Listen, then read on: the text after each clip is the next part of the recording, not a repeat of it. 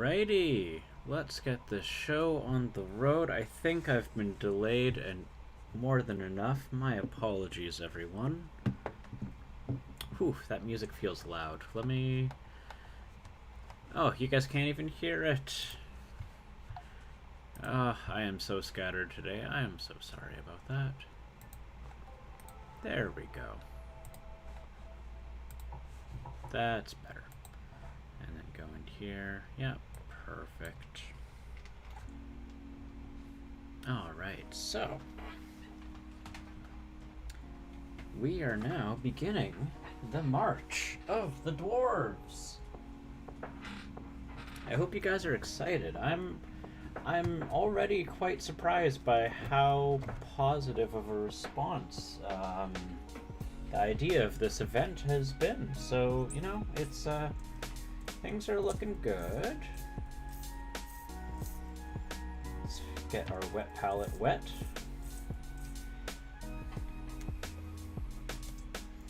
Let's use a little squirt bottle.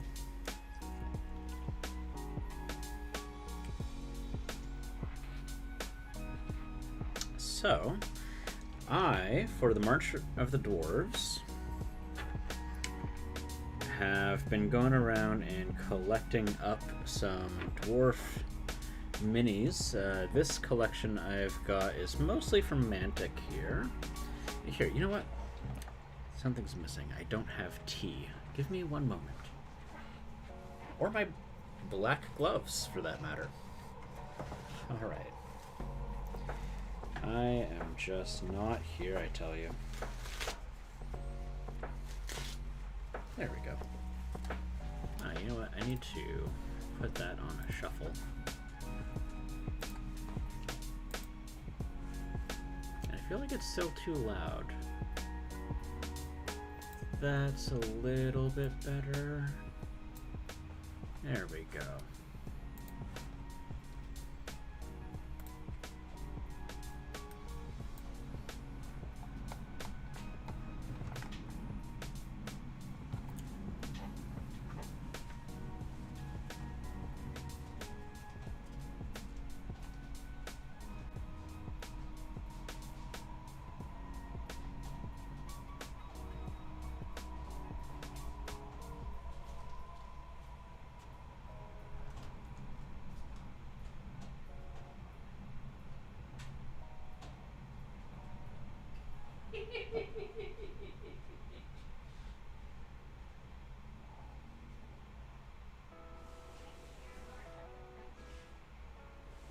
Okay, I'm sorry. I will not identify you as a dwarf ever again.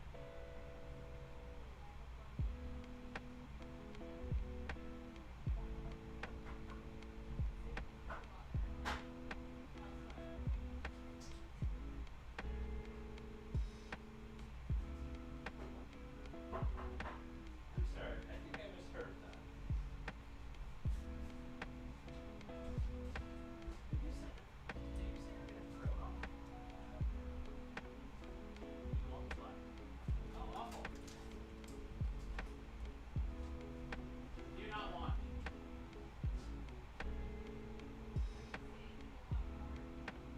Yes.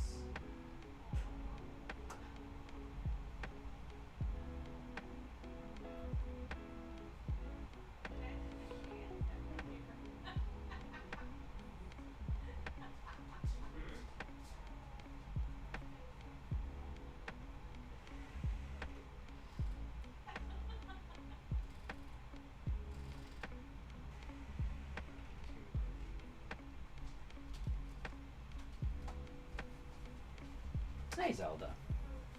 Meow. Alrighty. So, let's get this show on the road. So I see, hi my Lule, how's it going? I see you in there.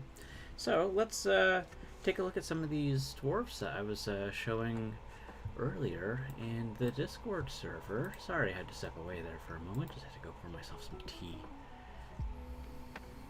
Let's see here.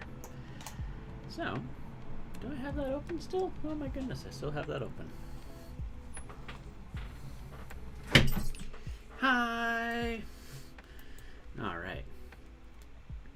So I've been doing even more setup on my camera to really try and get rid of any grain here, because I don't want any more of that. And hello, Mellow Miniatures.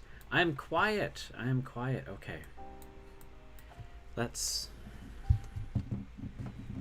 pull this closer. Make sure the mic is a little bit closer.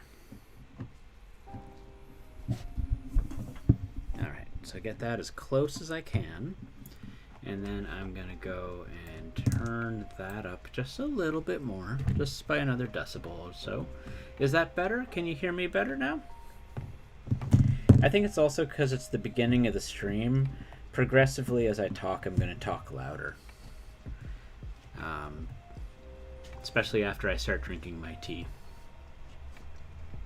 So you let me know. Is it better now? Yes, it's perfect. Okay, good. Well, you didn't say it was perfect, but it's better. So, and better is good. So, just going to show off some of these dwarfs here. Hey, no worries. Thank you for letting me know. I assembled another steel warrior, and I am loving these models. Holy heck. There's a lot of parts to them.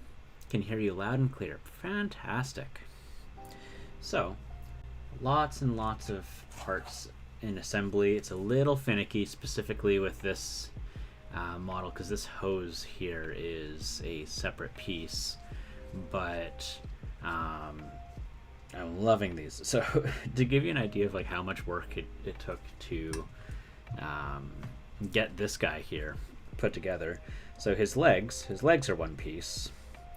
His torso is two pieces. Then there's his backpack. Then there's this hose. Then each of these arms, each of the shoulders had to get glued on separately. And then there's the head. So this was a lot of work, especially because like when I'm putting the gun together, like these two have to make sure they're bonded, and then I have to bond the arms together.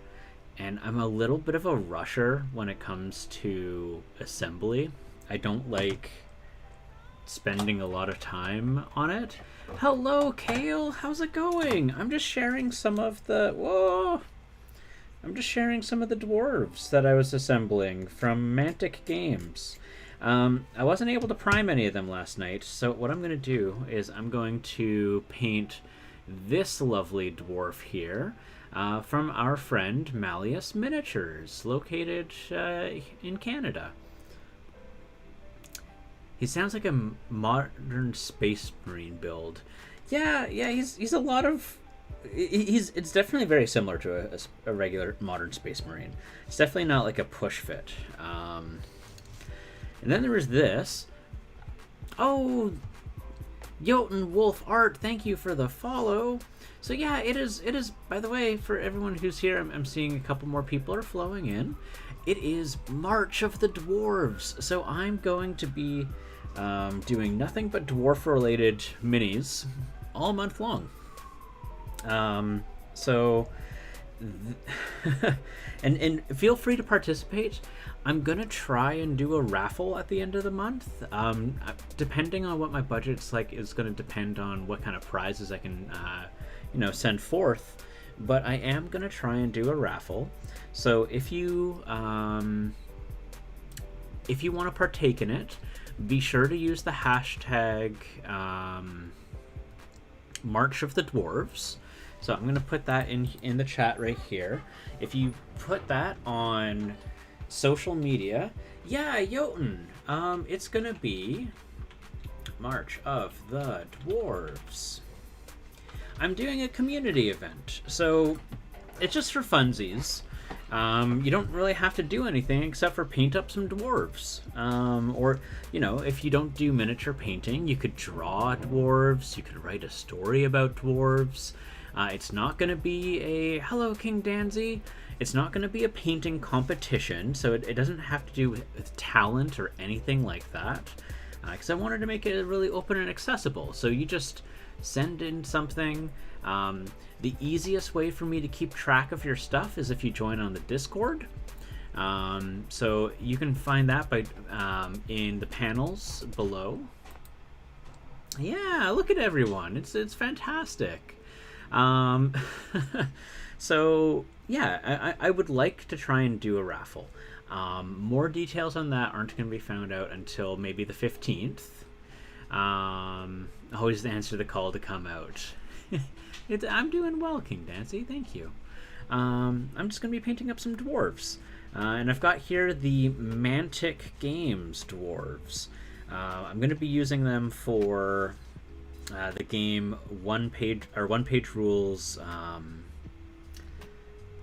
Grim Dark Future. So these guys, I'm going to have them be veteran dwarves. So this one's got a heavy plasma rifle, and this one's got a rocket launcher. I'm really looking forward to using those. And this one's going to be a support, also with a heavy plasma rifle. Because the dwarf units are really interesting. Each unit can only comprise of one model, and you can combine units, but that's fascinating.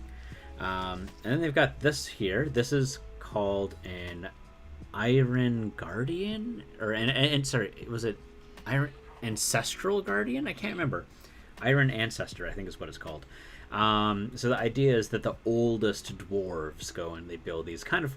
It's basically a Mantic Games dwarf dreadnought. Is really what it is.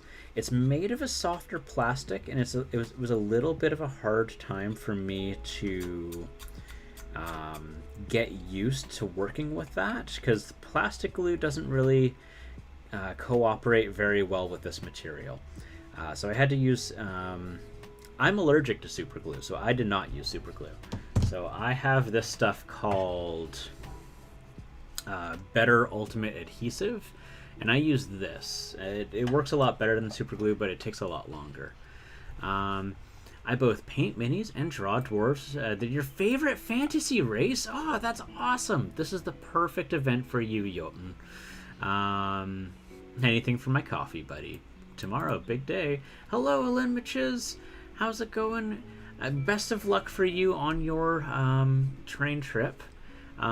See, I don't personally do mini painting, but you do enjoy watching. Well, you know what, King Danzy? You can do anything you want. I have a friend who made a avatar on his stream as a robot dwarf for stream avatars. That counts. One friend is going to be doing needle felting. She's going to needle felt a dwarf. Anything at all, really. Last thing I painted was a paintball gun. You could paint a dwarf on a paintball gun, and it would work. I fall asleep watching this. Yeah. You know what? I just take that as a compliment that this is a very safe, comfortable place to be hanging out in. You're a horror VR gamer. Fun stuff. The last horror VR that I tried to do was Resident Evil 7, and it was a little too much in VR. You love the idea of this. Well, I'm glad. Yeah, one of my community members inherited from his brother. It's okay. His brother didn't pass away. His brother just gifted him a significant number of fantasy dwarves from Warhammer Fantasy. And so there, he started making a dwarf army, and I wanted to get into Grimdark Future, and I saw that they had squats, so I picked up these guys, and I was like, heck, you know what? Let's do an event of this. Here we have a dwarf on a motorcycle, and that's gonna be fun to paint. It's a lot smaller than the Warhammer ones, because he's a dwarf, And then this one, I really love this. I had a little bit of difficulty, so I need to clean. Oh, this one's a little bright. Let's see if I can. There we go. So I had to do a little bit of cleaning on this area here. I had to do an emergency fix up there. Oh my goodness, it's all over the place. But yeah, it's this big giant turret. I love it so much. It's so cool. Again, this is that softer plastic. It's a little hard to work with. It's not quite like your hard plastic you're used to in most model kits, but that's okay. So we are going to paint up this guy. Oh, thank you for the follow, Grizzly Expressions. So this one was hand sculpted from Mallius Miniatures. Mallius is a friend of mine and a fellow Twitch streamer. You know, I'll do a little shout out. Just if you guys. When I first saw Mallius as stream, he was working on that dwarf. So Mallius. So you guys can check out his stream over there. Oh, what did I do? I made my stream go away. There we go. Don't face it that way. So yeah, so without further ado, let's get some painting done. I hope everyone's having a wonderful day and a wonderful weekend. Alright, so I want to do this guy here. And so the recesses is probably the metallic here the most. So I'll do the metallic and then the skin. So I want to try and start off with the lowest recesses I can.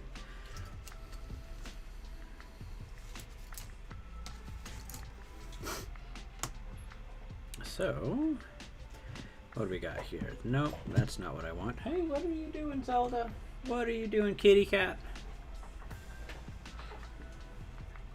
Ah, here we go. These are the colors I'm looking for.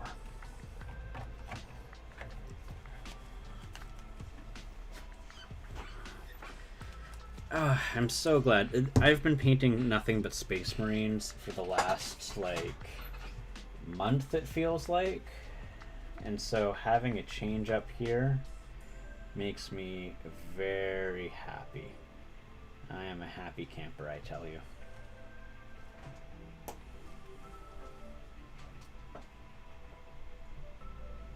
Zelda, what are you doing? Sorry, I've got my cat in the room. She's being weird. Hey, what are you doing? You got something there? No? Okay.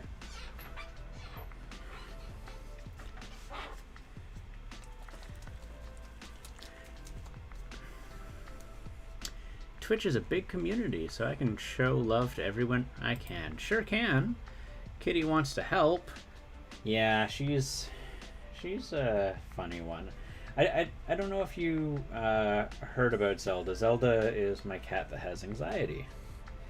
And that makes her a bit of a handful, but she's a sweetie. You know what? I'm starting off with metallics, so it should be okay. Oh! I don't have paper towel. I'm so scatterbrained today. I'll be right back.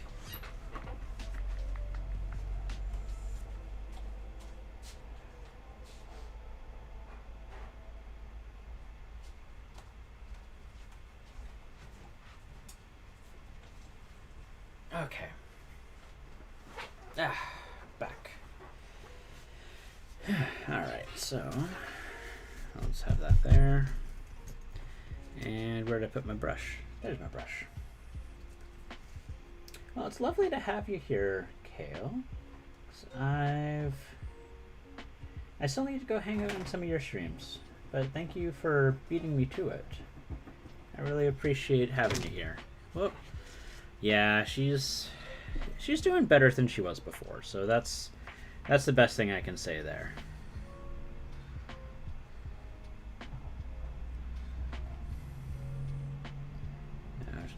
Every day is a little bit easier for her. Oh, you know what? I am goofing already. I have to paint these black before I can do that. So, for anyone who's not a miniature painter,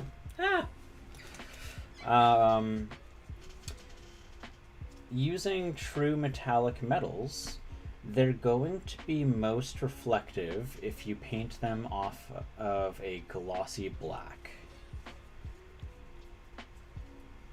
Small progress is still progress. Exactly. Absolutely. And it's a big learning experience for us as pet owners too.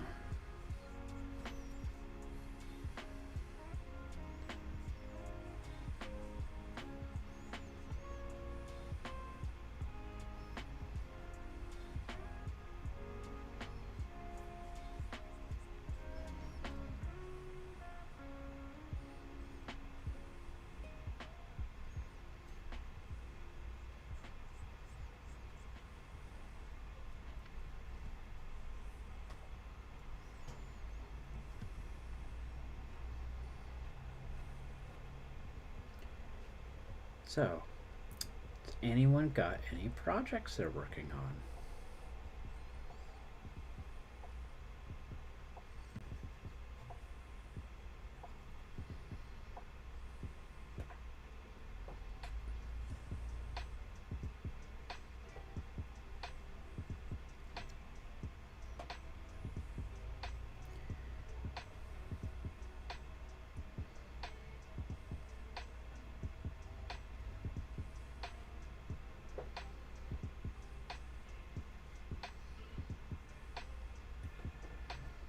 I cannot imagine hand painting this or hand sculpting this.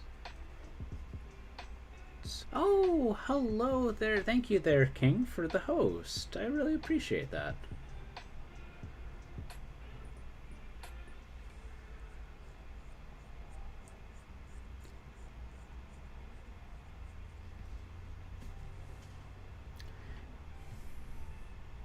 You're painting right now for your upcoming video? That's fantastic.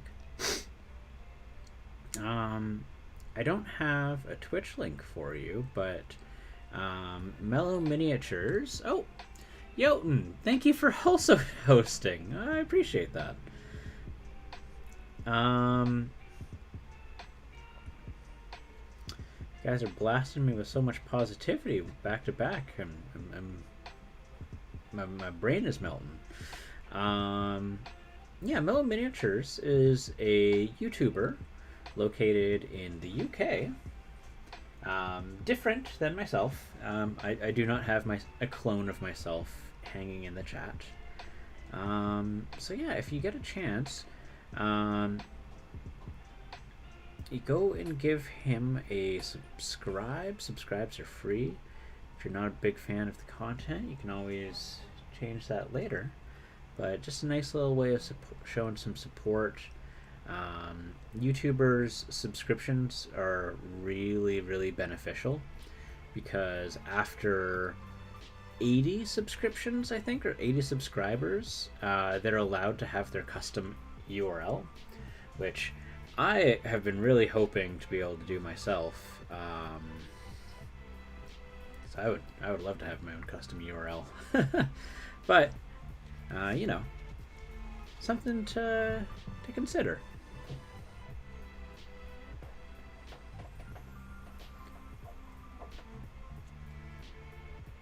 I feel like my hands are shaky.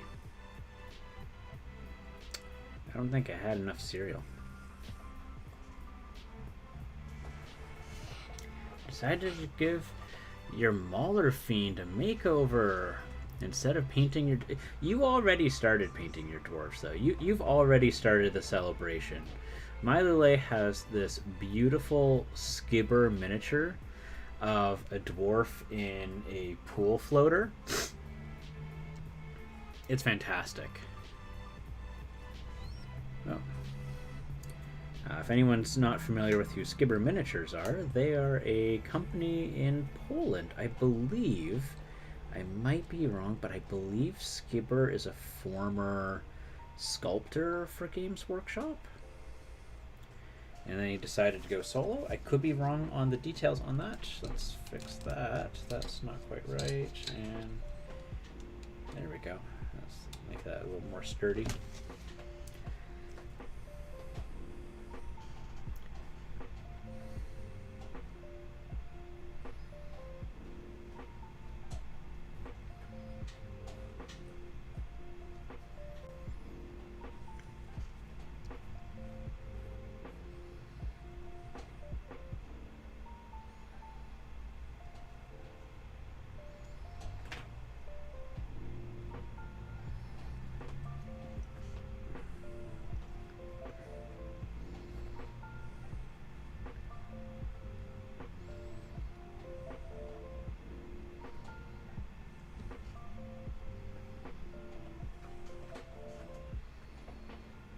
Maybe I should put like some sugar in my tea. I don't usually have sugar in my tea, but that would help keep my blood sugar up. Not necessarily the greatest way, but you know, I can take a break partial way through.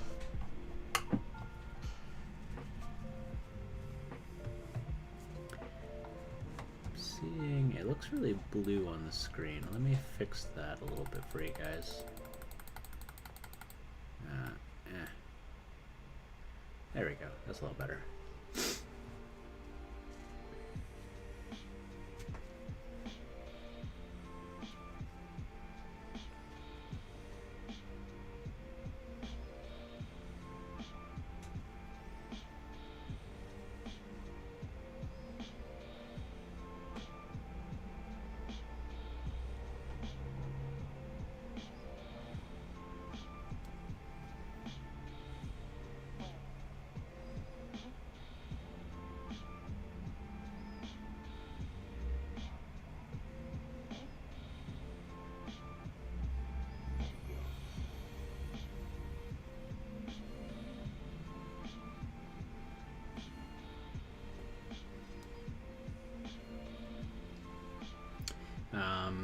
So for anyone who's interested in this mini that I'm doing right now, Mallius has an Etsy shop. If you look up Mallius miniatures, you can find this as listed as one of the Dwarf brothers.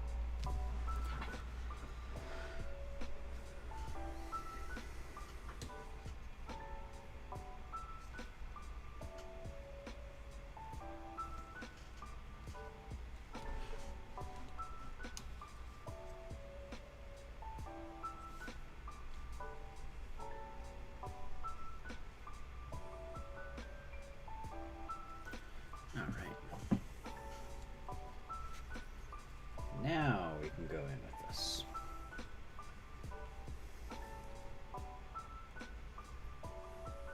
You can see right there that the shine of the metal is already much better than when I was first attempting it. And so what this is too, this isn't just pure non-metallic metal. What this is a combination of gray paint and true metallic metal. And what that's going to do is, hopefully, if I do it properly, that should give me some more control when I'm trying to do highlights and shadows for it. So we start everything off with this kind of dark, dull metal, and we're going to work our way up to highlights.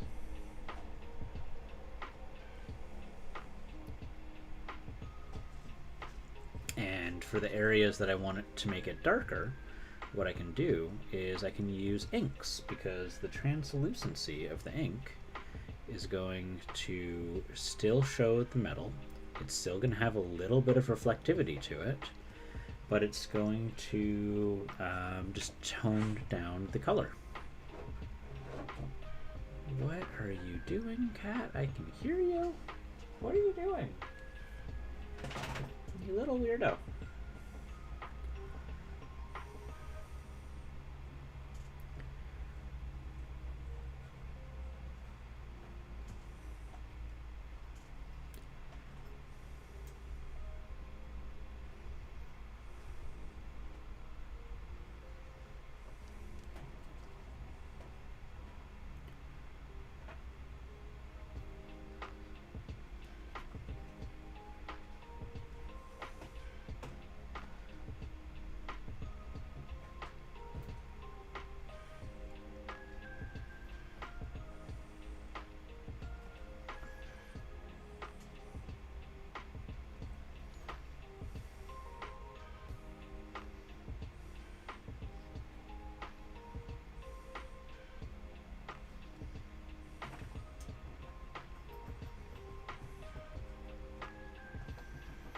Hey, Zelda.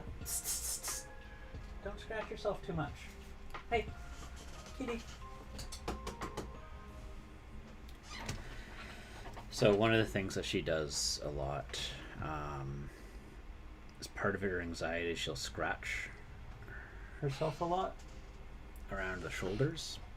So she has to wear a little sweater and those little rubber nubs on her claws to make sure that she doesn't hurt herself too badly. And I just try to gently discourage her from scratching too much. You don't want to startle her or make her feel like she's in trouble, just get her attention.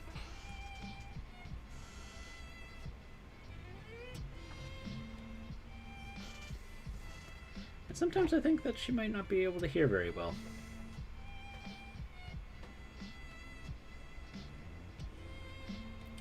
She is not what I would call a beginner cat, but she's a lovely kitty. She's, on her good days, she's just remarkable. Full of love and affection, endless cuddles. She's a wonderful, wonderful cat. I just want her to feel comfortable again. What you up to? What are you doing, kitty? You trying to get out of there? Need a hand? Here, give me a second, guys. Hey, sweetie. Yeah, I know. It sounds like you're struggling there. There you go. It'll be easier for you to get out.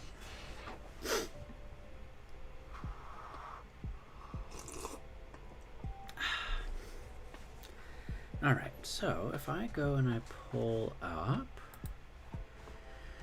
my paint references,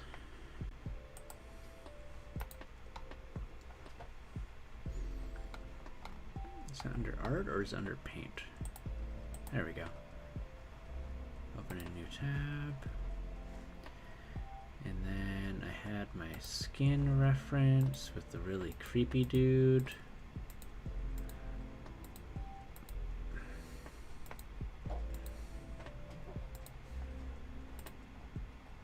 Skin. There we go. Ugh. So creepy. I love Zelda. Claiming the Zelda fan club president over here. Zelda's wonderful. She's an absolute sweetheart. She's just a nervous wreck. Hi, Crafty Katza. How you doing? Welcome to March of the Dwarfs. So, right now, for this entire month, what I'm going to be doing is I'm going to be painting dwarves. Dwarves exclusively.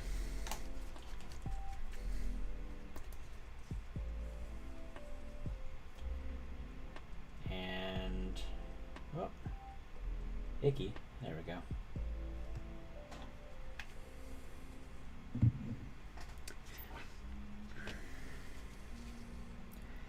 So right now what we're doing is we're starting off with Mallius Miniatures Dwarf Brothers Dwarf. And what I'm going to do here is I want to paint a little bit farther away. So we're going to start off with the dark tones of the skin. So that's going to give a lot of warmth for later layers. But this is basically just going to be taking place in the shadows of the skin. And it's going to really help also. The more dramatic and more contrast we create in the skin, the more, muscular he's going to end up looking. Because it's going to further exaggerate those definitions.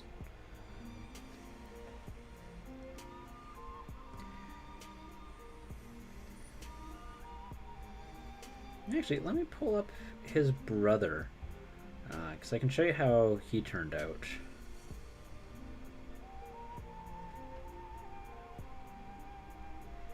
And that was his brother was actually the very first model that I tried this technique with. So I'll be right back.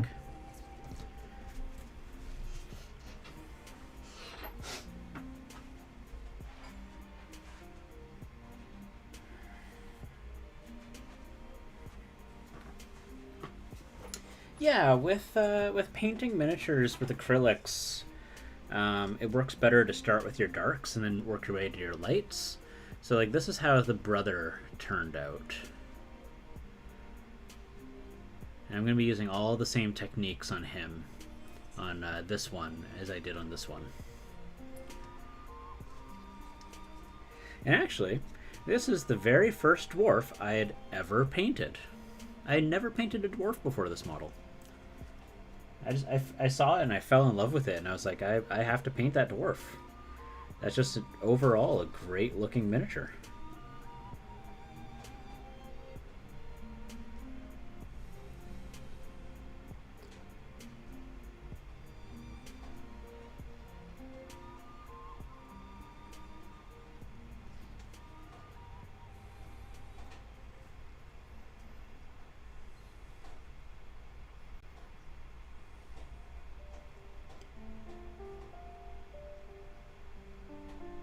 Yeah.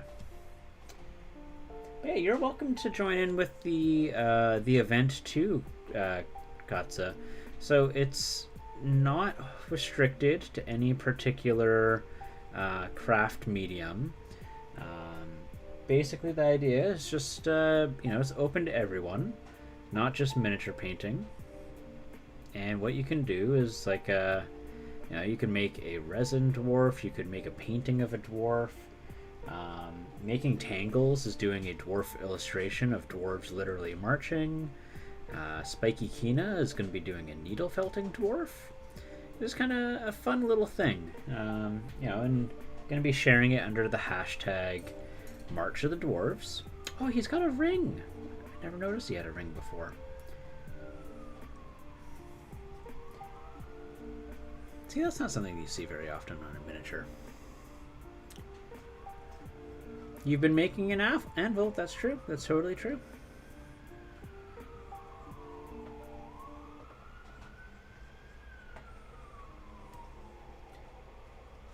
Zelda, what are you doing? Oh, I see what you're doing. Hey, get your foot out of there. That's not okay. Don't do that.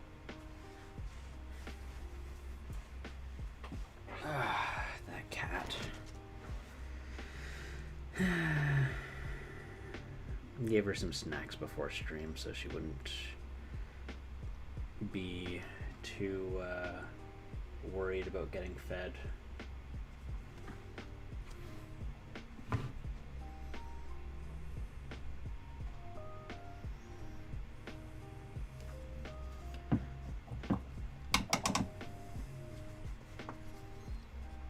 Also, in regards of color ordering, not all painters do the method that I do, Katsa. So a lot of mini painters, what they actually do is they start with the mid-tone, and then they add what's called a wash, which basically goes into the recesses and makes the recesses darker. And then they will paint that mid-tone over again to create a little bit of mid-tone highlights, and they'll layer other highlights on too. I don't know if I'd be able to go and bring her over to camera right now, because if I do that, she'll never leave my lap or leave me alone. But I did post pictures of her in Kay's pet channel once or twice. I can do it again. I don't mind.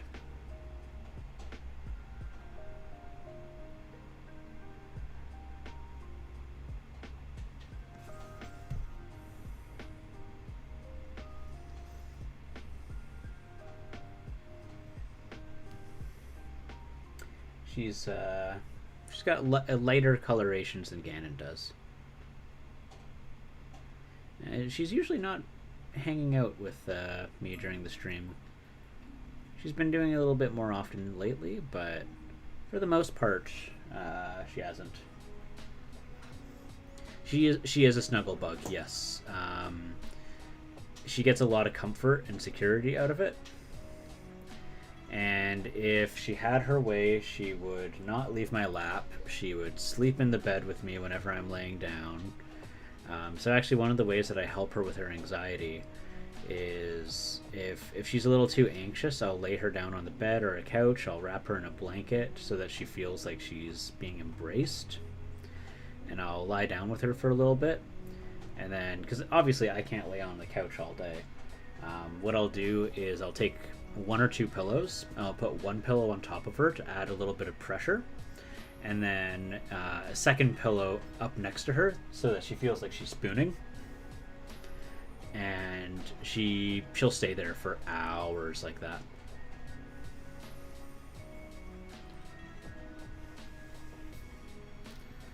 She has a lot of anxiety. Yes, she is a mental wreck. It's much worse than just like the cat that'll howl. She self-harms, actually, if I'm not paying too much attention to her. She's a wreck. If I'm going to be honest, I've had, I think these are either my 9th and 10th cats or my 11th and 12th, and she is a broken cat. I love her to death, and I do everything I can to take care of her, but she is a mentally devastated cat.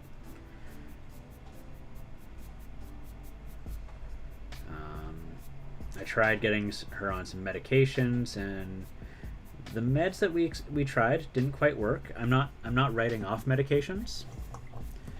I think we just didn't use the right one. Hey, and Trouble, nice to see you. Nice to see you. Welcome to March of the Dwarves. Thundercoat. Yes, we had a Thundercoat. We did have a Thundercoat, and we used that on her. It worked okay. For the last few days, she's been going on without having a coat. Honestly, any like tight fitting like dog hoodie for like chihuahuas or anything like that usually ends up having the same effect. But the only reason we're not using the Thundercoat still is it doesn't cover the skin, or well, the fur where she scratches her shoulders. So we end up using like these little chihuahua hoodies instead, because they can cover the area just to add a little bit of extra protection, because she self-harms when she's too anxious.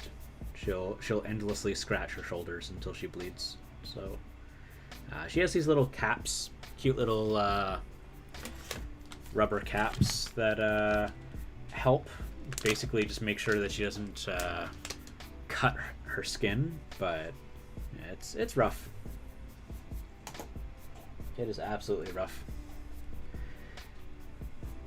It is. She wasn't always like this. Like, she always had anxiety, but it was just like your regular separation anxiety that is like a lot more common, where like she would be loud and she would scream if I left, or like I would close the door and I would start hearing her meow,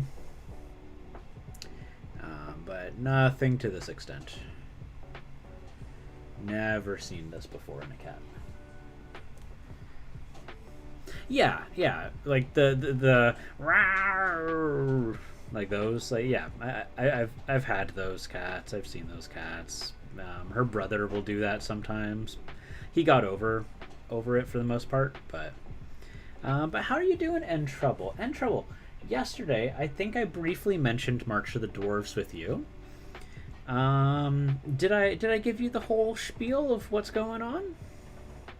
Because it's a community event. Anyone and everyone is able to join. It's just a big thing for the fun of painting dwarves, or other art medium of your choice.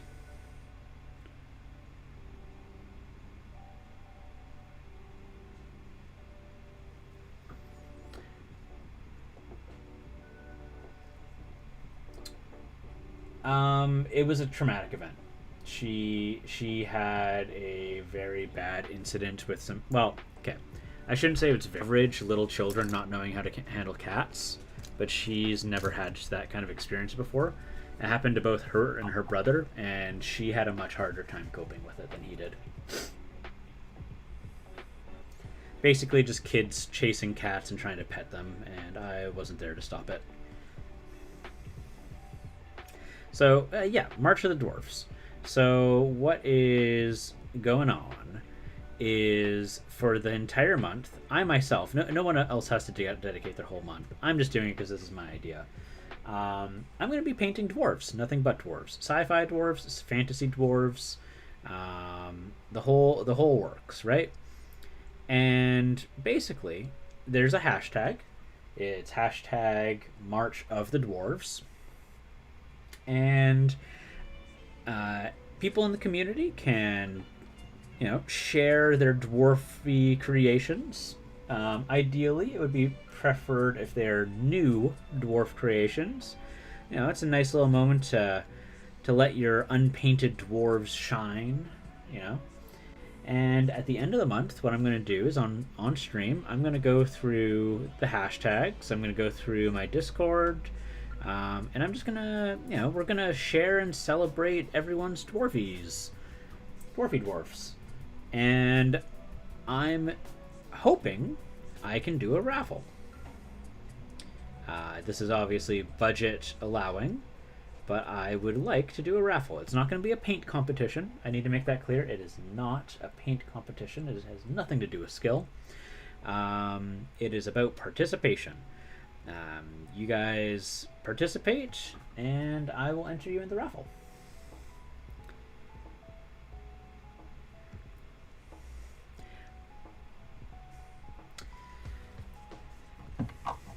Yeah, for like the thing is, she absolutely she already had anxiety. The anxiety got worse due to what she perceived what was a traumatic event for her. The kids meant no harm. They just wanted to pet the cat, but she was not like, usually if she runs away and she has a place to hide, things are good. This was when we just moved in. She did not have a place to hide, and she freaked out. She didn't have a cat tree at the time because again, we just moved in, right? If she had a cat tree, the whole thing could have been avoided, and she would have been fine. But she's better now. Now she's okay just hanging out on the floor. She's okay walking and just sitting in the middle of the open. She didn't used to be okay with sitting in the middle of the room.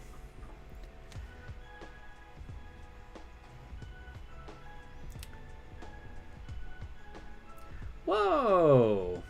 Really, Katsu, you don't need to do that. I mean, if you want to, I would absolutely love it and cherish it, but there's no need to do that. But if you want to, I'm not going to say no. This is just a fun little thing. I want everyone to have a blast. I'm all about us having fun, and it being the community feeling like a community. And people in my community were asking me to host an event or like a painting competition or something, and I was like, well, you know what? Like, I think I just want to do like a fun thing. And I was. There's a lot of people that are already painting dwarves, and I was starting to get hyped about dwarves, and I was like, heck, you know what? I never paint enough dwarves. I never do it. So, I'm going to do that. But if you do, I will absolutely stream the painting process.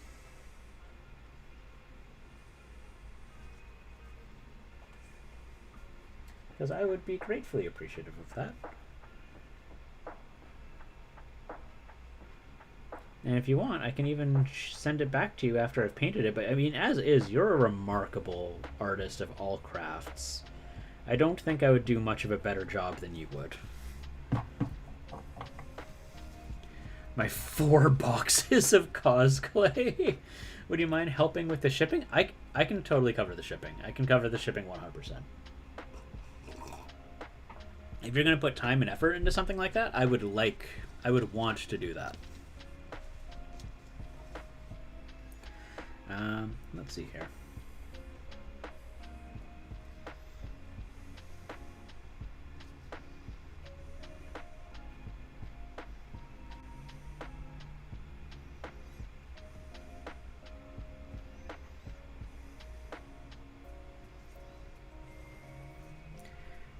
so we've got the base coat for the skin getting there. Just cover up all the gray bits.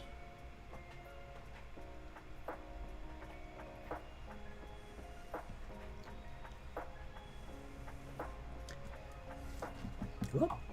Almost dropped the mini because I have a bad habit of holding things too lightly. Don't want to break them. Alright. So, before I start the second layer of skin, what we're going to do is we're going to do the eye whites. Use my MSP Core Leather White. You got your... Yes, I saw it. I saw it on Instagram. It looked so good and trouble. Honestly, it was a beautiful miniature giving, like, what colors you were using. And, oh, I love... My mom is, like, a frog fanatic, and so I grew up with just, like, frog statues everywhere in the house. And I absolutely... I'm very fond of frogs because of it.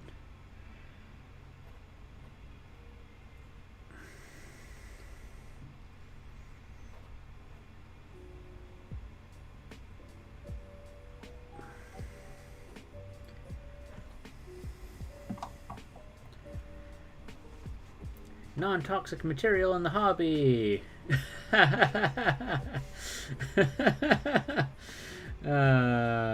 Any requests for features or scale? I don't know. I mean, do whatever scale that you feel you can easily do. As a mini painter, I usually do things pretty small. These guys are... Let's see. You know, this works well. I have an inch ruler.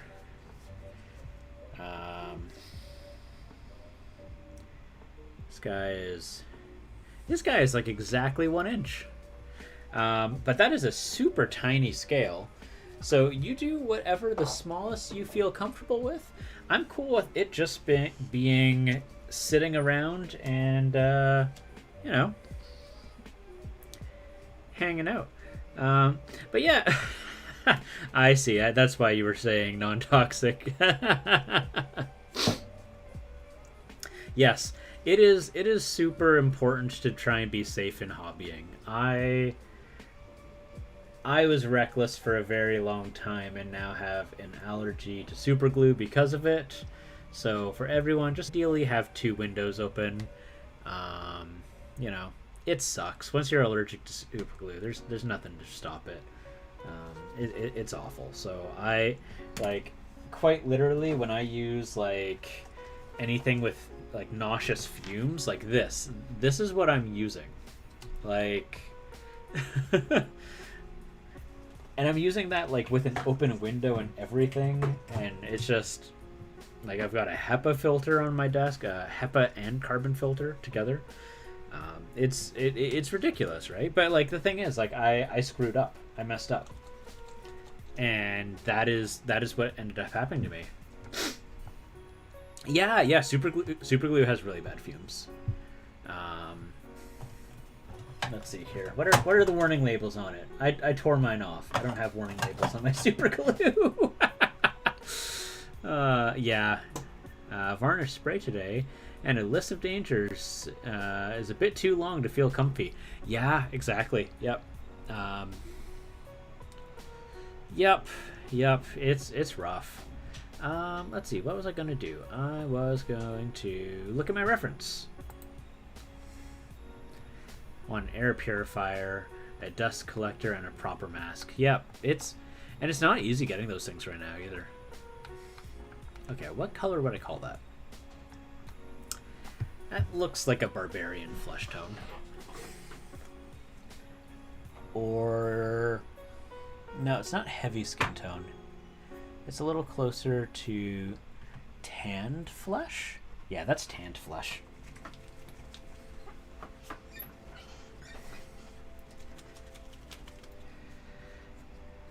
They're so expensive. I have mine by fluke. I wasn't able to purchase mine, especially with how high the demand is right now. It's ridiculous. So I saw a really good video from Luke at Real Terrain Hobbies, and he got a Vortex machine, and it made like because he had complaints about Army Painter that I did too, and they made all of the problems go away. So I'm honestly I'm willing to give Army Painter another shot if I can get my hands on one of those at a good price. The funniest thing is they're not even like for miniature painters. They're for like science labs and mixing like vials of chemicals. I love it too, Jotun. Honestly, like if anyone wants to pick up this mini, go hang out with Mallius Miniatures. Go watch his streams. Um, go visit his Etsy store. He's great. He's honestly so talented, and the price he's asking for these minis, given the fact that he hand sculpts it, he makes the molds himself, and he also this brush is too small. He also does the molding and casting. Like, he charges too little. So I give him all the support in the world.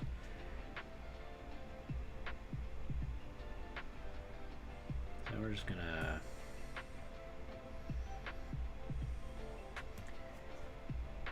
exaggerate a lot of these features.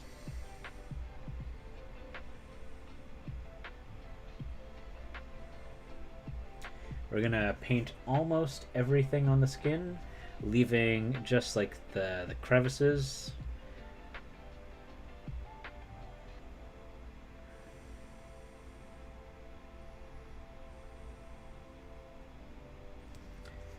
I need way more paint. I am being too finicky on how much paint is on my brush. I need to up it. Up it, up the scale. Do more. Do better.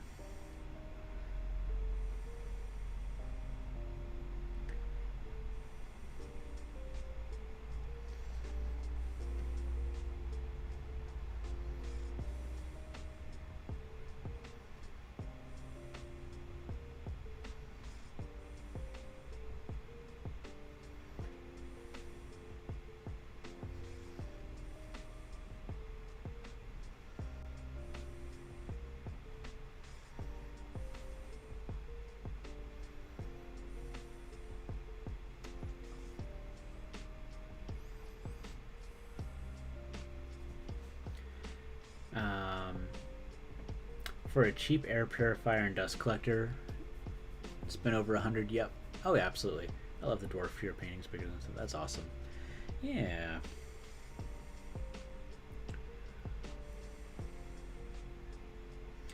Yeah, no, I think I spent over 100 just for my air purifier.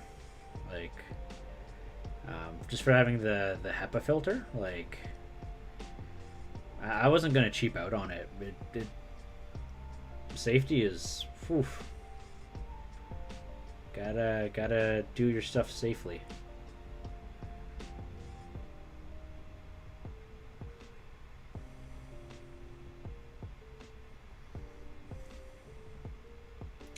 I love this guy's like swirly or curly mustache.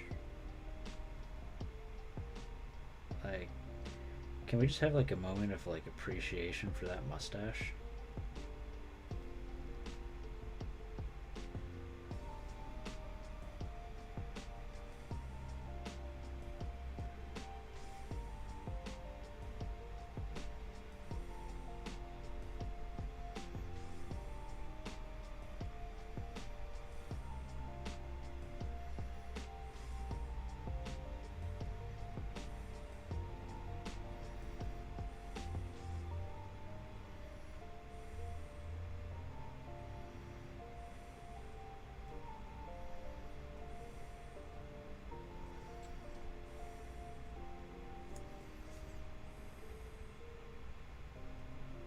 Let's see, what am I missing? Oh yeah. All praise the mustache, all hail the beard. For a long time, I was rocking a beard that think was about 6 to 8 inches in length. Like I had no neck. It was all beard.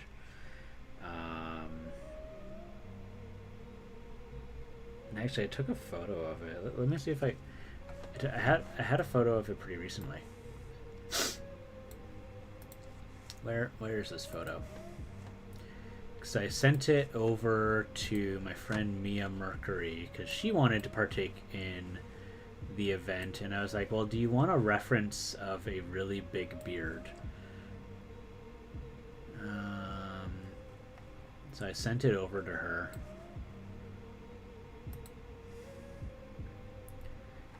Did I send it to her in her PMs? Maybe I did.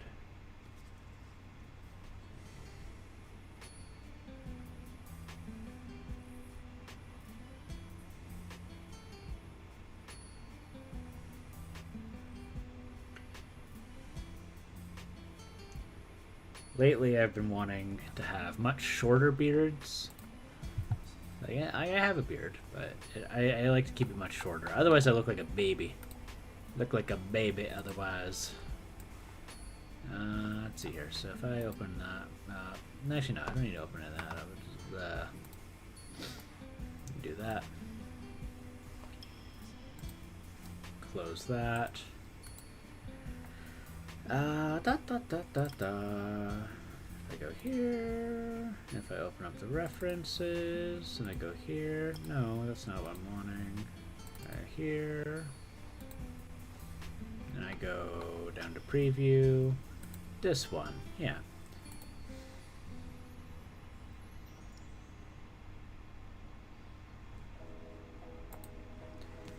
Beard. That's like I had no neck. It was like a mane. Oh, jeez. Like I was a dwarfy looking fellow. Look at that dwarf.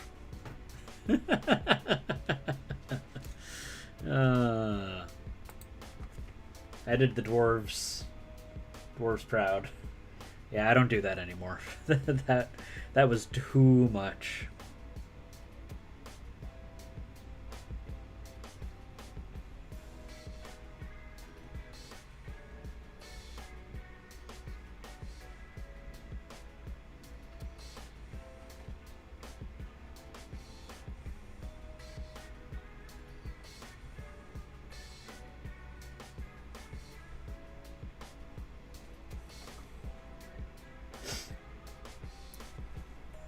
Oh gosh, there we go.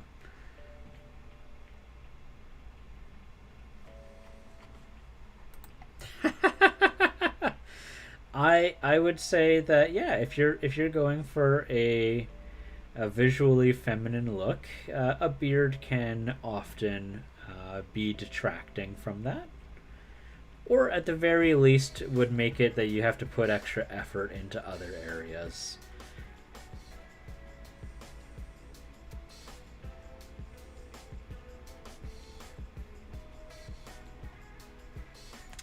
Yeah, so you can see here,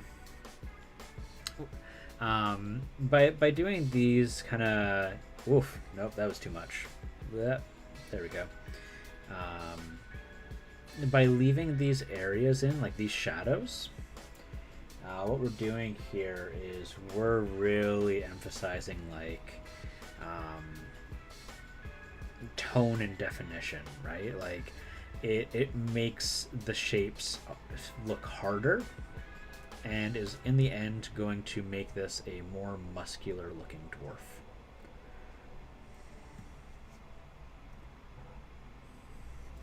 Which is exactly what I did on this guy, right?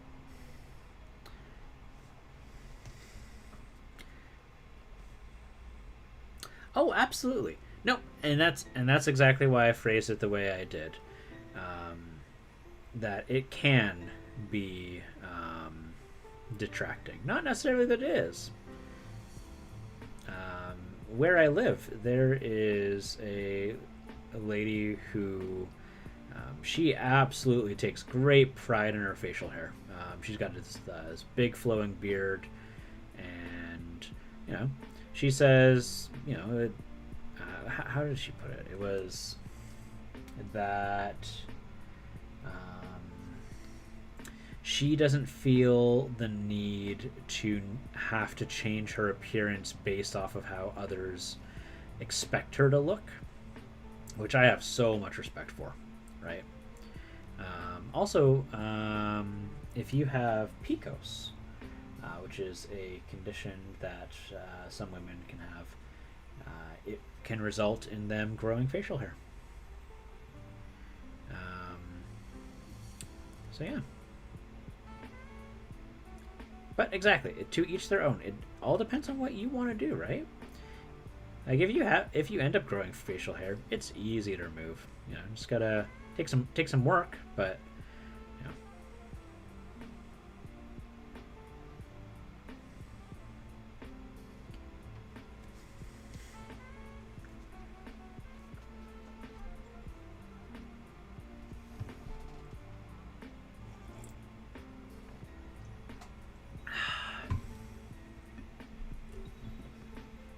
Beard cutter. That's right. That's right. Yes, they did.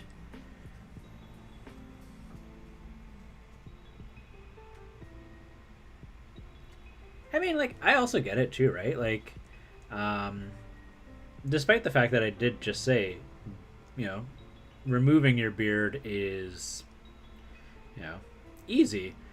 It's so time consuming. Like, one of the main. I have facial hair for two reasons. One, it makes me look like I'm not 12.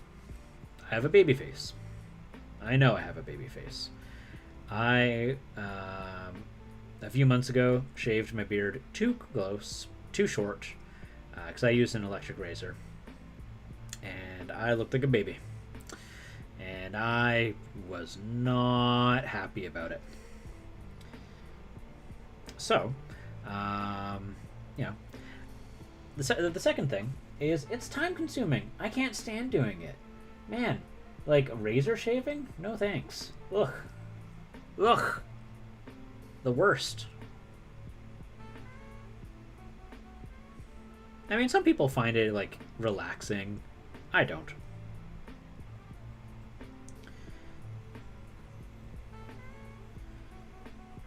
Alright, so we're starting to see now a little bit more depth to him. Doesn't look so flat. And it's okay if we get a little bit of this more peachy tone in there.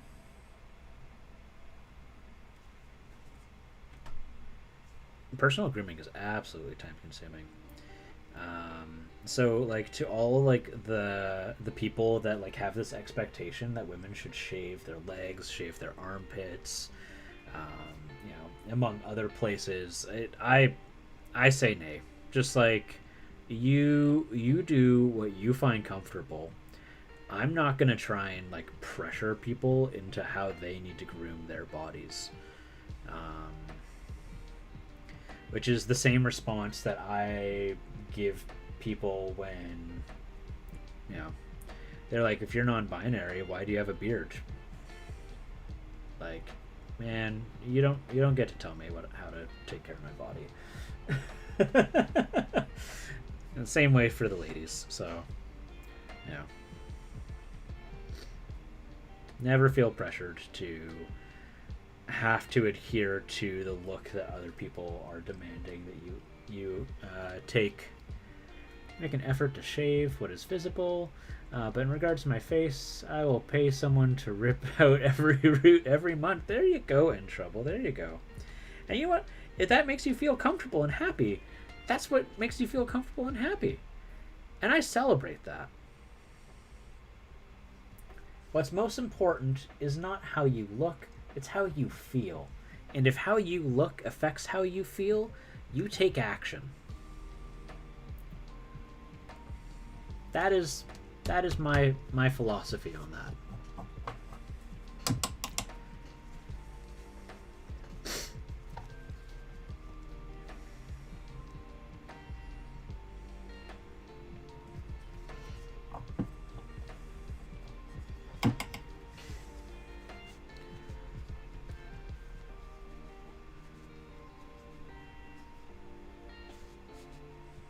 Yep.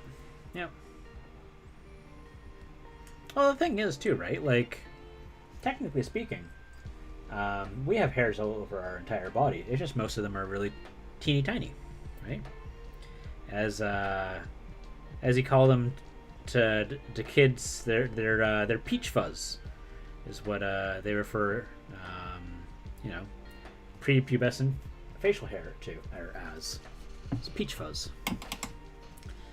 Just wait until menopause approaches. The facial hair gets worse. There you go. There you go. There you have it.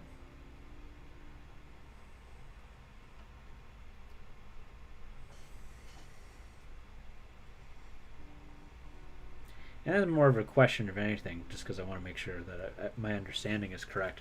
That's due to a drop in the production of estrogen, right? That's what causes menopause, with which also leads to the increase of facial hair, because the volumes of estrogen and testosterone are different. Correct? Okay, cool.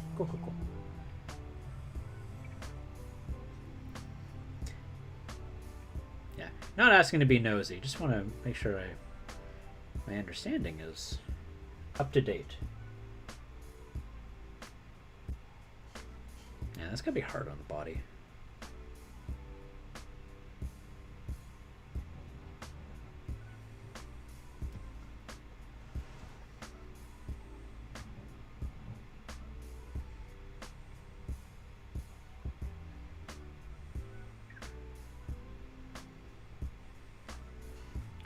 The body stops creating estrogen as it needs, changes due to discontinuing the reproductive system. Yep. Peach fuzz. Bum fluff. Oh my goodness. Bum fluff. I love that.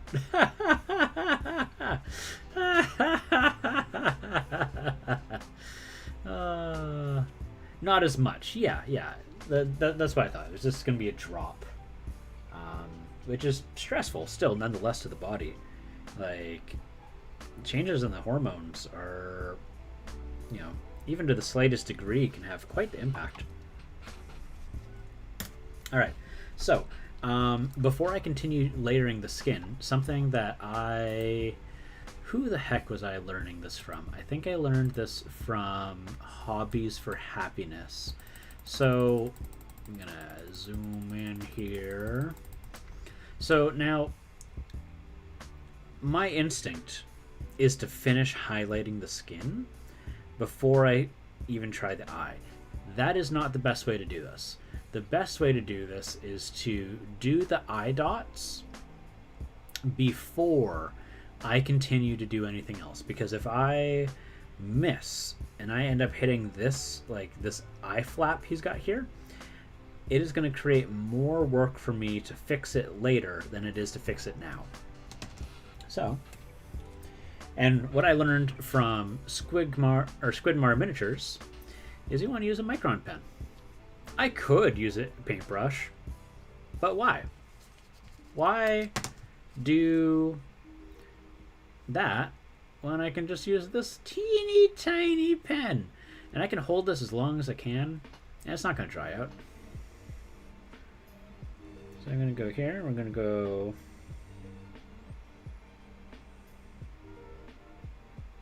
Boop.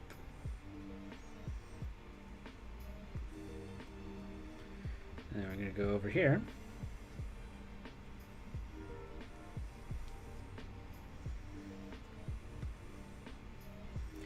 Oh, I want to do that. There we go.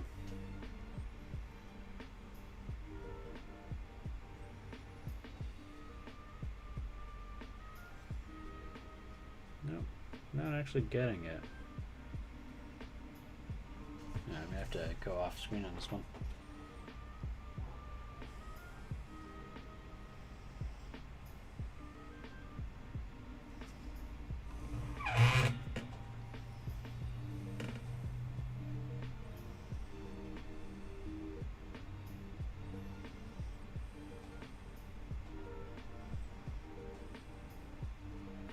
Okay, so it's not great looking, but this is why, as I was mentioning earlier,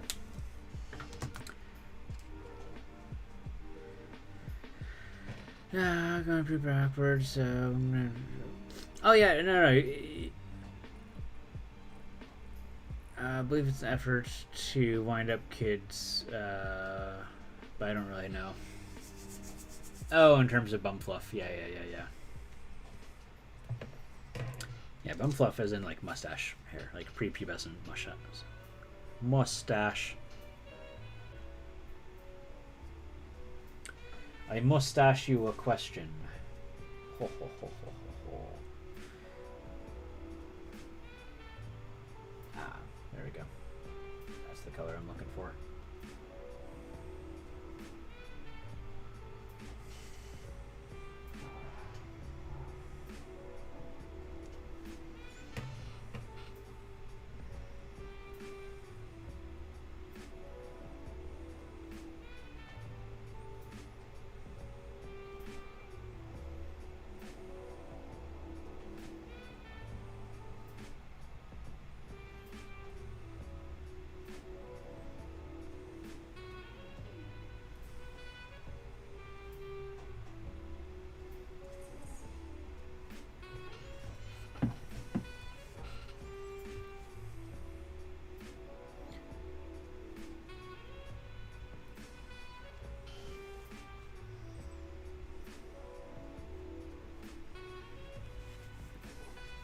Are we punning now? I love puns. I am a pun-friendly channel. Tell me all your puns.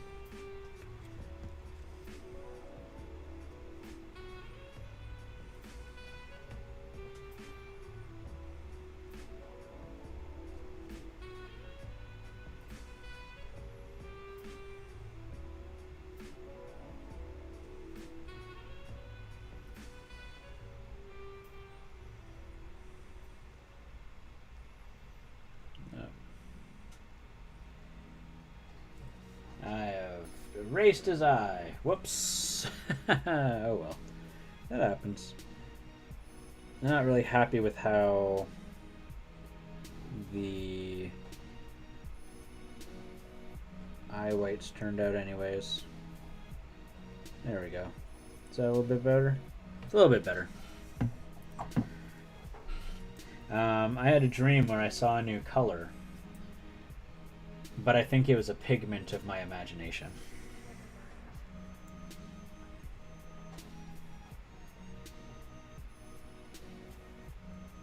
To date, that is my favorite pun.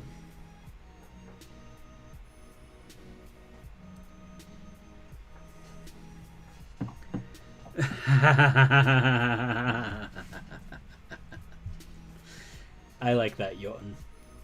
I would like to say that I have Leo's tail between my nose, or under my nose. Nice. Thank you. Two fish are swimming, and they bump into a concrete wall.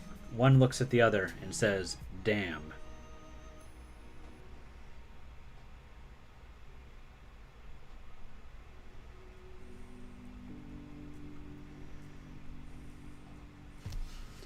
Man, this just looks terrible. What am I doing wrong here?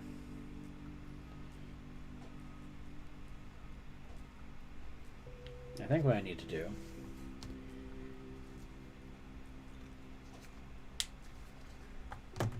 a Punisher. Oh my goodness, I love that. Punisher.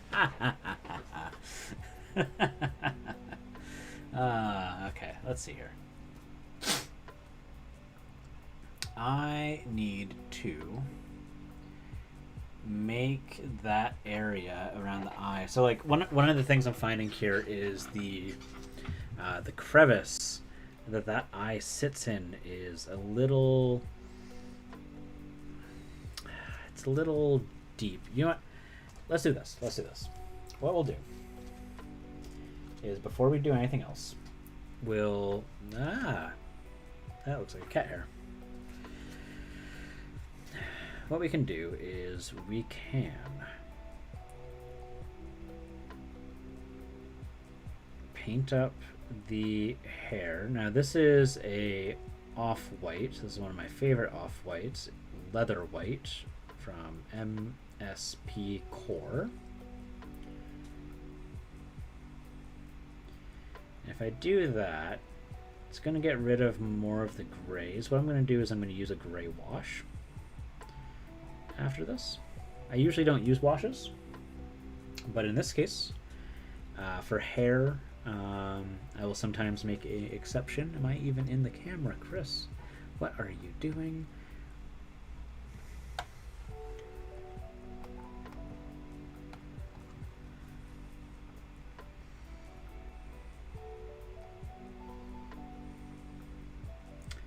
Puns are the highest form of humor.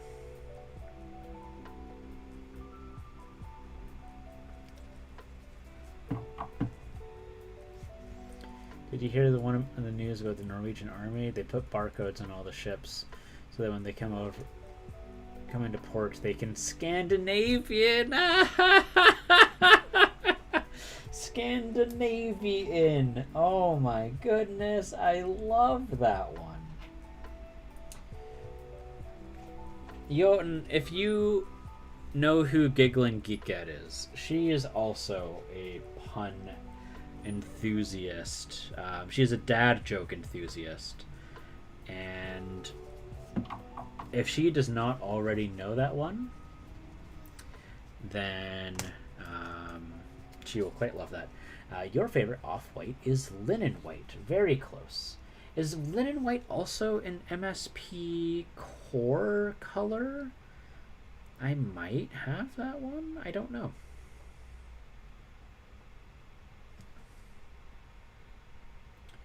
I think I might have white linen.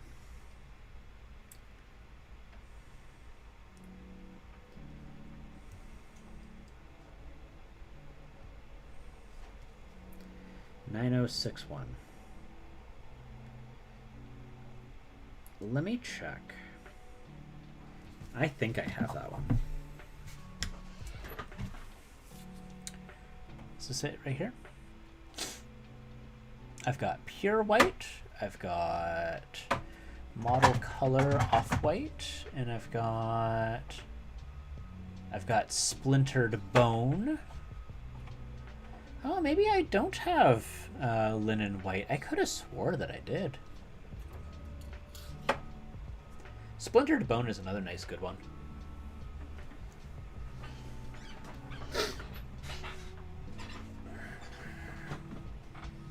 Yeah, this one is 9062 and 9061. Ha! Oh yeah, they are very close. Okay, I didn't even see that.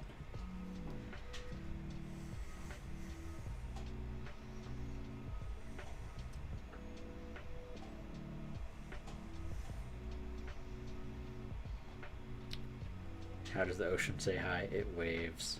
Yes.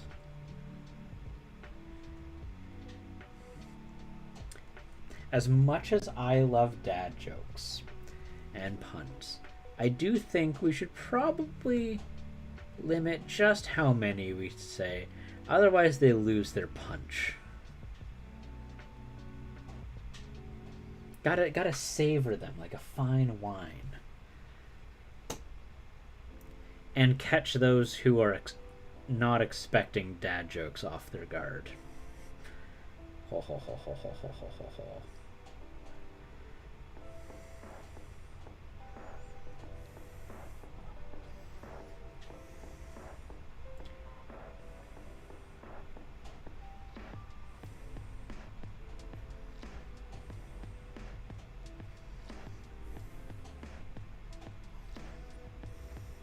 Alrighty.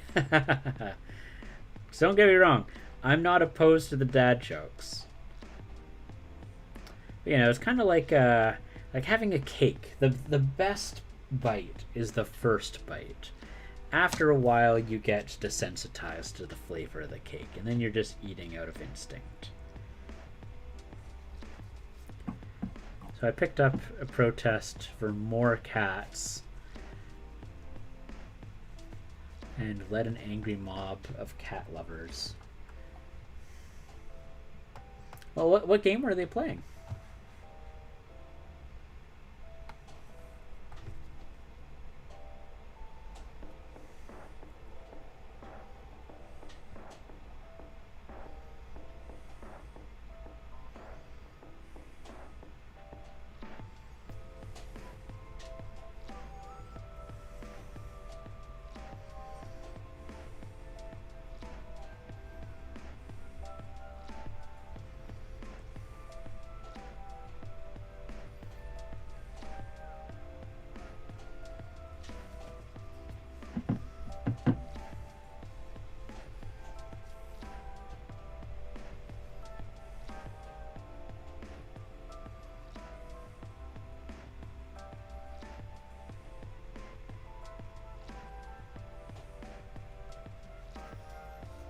Sea of Thieves. Ah.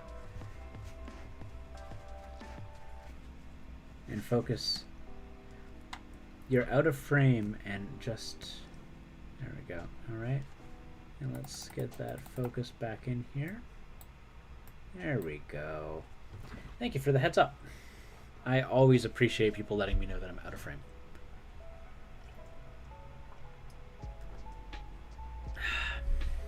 Funny thing is, the camera is zoomed into the max right now because of how small this is. So my point of frame is very small. So you see this, right? That's the amount of frame I'm working with.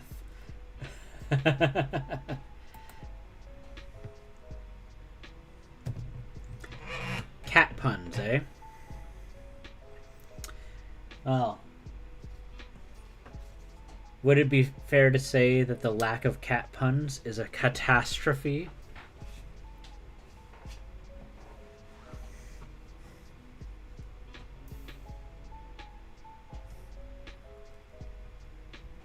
Yeah, no worries. I mean, if I'm painting and you guys can't see it, what's the point? Otherwise, this just becomes a just chatting stream without me actually being on screen.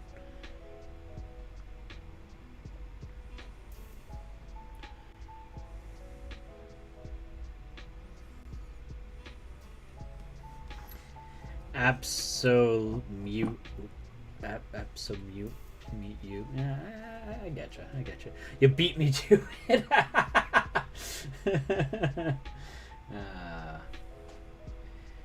To hear that the only puns you accept are cat puns is very on brand, I would like to point out.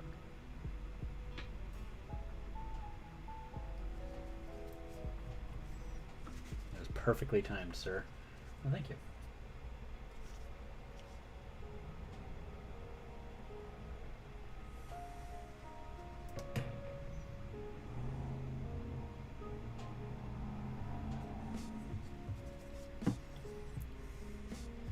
It's really the cat's meow. Let's see here. Let's go here. So what we're going to do here.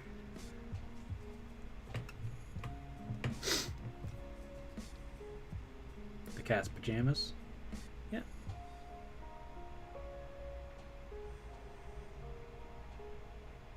Bananas and pajamas. Do do do do do do. Do do do do do do do do do do do do. Not sure if anyone's familiar with that show. Bananas in Pajamas was very popular when I was a kid. One of my brothers were kids, I should say. I watched a little bit of it. Let's see here. So let's look at the reference again. So now we've done that. That's not the reference I want. I don't want my face. Alright, let's see here. Do do do do do. Oh god, that song's stuck in my head now.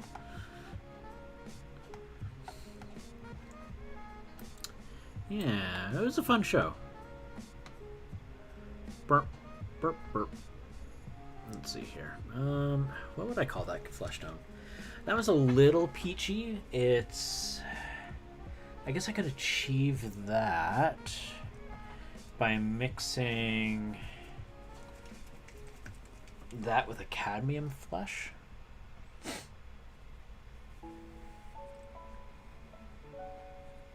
This one's a little bright for my liking, but I could probably...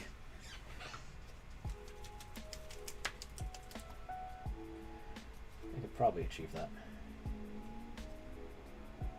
Oh my goodness, that is so pale.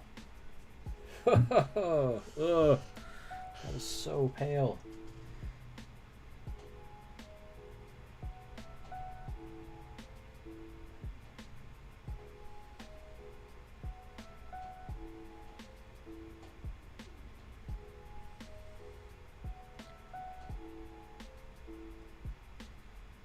Yeah, that looks about right.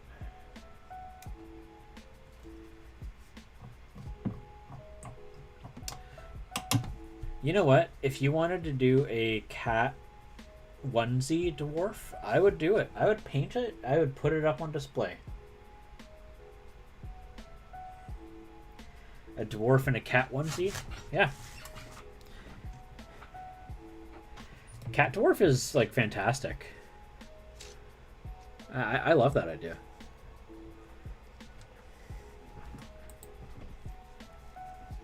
And you could like share it up on your Instagram. Be part of March of the Dwarves. Because the thing is, like at the end of the month, I'm gonna go do a stream, and we're gonna go through everything that has the hashtag March of the Dwarves. So I want people to use it so that, you know, everyone can see and celebrate what that person's created. Right?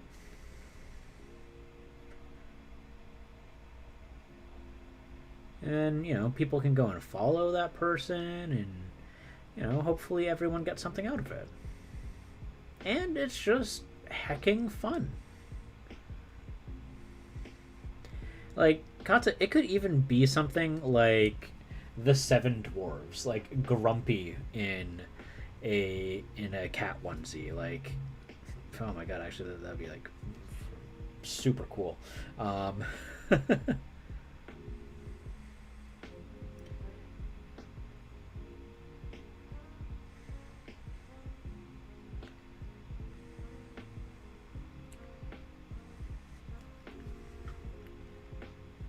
cat ears and a tail. Yeah, you could do Katsa, you do however you want, right? It's all you. It is your expression.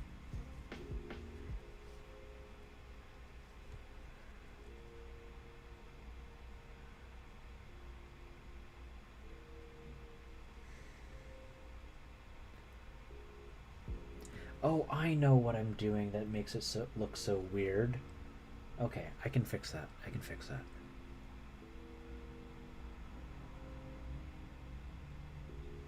That should be really easy to fix. Okay.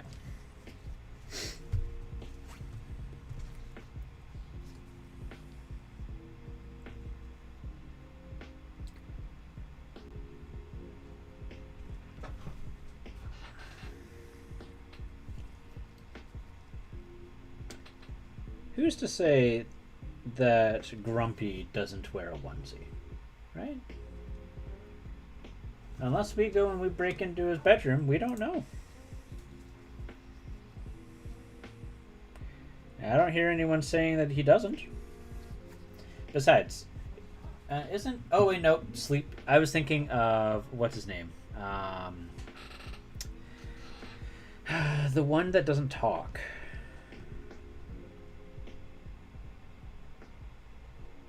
What was his name again? Bashful? No, it wasn't Bashful. It was...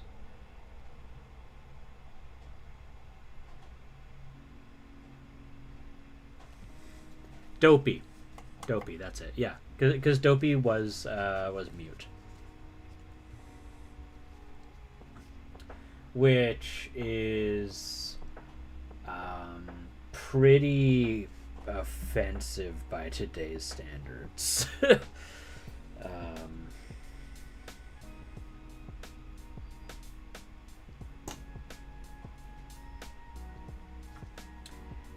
Because the term that used to be, and again, this is very offensive. I'm saying this as a pretense so that people, just sharing of information. The common term that used to exist for people who couldn't speak were dumb. So when people would say deaf and dumb, they're referring to mute people and deaf people. It was not very okay. In case anyone was unaware that people said things like that.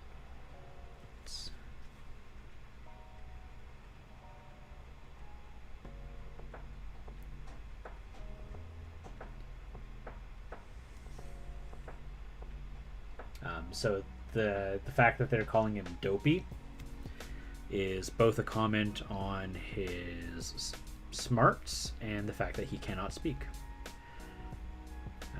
Mind you, like, I think Snow White and the Seven Dwarves is like, it's an old movie,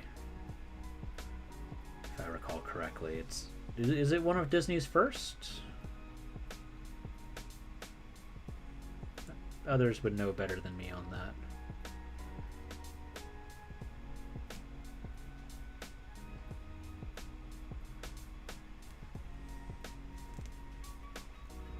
Making a Ganon cat dwarf? Oh my goodness. Oh my goodness. That would be great. Because Katsa,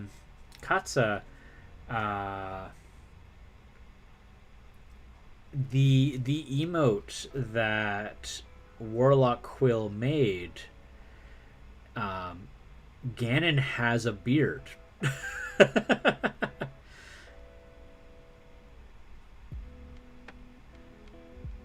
That'd be very cool. That'd be very on point.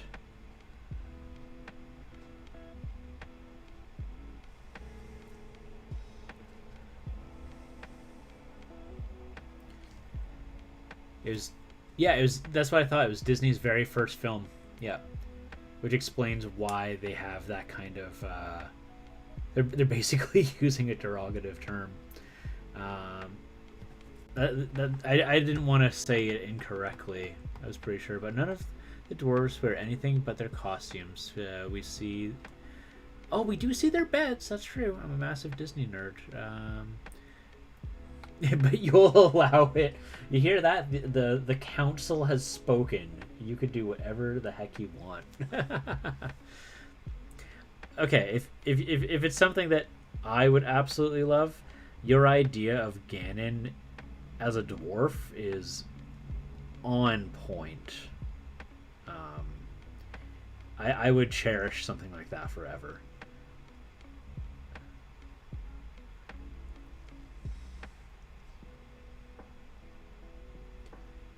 So don't feel like you have to, but if you do, I would truly appreciate that.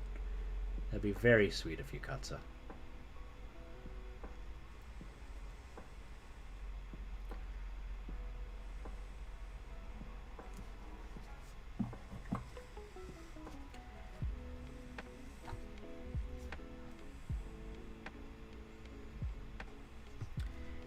I feel like every time I do skin, it turns out slightly different, which I guess is like not a bad thing, because everyone's skin tone is a little bit different. Because look at these two. These two are very different skin tones. Not a bad thing. It's just fascinating. I prefer doing tanned flesh though. I feel like if you're going to be like that exposed, that like you wouldn't be so pinky. But this guy's turning out to be much closer to my skin tone. I am offensively pale. Love making people happy. It might not be on time, but that's okay. Do you have the emote handy? Yes, I do. Let me... I can totally get that for you. I'll get you the full-size one.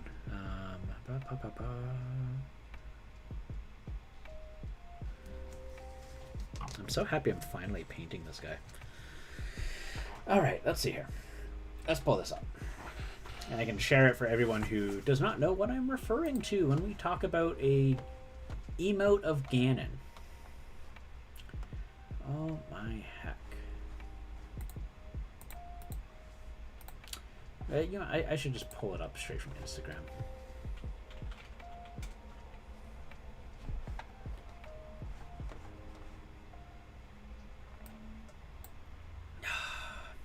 Oh my gosh, Stephen, why do you have to be so talented? That's a really cool thing. He SLSM, I can't remember. His name is Steve. That's how I know him. He did a painting of a hippo with wings, which I think is called a paragraph. I think is what they call it. Yeah, I'm gonna send it to you on Discord too. I got it. I got sits. All right, let's pull this up here. So just while no, not why does it always grab the iShow when I click the reference? Hecking heck! I tell you, hecking heck. Is this it? No, that's not it. Is that it? Yeah, that's it. Okay. And let's see here. And chapow! This is what we're referring to. This is my cat with a very human face as a donut cat. Oh, I have to keep it open if I'm going to share it. Hey, Lucky Loki, how's it going? Yes, I'm going to show you in just skip and a jump.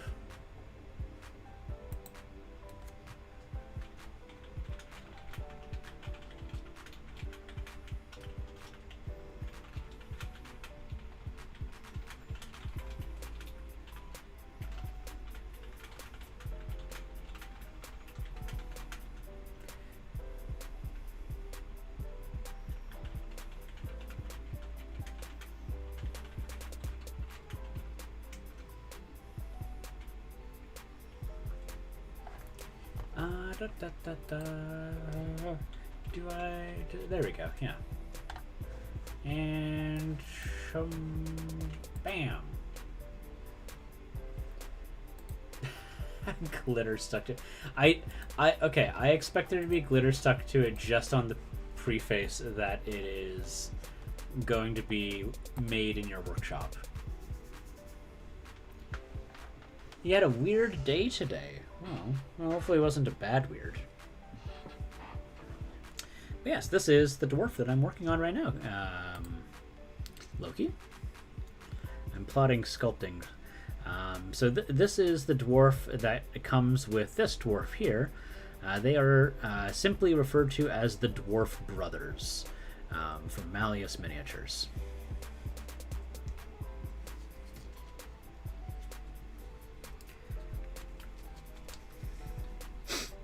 But I'm glad to hear all in all things are good. Let's see here. Did I miss? I missed a message. Yeah, you were asking about if any dwarfs got painted. Okay, I did not miss a message. I was also showing some of the dwarves that I have assembled that are going to be getting ready for painting. Heck.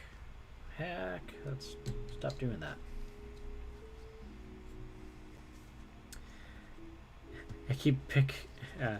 I keep having to pick glitter off this anvil because oh no, I'm so sorry. I've been putting my hollow glitter in new containers. Nope, I absolutely understand that feeling. That's okay. When you send it over, I would have to prime it so that I could paint it anyways. So don't worry too much if there's glitter on it. Like, don't spend too much time picking it off, because what's going to end up happening is I'm going to spray paint it so that I can paint it. Because I would love to paint something like that.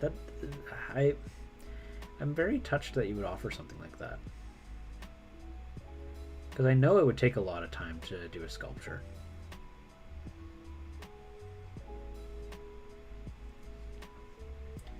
And don't feel obligated if something like don't you worry, okay?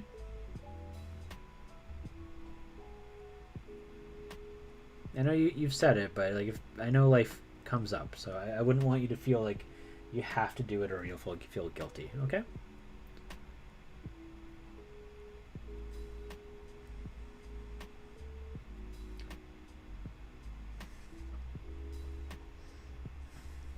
Arting is fun, and that's the whole reason why I want to do this whole event in the first place, because I think that people would enjoy it. I know a lot of people have unpainted dwarves. I myself, this is my second dwarf I'm ever painting. You know? So I get it. I get it.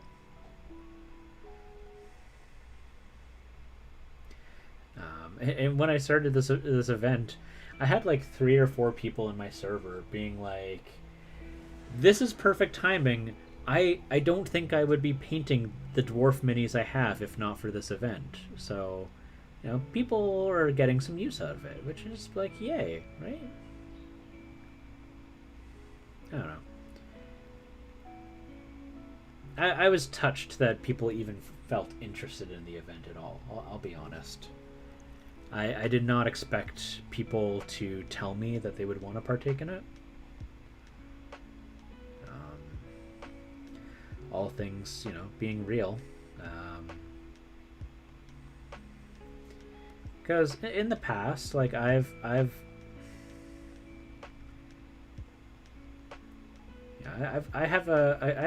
a game company that I haven't been able to like release products for. I've tried to do like hype and stuff on things in the past. Stuff is really hard. It's hard to get things done. It can be really hard to get communities excited about things. Mellow Minis is probably the most success I've had with any of my projects, truth be told.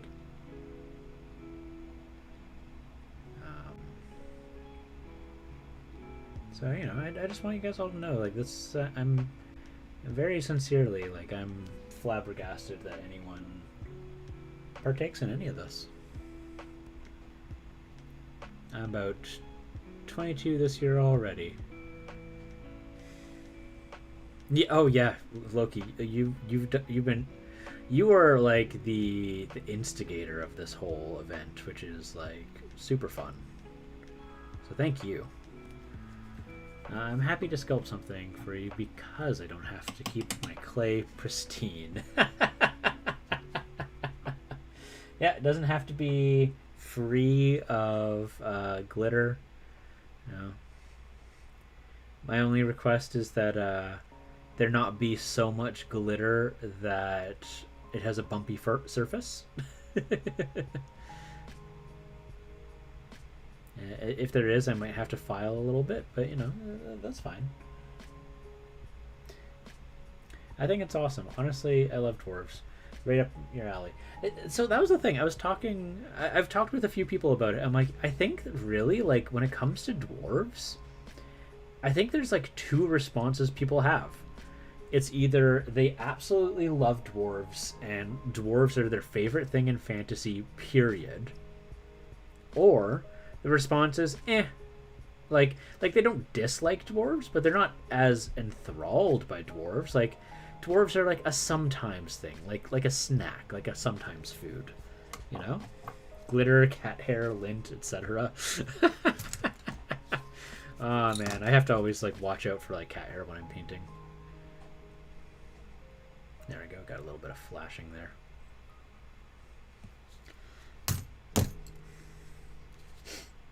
So regardless of how people feel on the subject, I was like, I think everyone's going to have a dwarf miniature. Like, people who paint minis, guarantee somewhere in their collection they have unpainted dwarfs.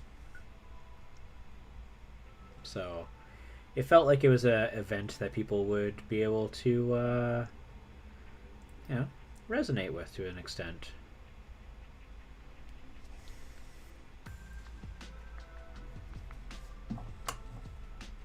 Nah, I should be fine.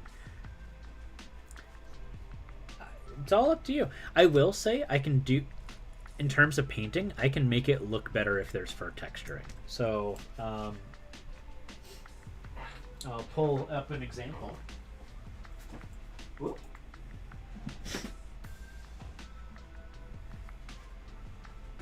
Just so that you know, like, if you do fur texturing, like, stuff will get done with it.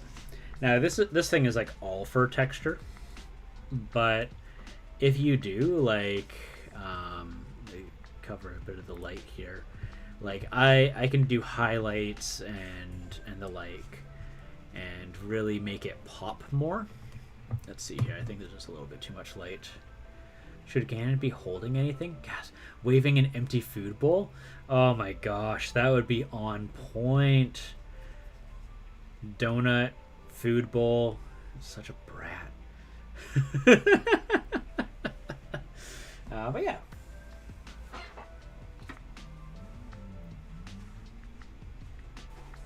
Let's see here.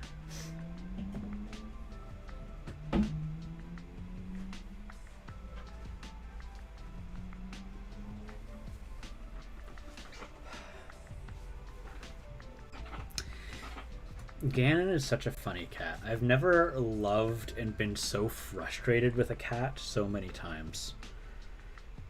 Like, absolutely. One of the best cats I have ever had is Ganon. At the same time, he is also miraculously the worst cat I have ever had. He is so demanding. You're gonna have some weird werewolf vibes. That's cool. Werecat.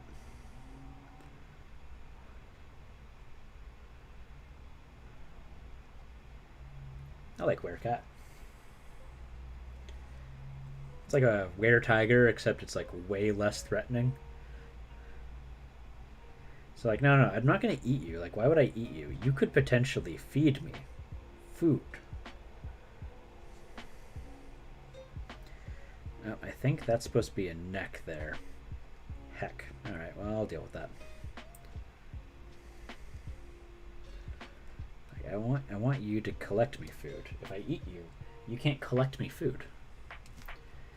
Standing on his hind legs. Yep.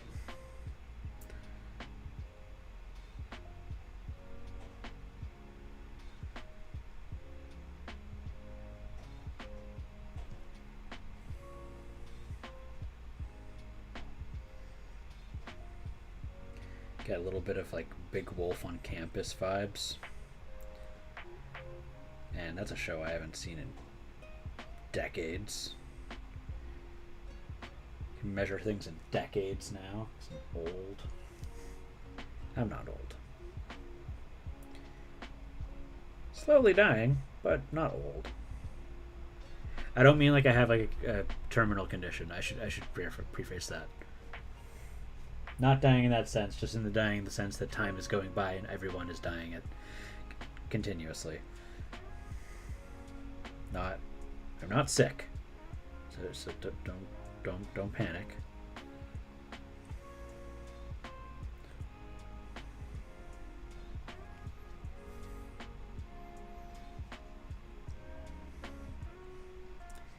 Because if I was sick and dying, I'd probably be streaming every day.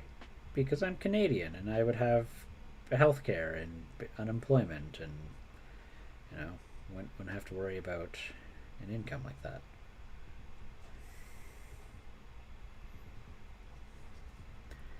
You're going to go back to self-care and half napping on the couch. Well, you have a wonderful night, Loki. I know it's a late night for you right now, so you have a good one, and thank you for coming in for the first dwarf of March of the Dwarves.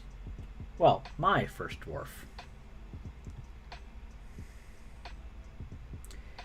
I mean, so like one hand could be holding the food bowl, and the other one could be pointing at it like it's empty. Fix it. Because he's full of sass.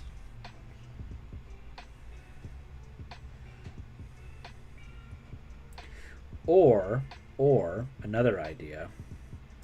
He could be like, Katsa, did you ever watch Dragon Ball Z? Because if you do, or did, it's going to be a lot easier for me to make this reference.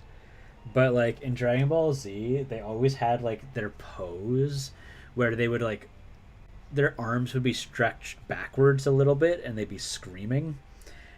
It's just like he could be doing that but holding the food bowl in one arm. You have one arm in the air waving the food bowl. Oh, okay. Oh, yeah. He's like, hey, come over here and feed me. The other one could be like near his mouth, like so that he's shouting, like to try and make it louder.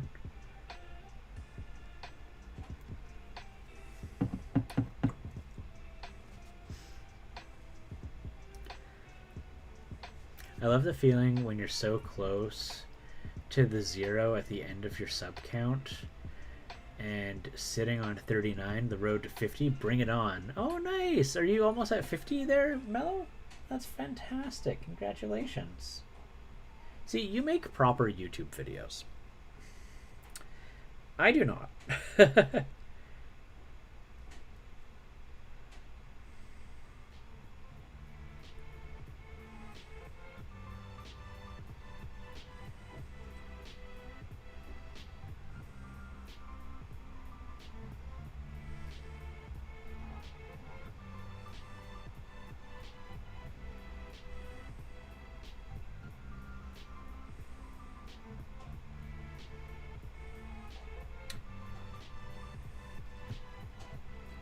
Right now, my goal is to see if I can get 1,000 followers on Instagram. I have not been posting very much, and so it's going to take me a while to do that, because I didn't want to post any of my Space Marines, because I think Space Marines aren't terribly worth people's time. But I kind of need to post more often.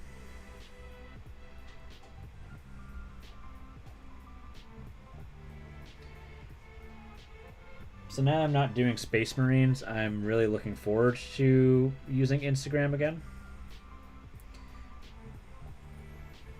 So the reason why I'm saying 1,000. Ooh, you're at 40. Fantastic. There you go. One episode and was like, this looks absurd. Dragon Ball Z is absurd, Katsa. Actually, I have no, yeah, I think you're about K's age. Yeah, so you would have, it would have been out when you were growing up.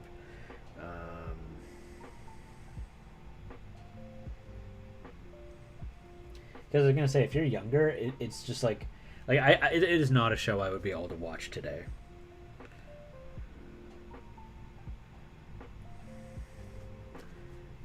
Thank you so much, 40. It's all good. I mail proper streams. Like, I do proper streams. I feel like that's a typo.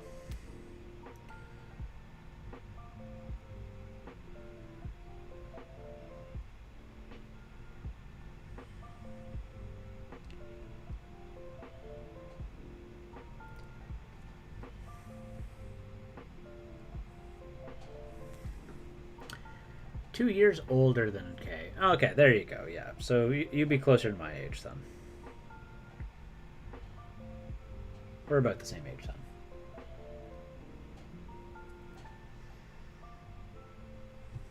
then. All right, have a good one there.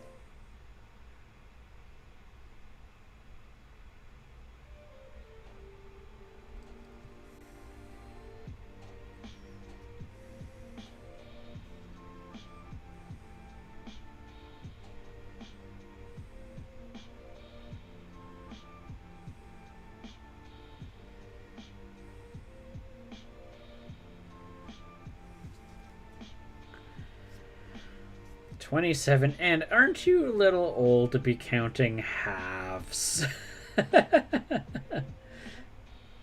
Silly goose.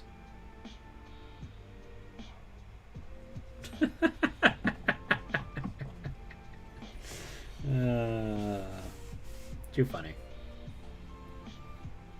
Too funny.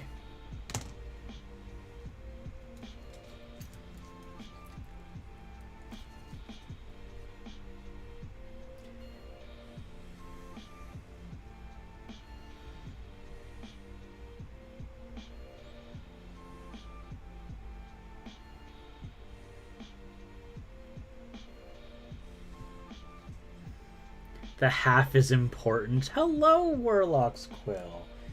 So, the world is a small place. Katsa is considering partaking in the March of the Dwarves, but she wanted to make it relevant to myself and the channel, and so she's gonna make Ganon a dwarf, and she is gonna be sculpting a sculpture using your Ganon emote as a reference. 93 babies. 5. Yeah, I forget how old I am pretty regularly. I think it was close to around 25. I would, like, when I would think about it, no, I would have to stop. Right now, I'm at like a solid number, and so it's easier for me to remember what my age is. But I assure you, next year I'm gonna forget how old I am again.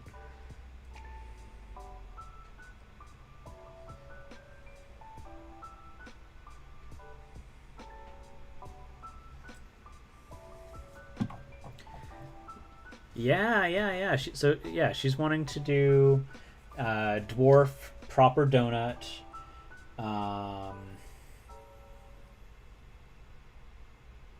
And he's holding a food bowl. He's standing up on his hind two legs. Dwarfiness, so he would have the beard. You already started him off with a beard. I don't know if the beard is going to be longer. 2,000 babies. Oh yeah, no, yeah, you guys are babies.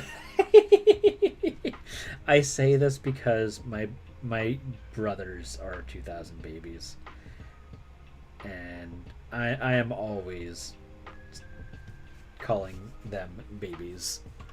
Lord Proper Donut. Oh yeah. Those subservient to Lord Ganon wear the donut on their head, because only the Lord wears a donut on his head, or on his neck. It's his crown, symbol of status.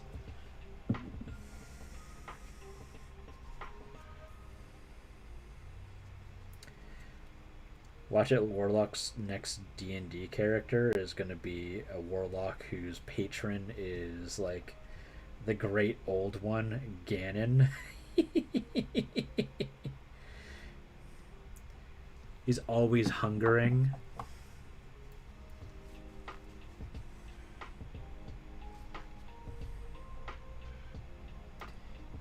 My patron's hunger is never sated.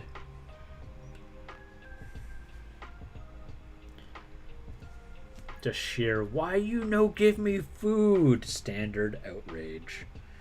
Yeah.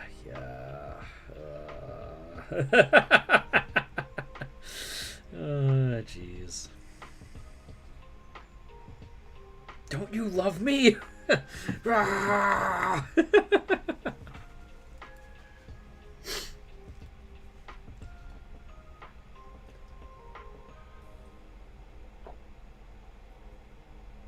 By the way, Warlock, how are you liking the camera quality? I have done a bit of work on my end to try and make the it so that there's less grain.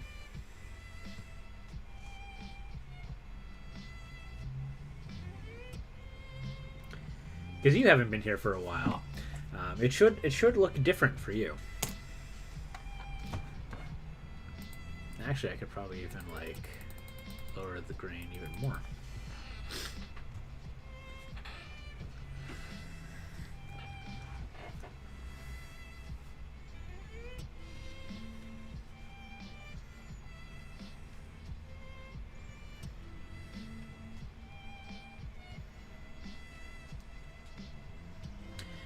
Yeah, good. Yeah, I figured out how to camera. Because I had people being like, Chris, you're like, I like your stream, but your quality is terrible. And I was like, oh no, really? And they're like, look, this is what you need to do. Go do these things. And I was like, okay, I go do these things. Because I was a fool.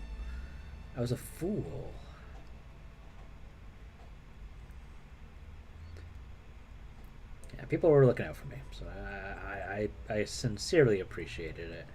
Because, like, the whole time I was just like, my camera's bad. But, no, that turns out not to be the case. It's a bit more grainy ever since you changed the background. Really? Fascinating. Well, I mean, this is paper. So, like, I would expect this to look grainy. But, really? This too? I don't know, like, I looked at, like, the texture of the glove and the VODs, and I was like, that looks super fine. Does he need pants? I don't know. I don't think he needs pants. Maybe. Do what feels best for you. Just... yeah.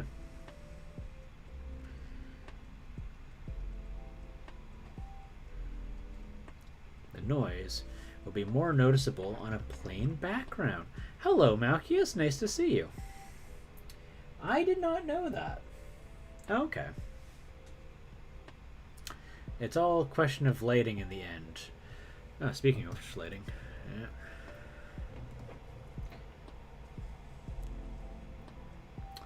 Better off overlighting your workspace and getting the ISO down. Yeah, so what I was doing after Malchius and Warlander were giving me some tips, I was looking things up, and I was finding out about my gain settings were grossly too high, and that the grain that ends up happening is because the camera is doing too much work in a low lighting. So I was like, okay, well, these are all wonderful things to know. Second paw, like, what the F?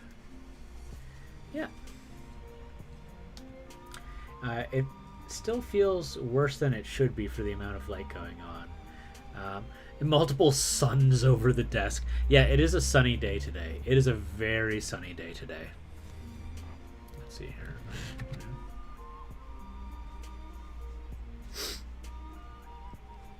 But once I get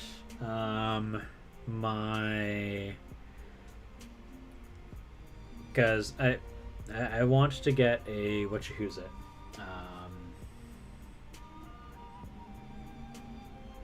the nice pricey Logitech cam, and hopefully that will have a better sensor in it.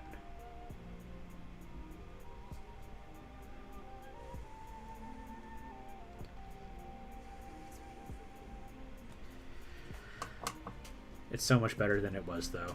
I've stopped noticing. Good. That makes me happy.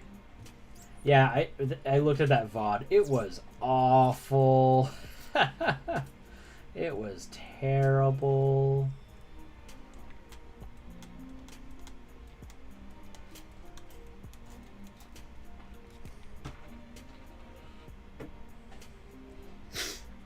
Tatooine.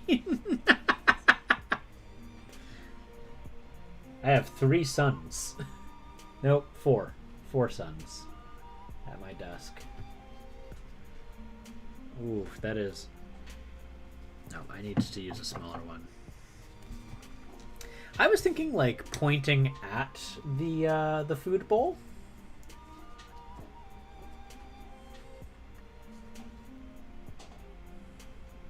But you said the food bowl's waving, so that wouldn't really work.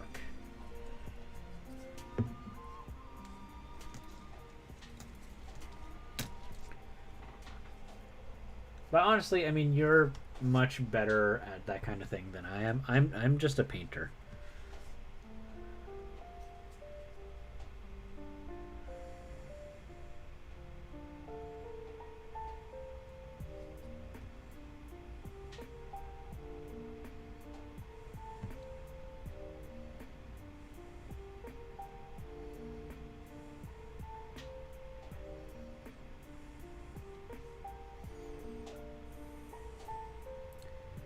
Ooh, exciting. I will take a look at it in just a second.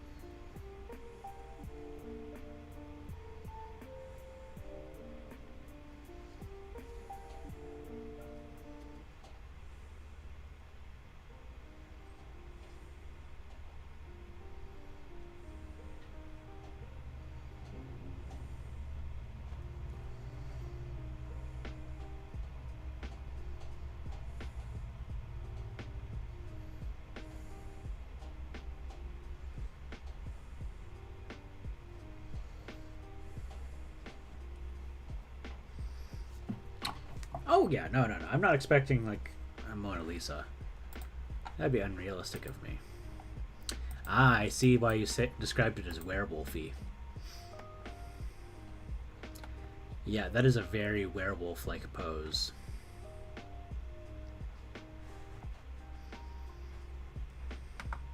I think if I were to make a suggestion,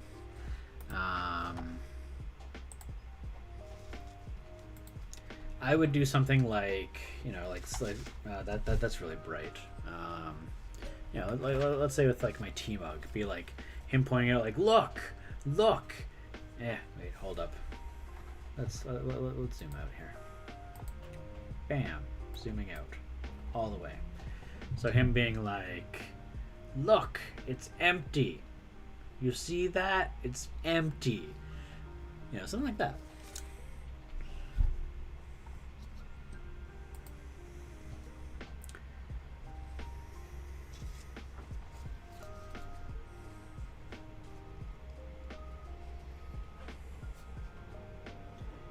Kind of like a how dare.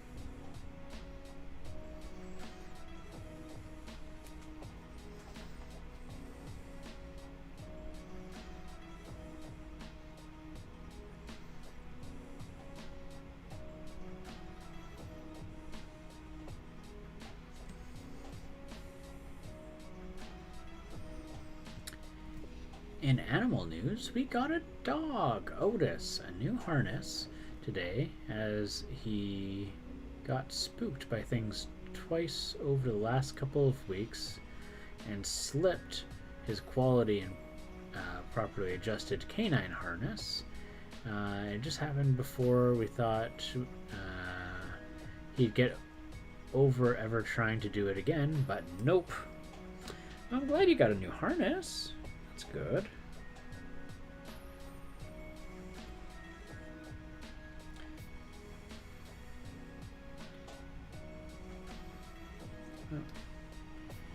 Where do I go to do that? There we go.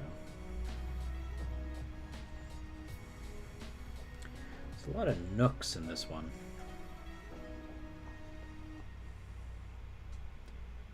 Now, how he managed to make this one mold is just beyond me. Ah, that one's supposed to be the leather. I see.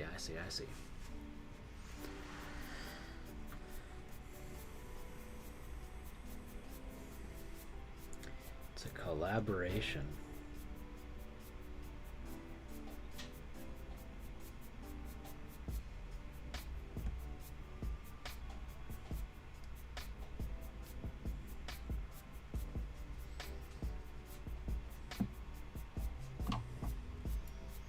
I find chainmail so hard to paint. It can be. It really can be. It can be tough.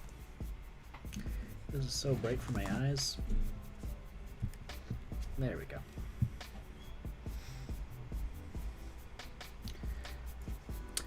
Black plus dry brush really helps. Yep. So what I'm doing right now is a little different. Version 2 incoming. Gotcha. Just gotta give me 2 seconds.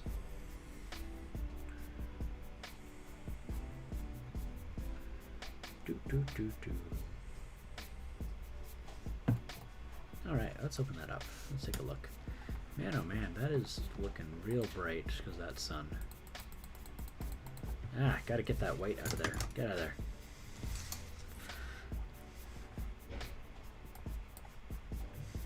Gosh darn napkin.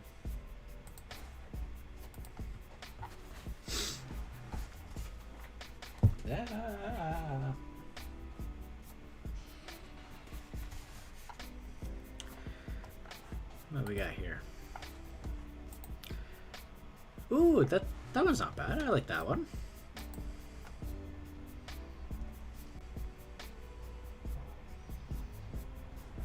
What do you think of it, Katsu?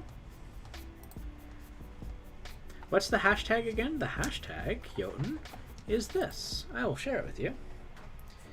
It is... Oh, bless you, bless you! Ba, ba, ba, ba, ba, ba. Hashtag March of the Dwarves. Yeah, because it's March. Wahahaha.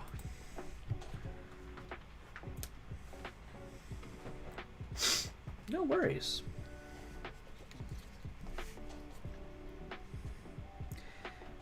Alright, so I've got that. I kind of want to touch up the white there a bit more.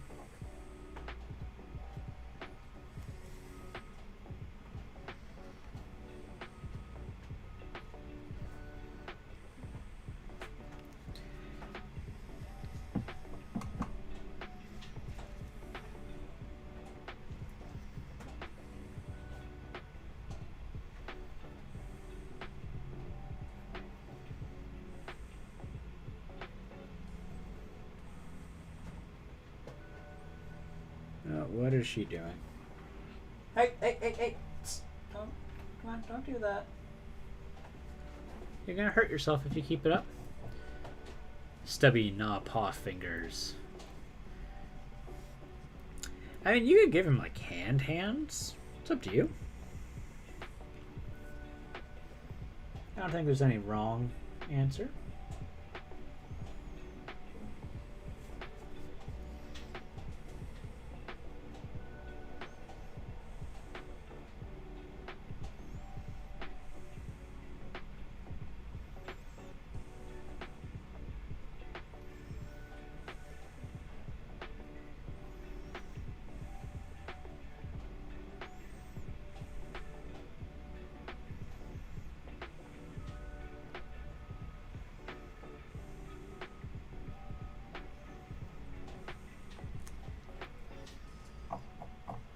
Hands could be worse.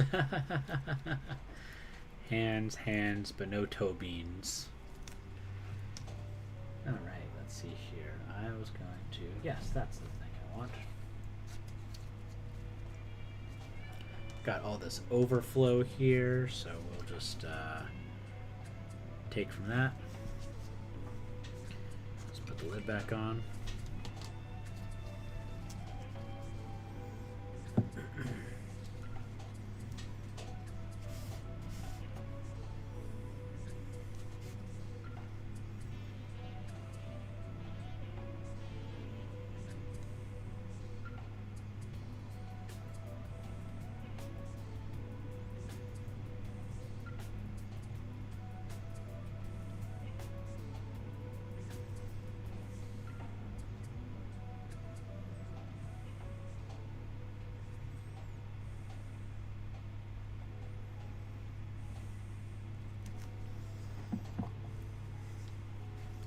Let's make it monstrous.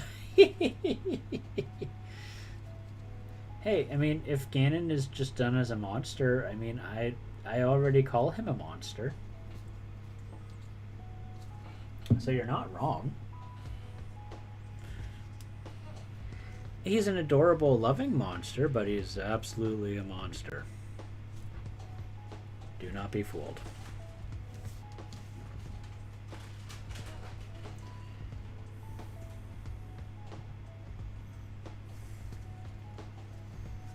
Oh, there will be beans. Okay, good.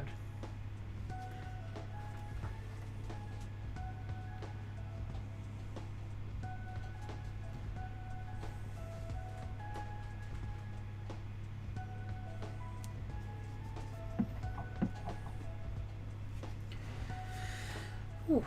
All right, let's see here.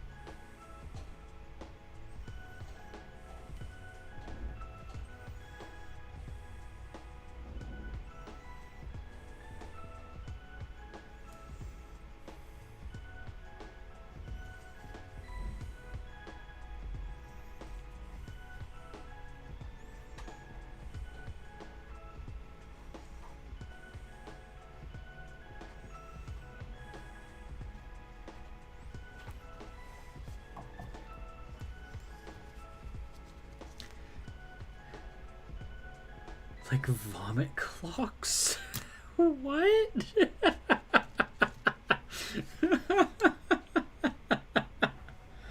Oh my gosh.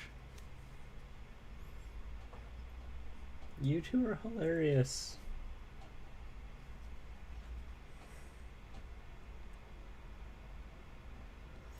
Warlock Squill, did I tell you about March of the Dwarves?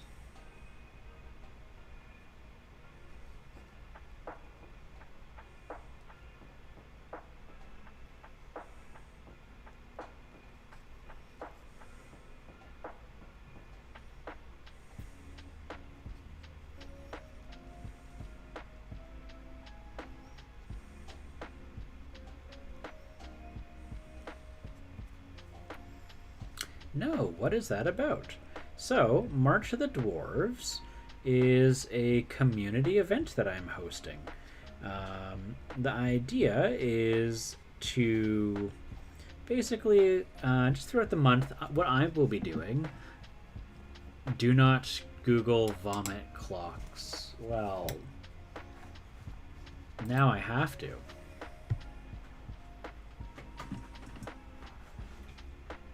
Vomit clocks.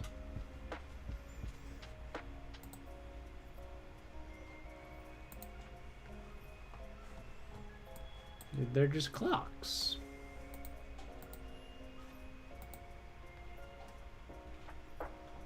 Are they... Oh no. Are those...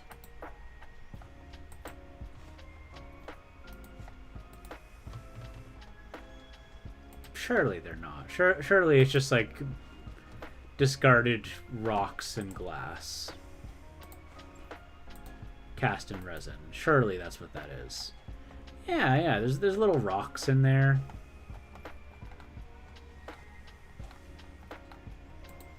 Not a very appealing looking clock though.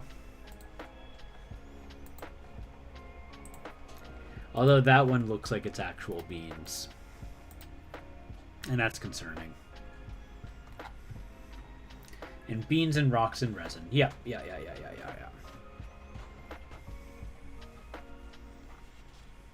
That's what I thought. Certainly unappealing looking.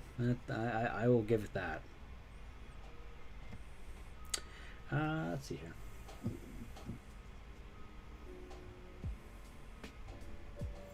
Looks very Victorian.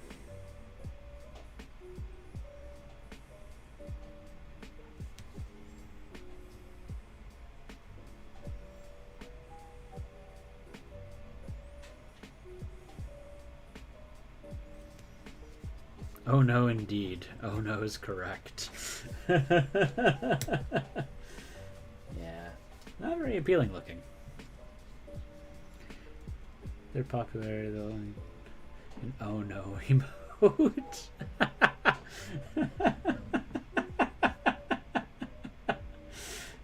Do I say oh no often? Is that something I do?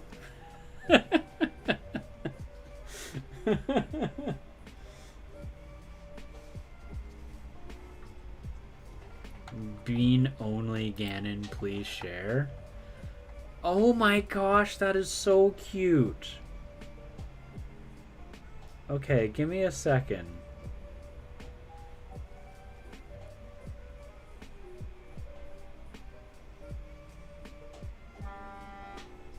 I don't know, maybe it's glass? What they did originally with? I don't know. Hello, Artistically Licensed. Nice to meet you. Alright. Bean only Ganon is one of the cutest things I think I have ever seen.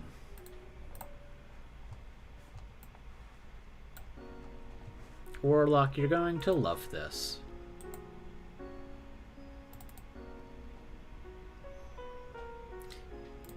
The pandemonium.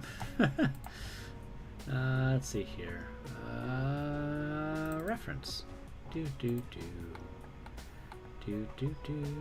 Is that it? No. No. What do I have it called? Search of the two.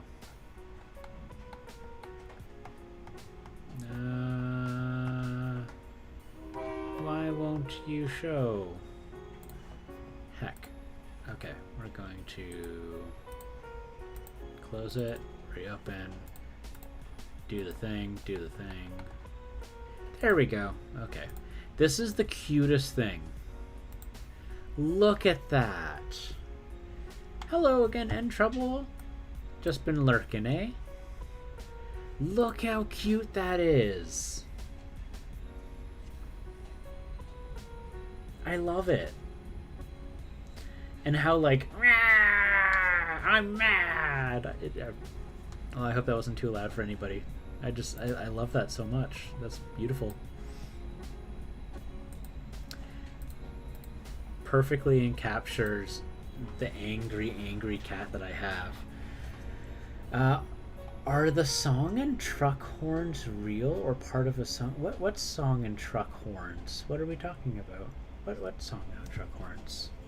3-color palette challenge going on due tomorrow. Ooh, good stuff. Good stuff. So cute. He's adorable. I love my little cat that is full of hatred.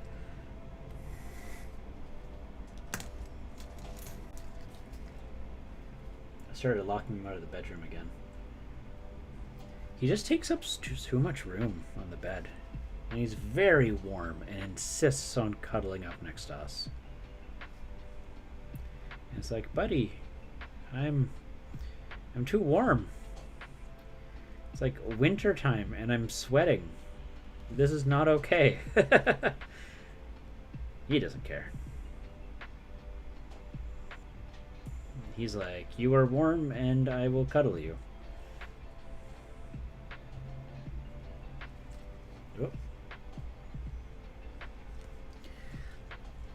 Oh, a train. Yeah, I live next to a train track.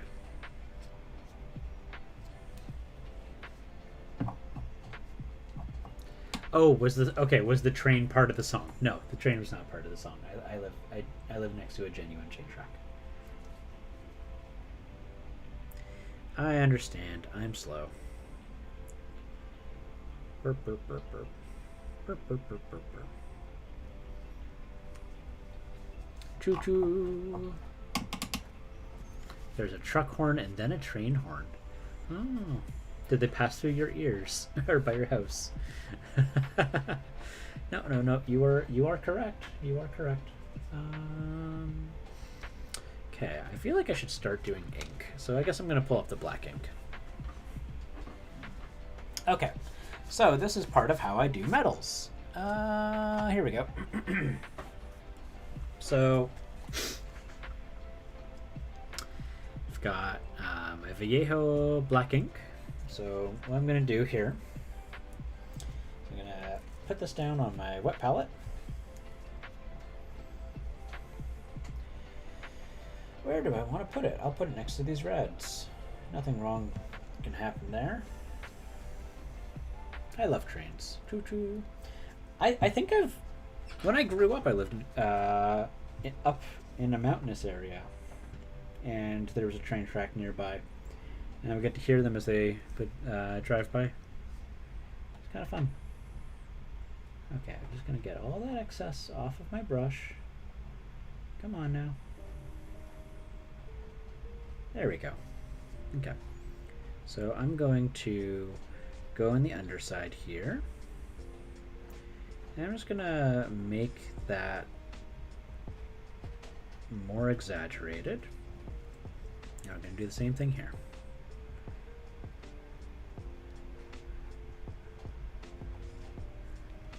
And for the chainmail, we're just going to go in and we're going to try and fill in all these holes.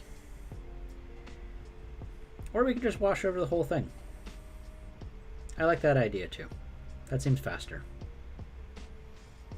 So, black ink, black ink, black ink.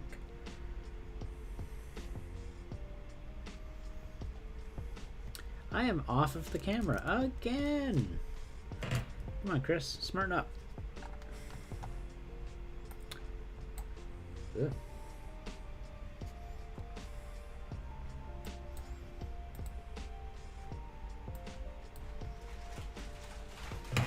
It would be an odd sound choice for a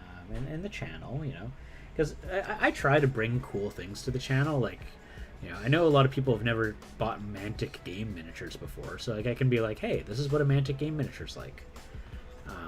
You know, stuff like that.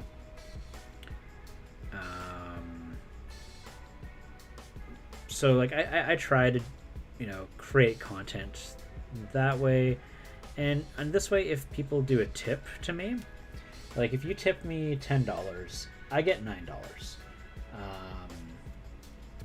And you only spent $9 or $10 doing it. Whereas if we talk about like bits, you spend $20 and you send bits over to me, but the conversion ratio of it, the person that's sending $20 worth of bits, the person receiving the money is only getting $10. To me, that's messed up. Twitch takes half of every donation you make. Your $5 subscriptions, the subscriber or the channel only gets $2.50. Like that's brutal. So I would rather just be like, hey, you know what, guys? The channel is ad-free. If you guys want to make donations, you can make donations. And it's just the bottom panels or whatnot. You know, and that way people feel less like it's out of an obligation or pressure. Like they don't have to subscribe or else they deal with ads. I'm just making it so that no one has to deal with ads ever, because I think ads are super frustrating. Bits are a ripoff. Subscriptions are kind of one too, though, right? Like that's why I don't deal with affiliate.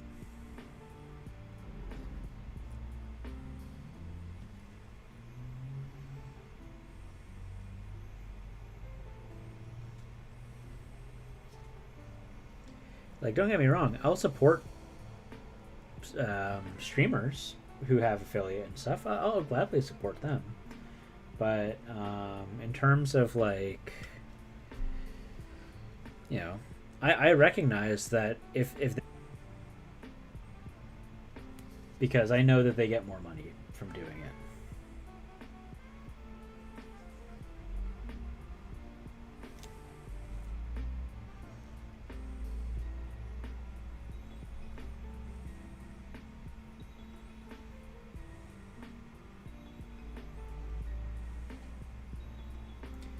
Like, I know the platform has to obviously make an income, but I feel like that's a little high.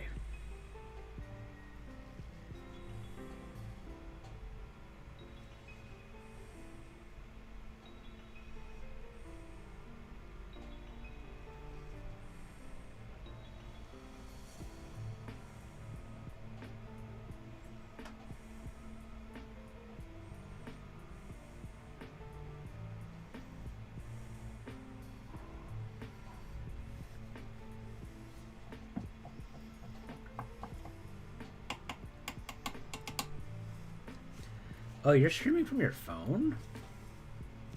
Oh. Do you not have a house computer?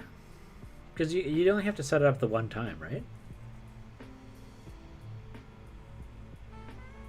I guess what I should ask is, are you using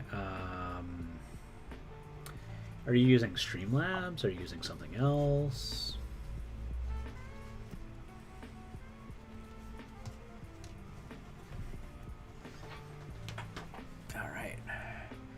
Time to upgrade the silver.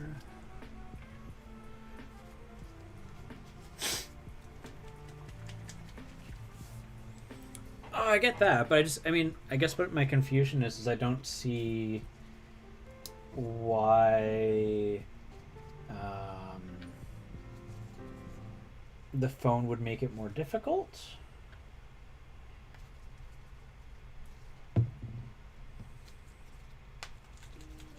Because, like, for the tip thing, you just have to set it up in your panels. So as long as you have a web browser, you should be able to do it. Streamlab apps gets weird when your phone is horizontal, so you use Stream Elements. Oh, okay. You might be able to just like set up like a thing in PayPal too, because ultimately it's just PayPal. To my understanding.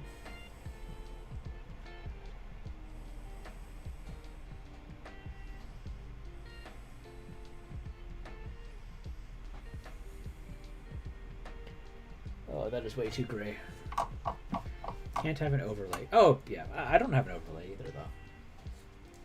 I don't think overlays are necessary for everything.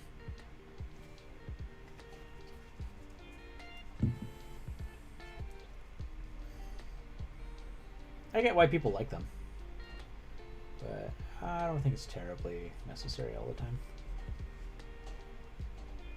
Man, that is a really powerful pigment.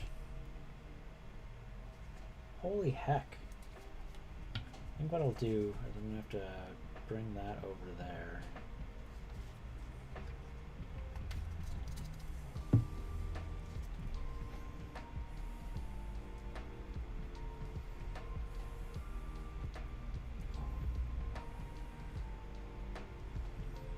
There we go.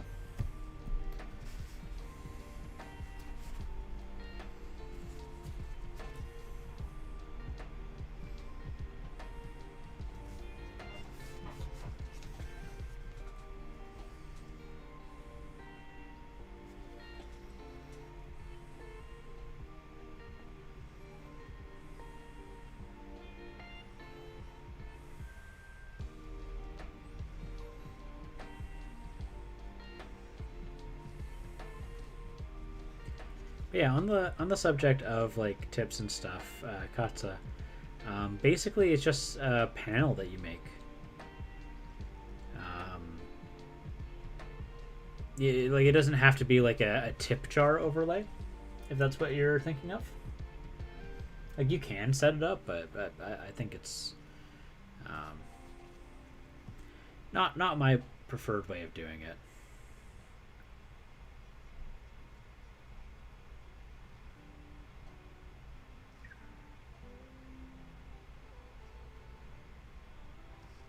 Like if you want, like I can send you like screenshots on how to set it up.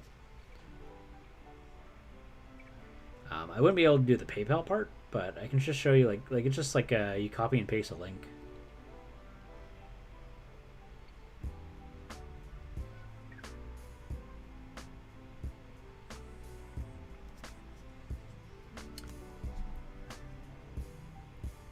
PayPal will not steal your money. At the very most, they'll only take 10%.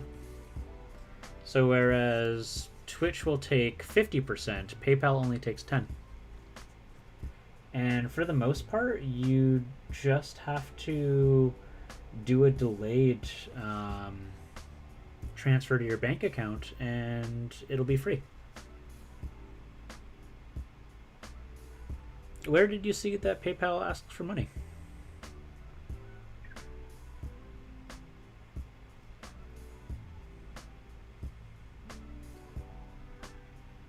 I wonder if maybe you're using a different setup for PayPal. So I've never had that encounter before. If you're using a personal account as a business account, they do something. I have a business account, but it doesn't cost anything to have a business account. On the subject of bean scanning, Mello, I sent you something on Instagram. I will take a look. I'm sorry in advance. Oh no, what did you do? Oh no. Oh boy. Okay. I'm gonna take a look. Give me a sec. Just gonna get this paint off my brush. Oh boy. Alright, what do we got here? What am I in for? What am I in for?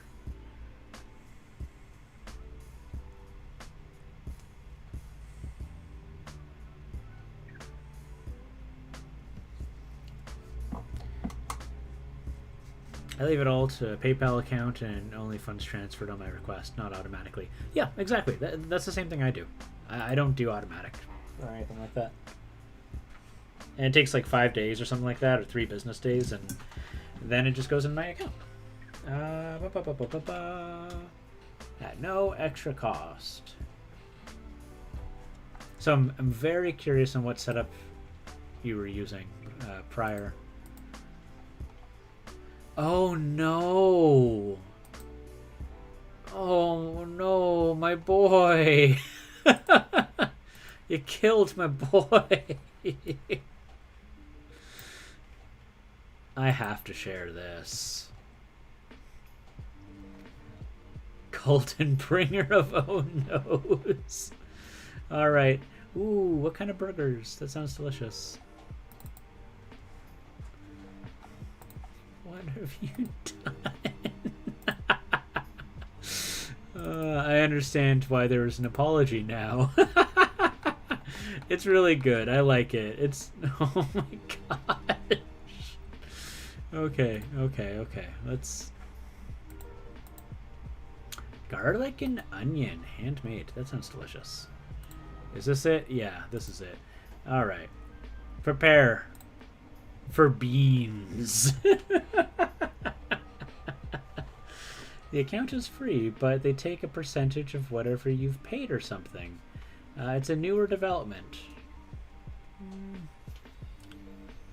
I mean, it wouldn't be any more than 10%, which is significantly less than what Twitch takes.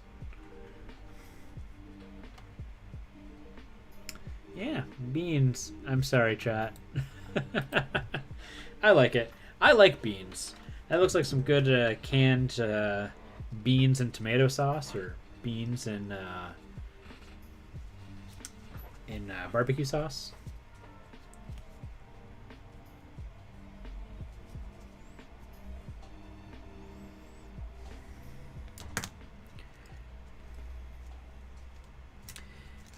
So I did it for the oh no. It's true. Personal doesn't take any of your money. I have a business account. They don't take any of my money. They don't take any of my money. Cool. So for the Dwarfy Dwarf, so mellow miniatures. For the metal, I wipe off most of the paint and then I just do it almost like I'm doing like edge highlighting. Just going over like that.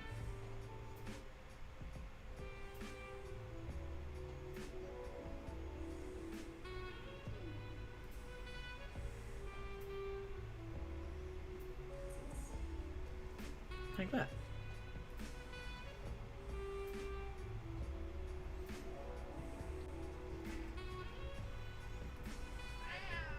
Now, the Dark Lord has come for your beans. Beans, magical fruit. The more you eat, the more you toot. The more you toot, the better you feel. Beans for every meal. Meow.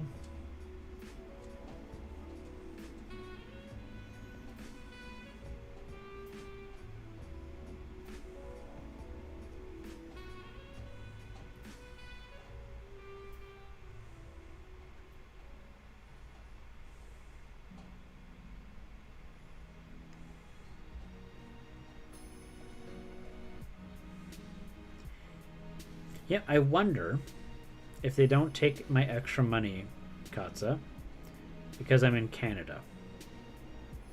Because they would have to adhere to local financial laws. I'm wondering if that's at all related as to why I have no idea about this, them taking monies. It is a great song. I love that song. Yeah, gentle caressing. Yeah, you just gently caress it. You don't gotta slap it around. It don't deserve that. It doesn't deserve a slap.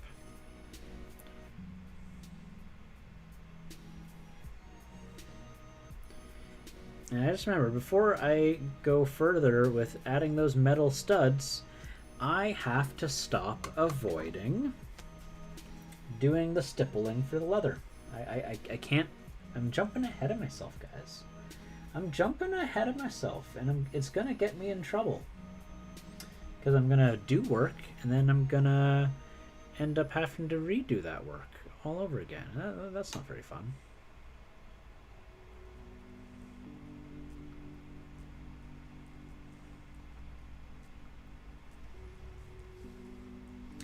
America is a kind of jerk. You know, out of my consideration for the people who do watch my stream, as much as I have a comment, I am not going to comment. How does that sound? Does that sound good?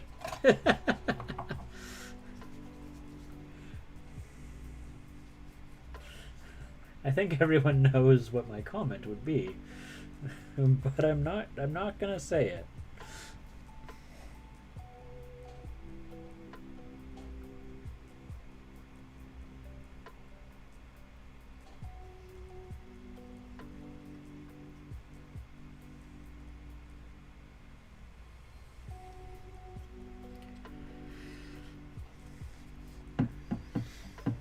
Would you look at that sword? Would you look at that sword? That looks kind of nice.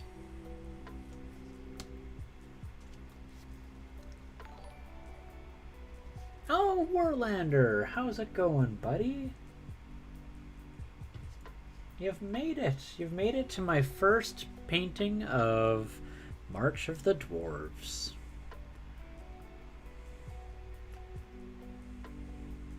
Not much is up. Not much but this dwarf. I was just appreciating that this sword doesn't look terrible. I have to convince myself it doesn't look terrible.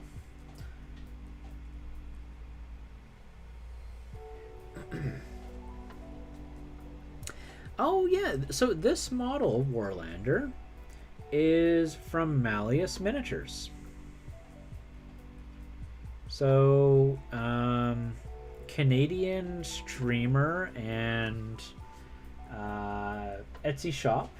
You can find him on Etsy as Mallius Miniatures, and he has two of the best dwarf models I think I have ever seen. So I will drop a link to that in just a second for everyone to appreciate.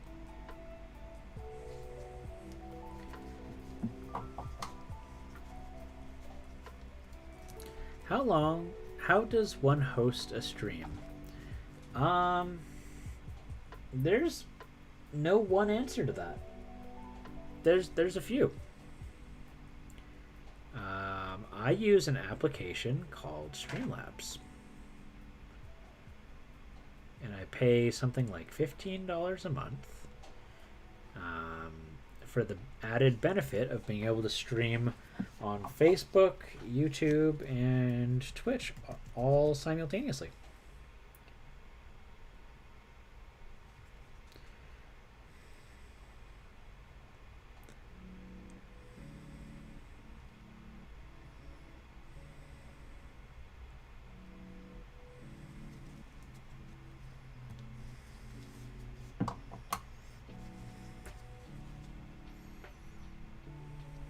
But I think all you really need is like a Twitch app and a camera. But there are things that can do the streaming for you, and they will, potentially make things easier. I think potentially is a good word for that.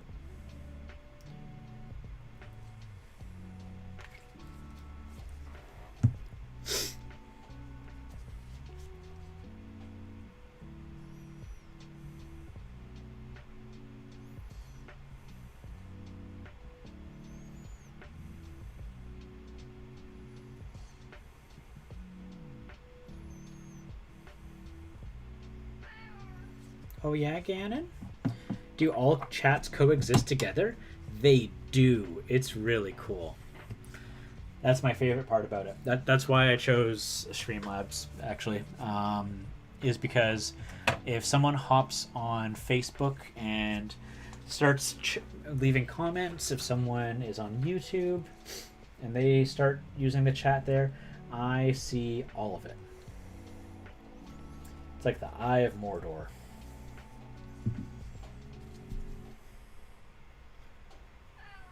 Oh, Ganon.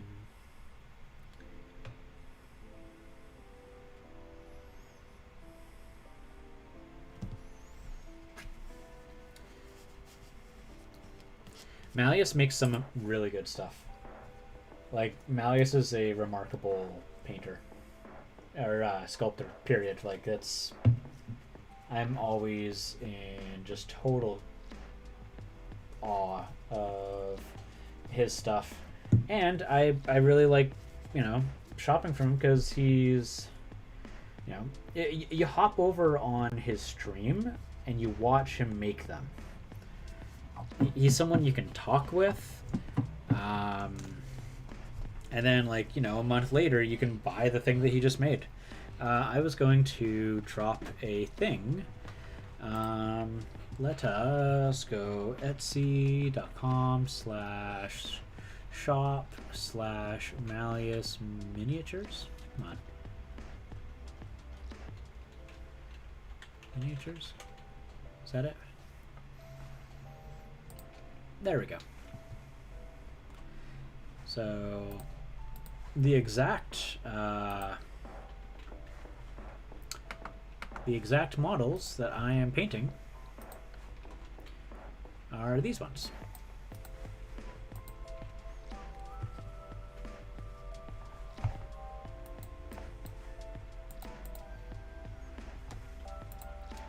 I absolutely love them.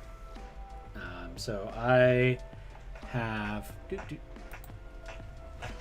Oh, what is going on? What is going on? Oh, is that a hairball? Heck.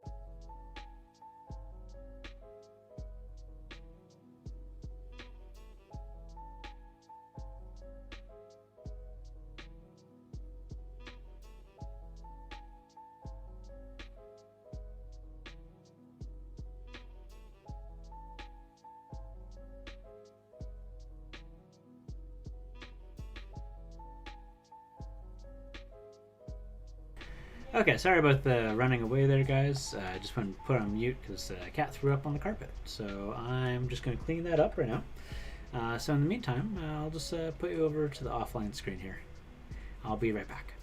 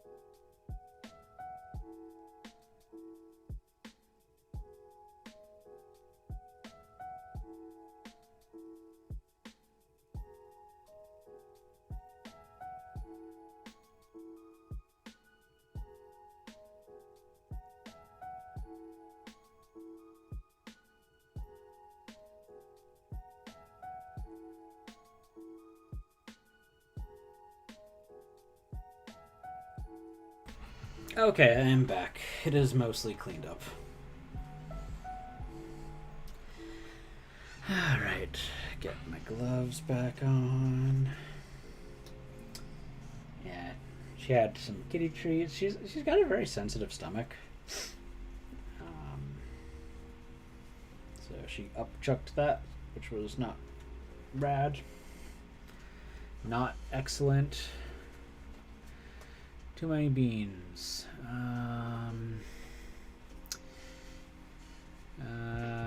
He must feel better now, at least. Oh, it was Zelda. Zelda who threw up. Not Ganon. Ganon's a picky eater, but he doesn't really throw up very much.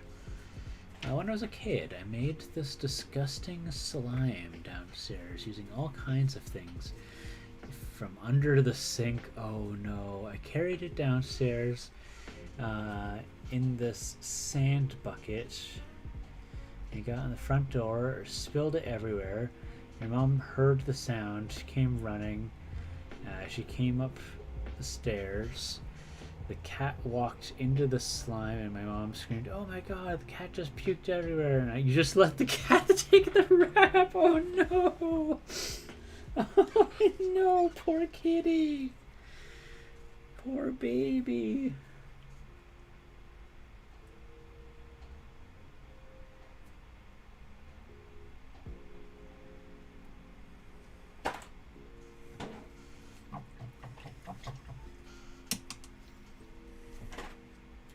Hi, Zelda.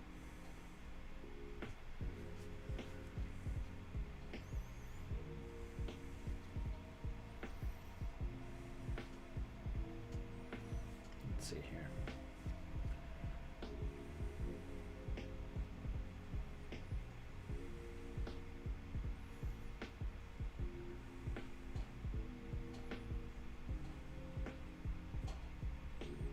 I hope that's not the sound of more cats puking. No, it's not. Okay, good.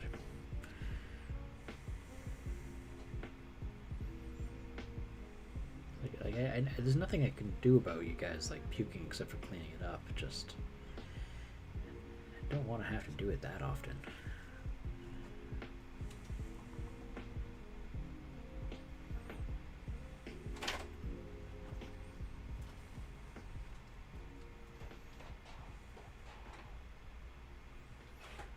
Ah, heck.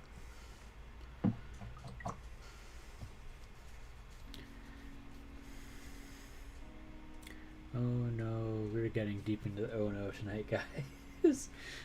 Really, do I say oh no that often? Like, I probably say it every single time I mess up, like on my minis. Like that I have no doubt of.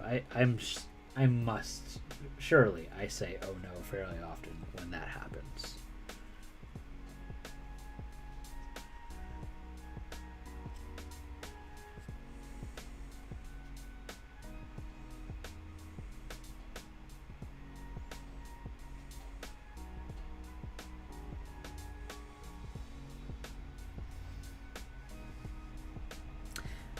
Heck. Yeah, I definitely say heck a lot. Mostly oh heck. Yeah, it's because I'm trying to not swear. I try very hard to make sure that everything stays family friendly. And one of my good friends, she says heck all the time. And I'm like, you know what? That is a great replace word for the F-bomb.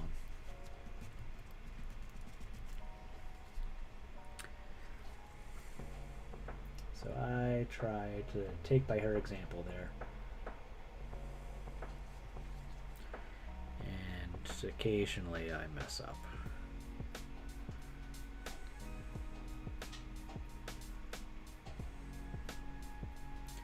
What on earth is that sound?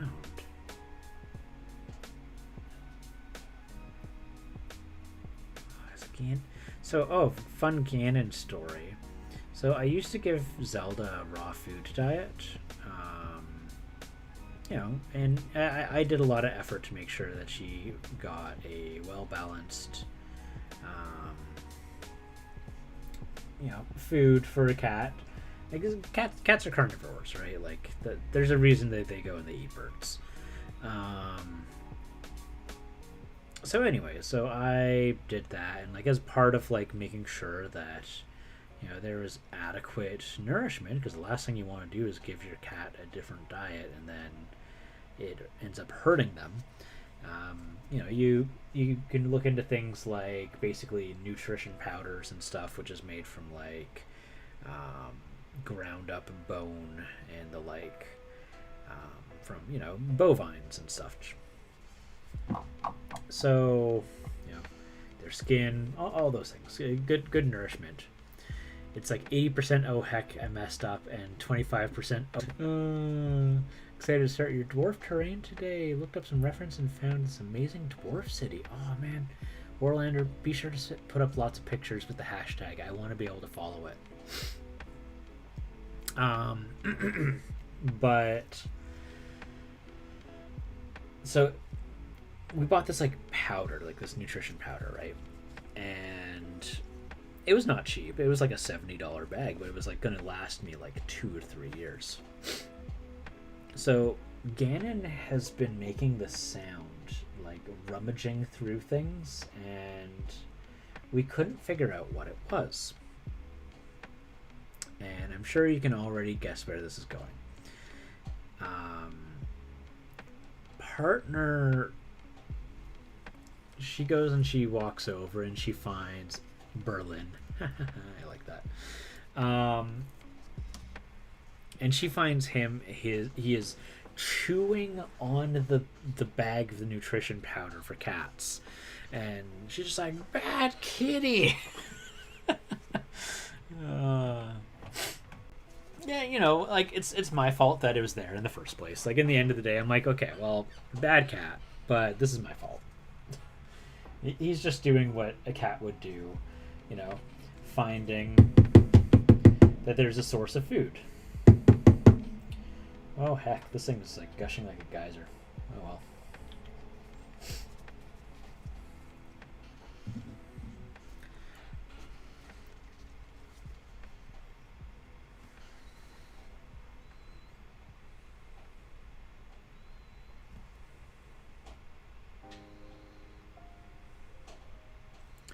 But yeah, Ganon's been gaining weight mysteriously, and we may have found out why. Because he's been making this sound for like a couple weeks, and like this stuff was like just raw food nourishment, which is clearly more than he should be having. So he's gotten a little chonky. Did he chew? He chewed through the bag and was actually like accessing the powder itself through the bag, through the bite marks that he put in it. Yeah, my cats figured out a long time ago that if they chew on the bag long enough, food will come out of it.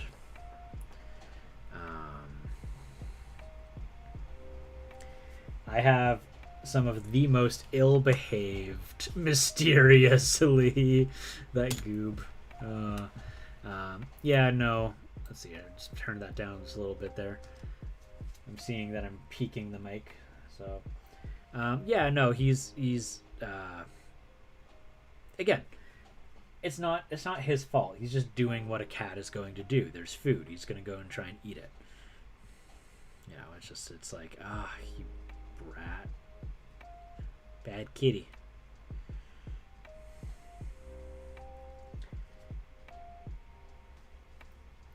What a sneaker. Yeah. Clever. Oh, yeah, he's totally clever. He also recognizes when... So, my cats are also smart. Like, if I tell him to go down, he'll go down. But what he recognizes is not just go down, it's don't get caught. Let's see. Let's make this a little bit brighter because it's got a little darker out here. Yeah, his rule of thumb is don't get caught. So, like, I catch him doing things all the time. Or I'll hear him doing things. I'll walk into the room, and then I hear the sound of a cat jumping down from something. I'm like, well, I didn't see what you did, so I don't know what you did. Ergo, I cannot give you trouble for it. Because while you know the rule is don't get caught, if I start getting mad at you, you don't actually understand. It's this weird catch-22 with them. And they're smart animals. Very, very smart animals. Anyone who tells you a cat isn't smart has never met a cat.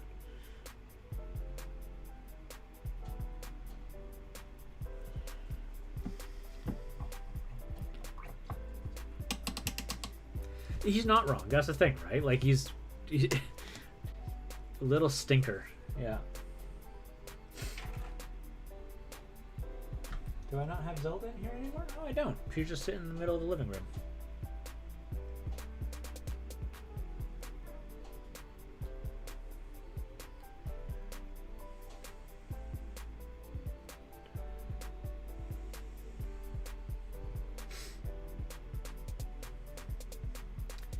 When Leo was a baby, he broke into a treat bag and then went after a bag of rubber gloves, like what you're wearing.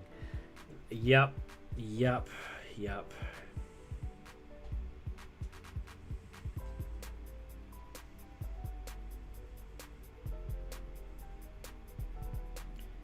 Only time I'll say that a cat's not smart is when they're eating non-food things. So, for example, plastic bags.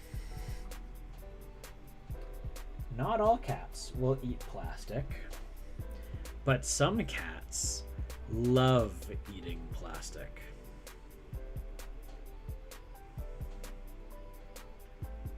And then later they go and they throw it up, and then I find plastic and rubber bands and other things that are not food items.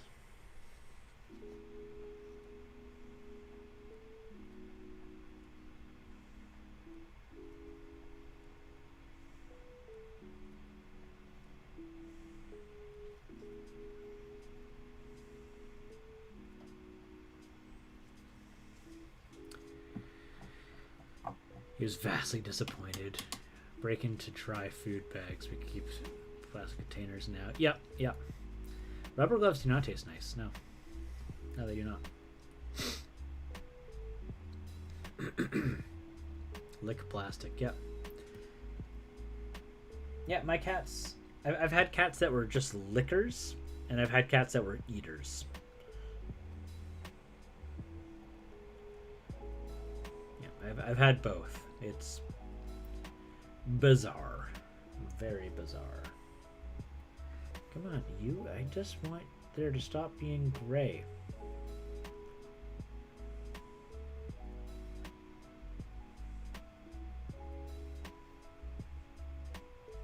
Ganon also likes eating greenery. If there's a flower, it's not safe, he'll eat it. And because a lot of flowers are toxic to cats, I can't have flowers in my house. Do you know how frustrating that is? That is really frustrating. My cat friend does this thing where we'll drop a ball into friend's drink if he's not being interacted for an amount of time, but only water. That's cute. Very. Yeah. It makes me very sad that I can't have like flowers in the house. I really like. I'm a gardener. I love gardening. So the fact that Ganon and Ganon alone causes me this havoc is very, very saddening for me. It's like in the spring, so soon actually, I'm going to be, now that it's March, I would like to start planting my garden.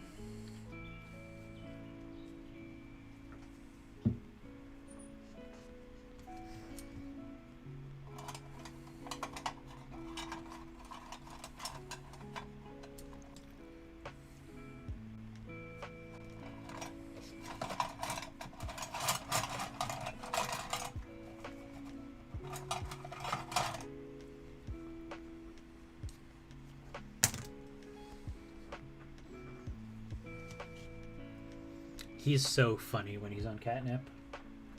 He's very funny when he's on catnip.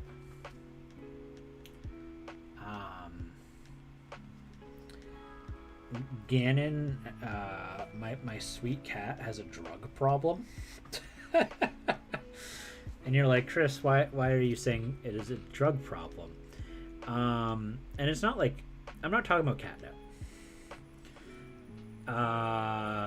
So for those who are not aware, cats can get high off of chlorine.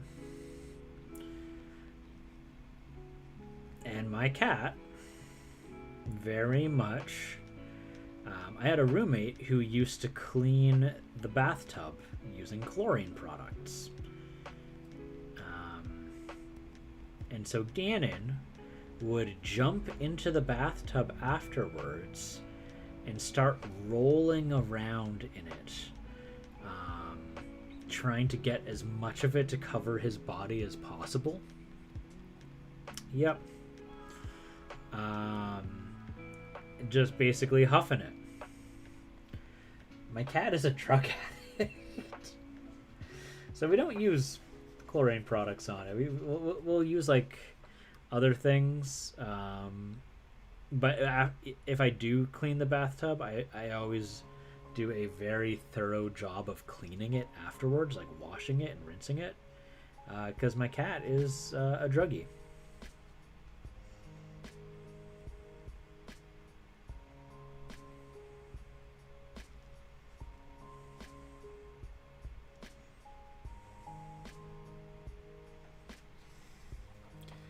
Ganon, no. Yeah. Yeah, bleach. Yeah, bleach and a chlorine-based bleach is exactly what it is. Yeah, he's not a smart cat. Yeah. Okay, what is that other color that I usually like using?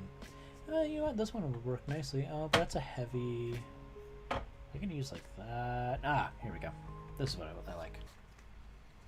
Oh. That's right. Giggling Geekette said not to do that, and I keep doing it. And that's why that keeps happening.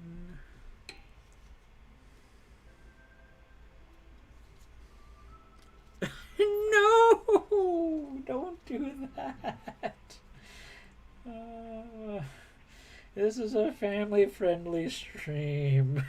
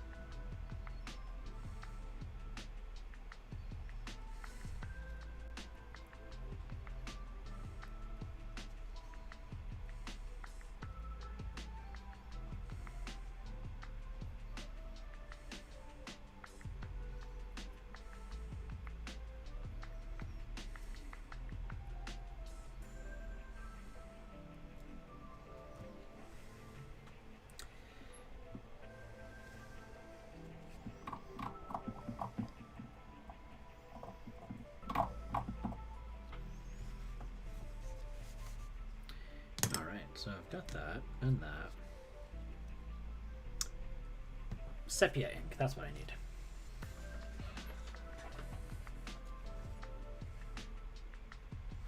Brown sepia. There we go.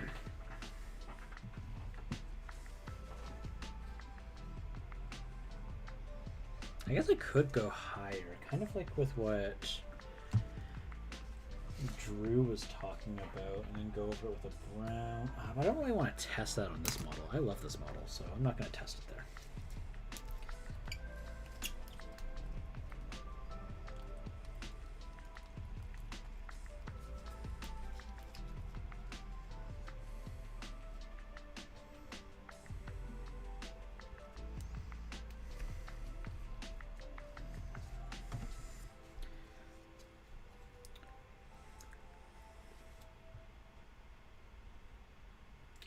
Oh, that's interesting, Chris.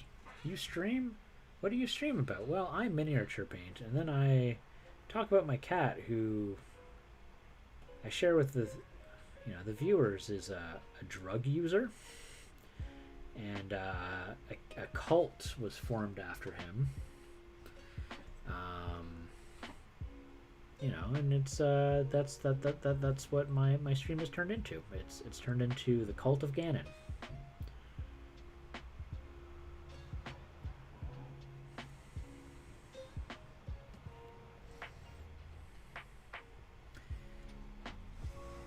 Who is a bleach addict. Yep. Yeah, you. Hi, buddy. Yeah, we're talking about you. You want to come say hi? No, you want to scratch your ear.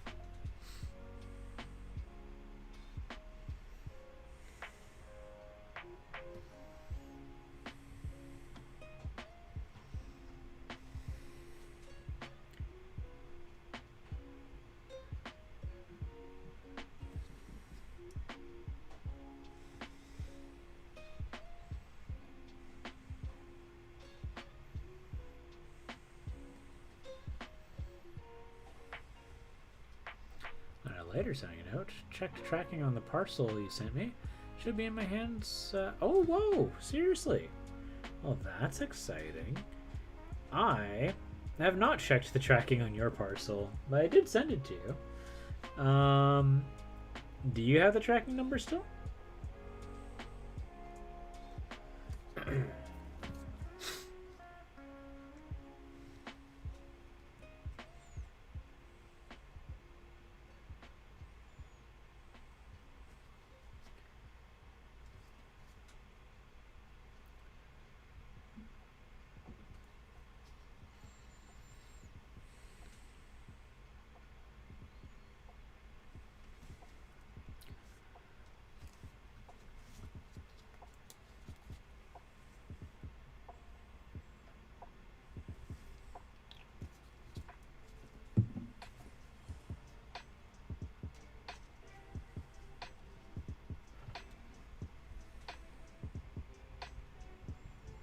Actually, fun fact, early on in my streaming, I used to have a cough, a wheeze, a runny nose, and it was happening pretty regularly. That was in fact due to my allergy to superglue. Because at that time, I did not realize I had an allergy to superglue.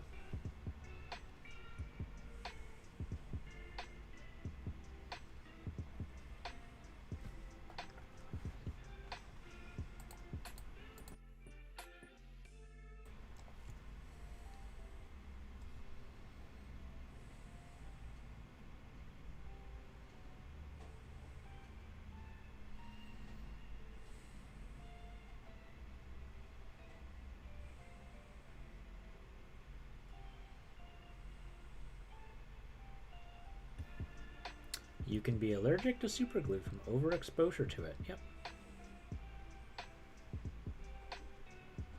So, for example, if you're a Nimrod, like myself, and you forget to have your window open when you're using it, then your body, after overexposure, Because that's what it is. It's due to overexposure. It's not like a natural allergy. Your body says, this stuff is toxic, super toxic, and we are going to fight against it now.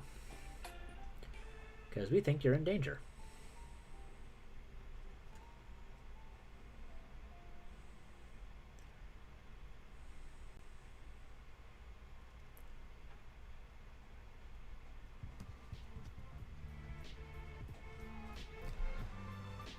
That is specific. It is very specific. It's terrible, too.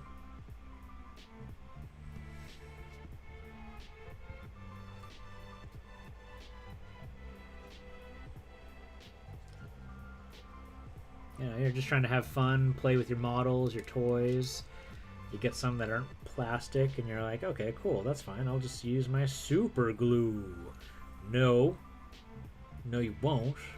Because you're going to get allergic to it instead.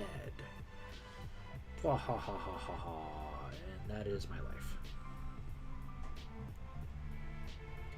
So that's why I try to advocate for safety in the hobby more often now.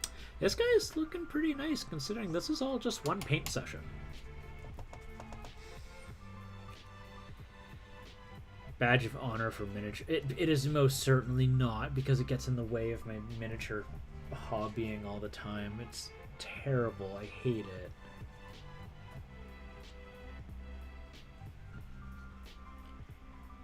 What I wouldn't give to not be allergic to super glue anymore. Like, look, you want Ganon? Cool, take Ganon. I don't want to be allergic to super glue anymore. That's a lie and an exaggeration. I would never give Ganon to anybody. I will sooner commit crimes than get rid of Ganon. But you know, like maybe something like almost like Ganon, like my Xbox or my computer.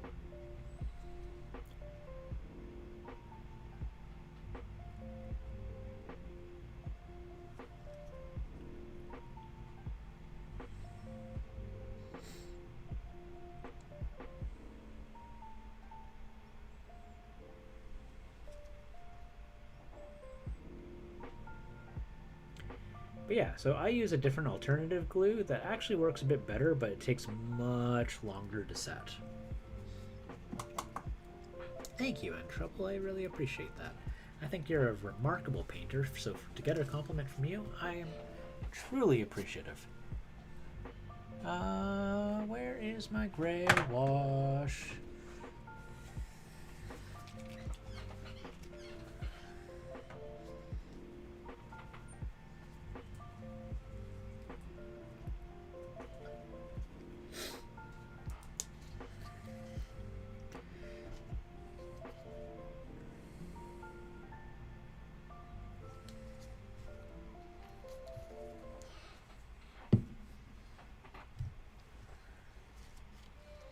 Hello, Mellow and all. How's it going? Let's see here. It says Geeky Tamiki, D&D fan. There we go. Yes, Geeky Tamiki. I haven't seen you in a while. Happy March of the Dwarves.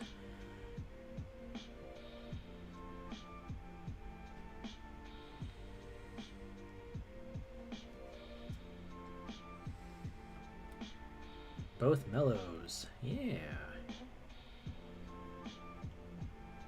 Hello, Mellow.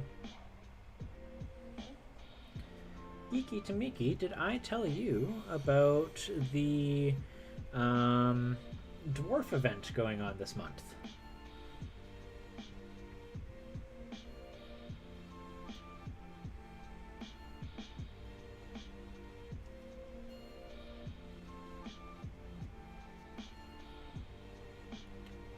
Yeah, I think I need to add just a little bit of dark wash to that. I think that's a little too light.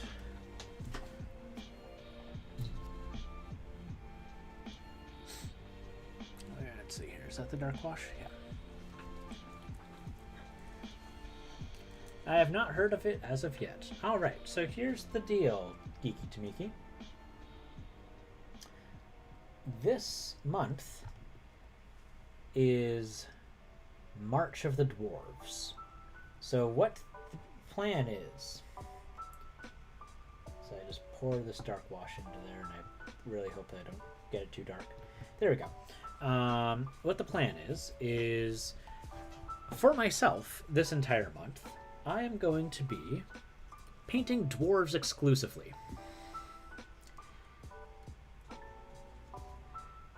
At March pun. Yeah, you know it. There we go. Thank you. So yeah, all through March, this is what I'm going to be doing. I'm going to be painting dwarves. But for the community, the hobbying community as a whole, what I encourage is that people also paint dwarves. And it could be just something that everyone in the community kind of bonds and gets over, and you know, just a fun little activity to do. I hope that I'm going to be able to, at the end of the month, do a raffle. That's what I would like to do for everyone who participates. You know, getting a free entry into the raffle, and well, not that I'm asking it money for anyone, but you know, basically you partake in anything. It's not going to be a painting contest. It's a raffle, and you have the opportunity to win some dwarves. Maybe one of the things that I would like to do, I haven't heard back from yet, but I would actually like to, this sculpt, I like the sculpt a lot, as well as the one that comes with it. I would like to raffle off of these guys. Plastic and metal. Yeah, exactly. So my thought was this, like, before these two dwarves, I had never painted a dwarf. Never. Of all the things that I have, dwarf minis just never really came up. So I was like, well, you know what? I bet there's a lot of people who have not painted dwarves.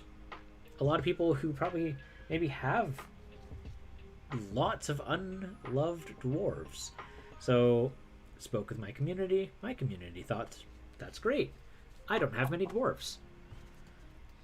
I have a big dwarf goddess or champion that is ready to paint. Well, see, there you go. Look at that. Look at that, Geeky Taniki. You're already prepared just like that. And this was the case with everybody, right? Do you know how long this guy was sitting there primed but unpainted? Ages.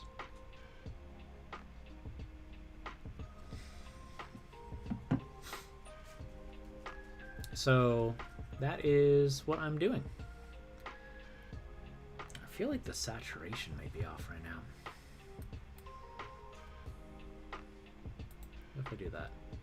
It's a little bit better.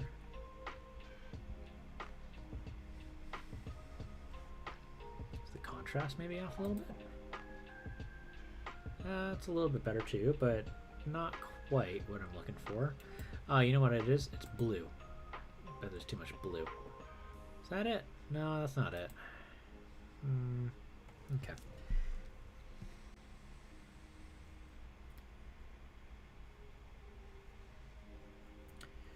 It's Saturday at 5 p.m. Oh, okay. So let's see here. So, I mean, for me, it's Saturday 5 p.m. But no, it's not 5 p.m. It's Saturday 4 p.m. So you are in Mountain Standard Time. Or Northern British Columbia.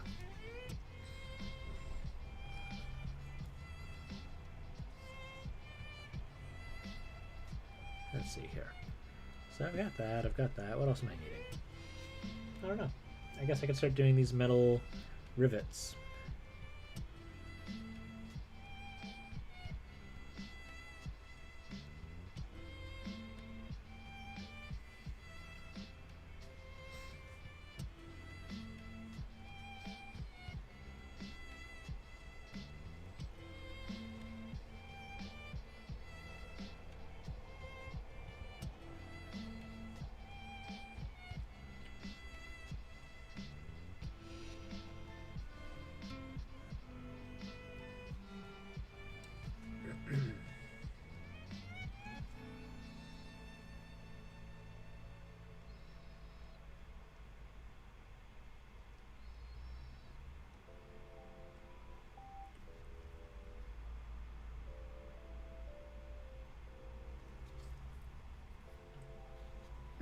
I should mention too, Geeky Taniki.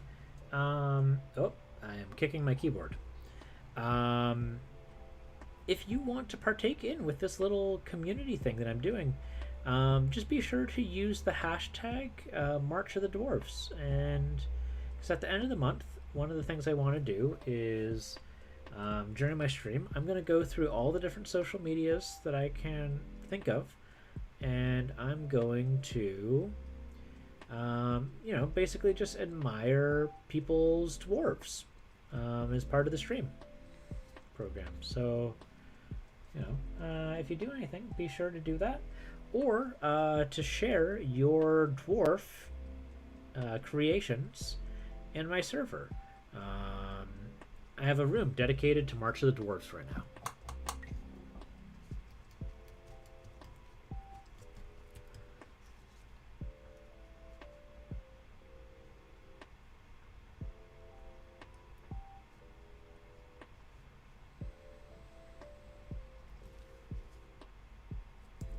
Oh, I feel like I'm missing something here. Just gone midnight, Sunday too, and some fools letting off so many fireworks. Oof, that's rough. It's late for fireworks. Holy heck, like how much light do I have to give this guy for him to show his colors? Is it just like the exposure? Maybe I need to up the exposure.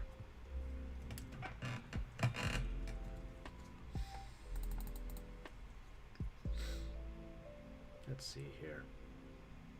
Got these. These are good. I could probably use a little bit more of that.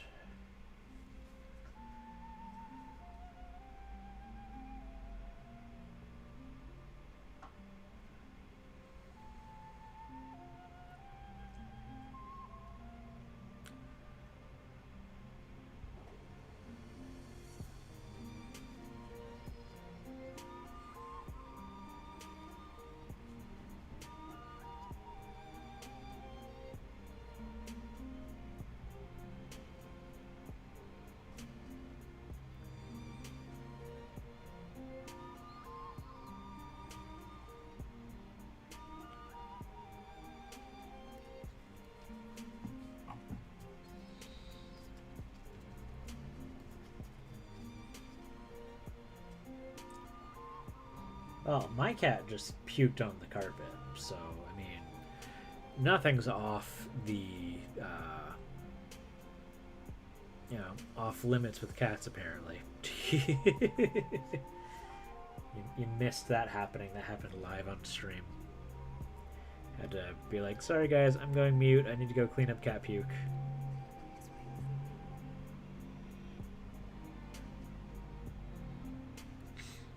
Fun times never end. Herc.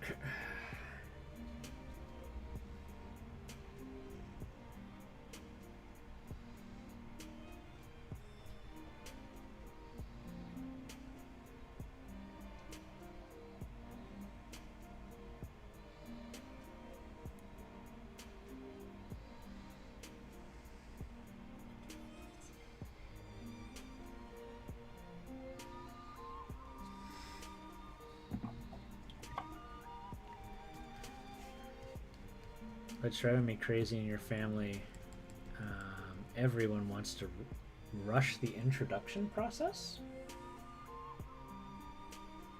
Like when meeting new people, like, hi, bye. Is that what you mean?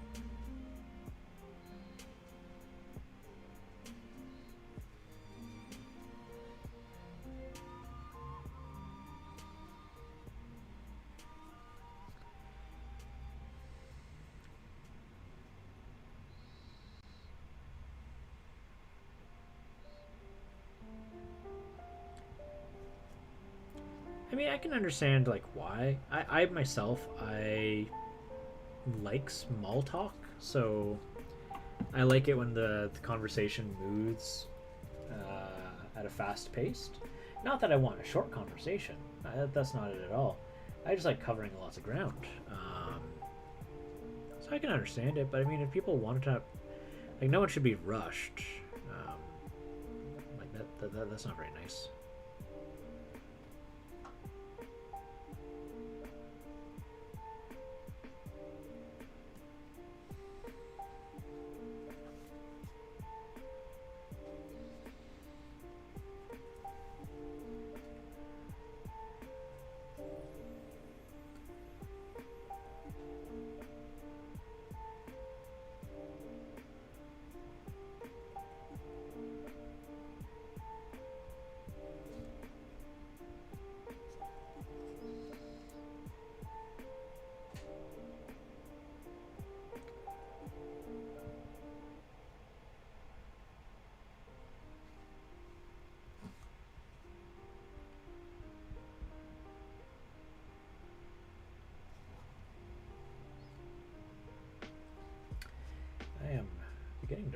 things to paint on this dwarf.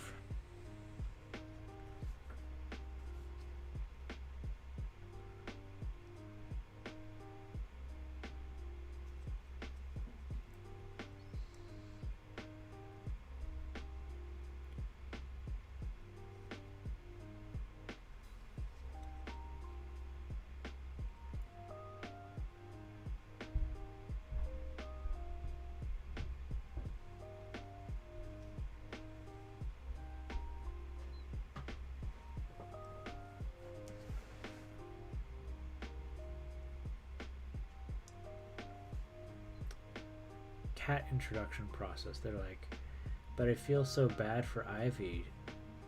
I bet she's so bored, except that she's fine. She's living her best life. Introduction process is bad. Oh, you're talking about bringing new cats into the house. I understand. No. That's a very important process, or else the cats that already live there can get very territorial, or can feel like a cat isn't invading in their home. That is a significantly important process.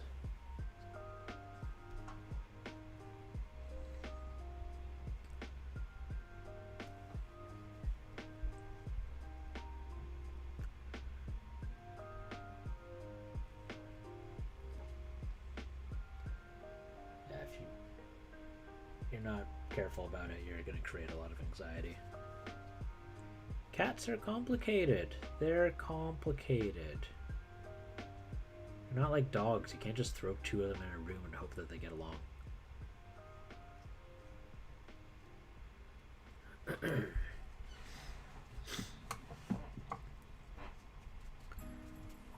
Holy heckity heck, I have a painted miniature. Would you look at that, folks? Would you look at that? I got a painted mini. I haven't finished a mini in forever, it feels like.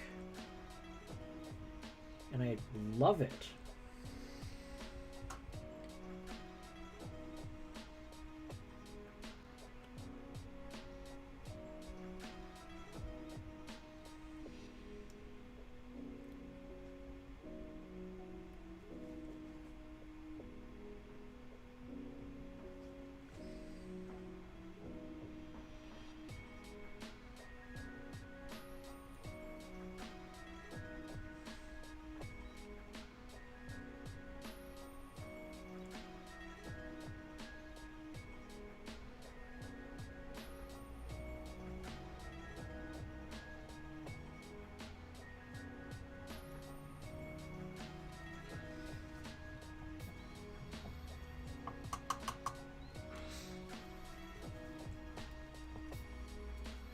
Yeah, no, she's got to be there for like, it's like close to a week or something like that.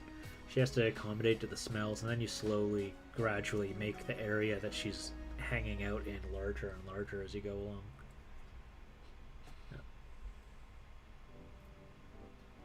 Because she's in a territory with new cats, and she needs to know that it's safe.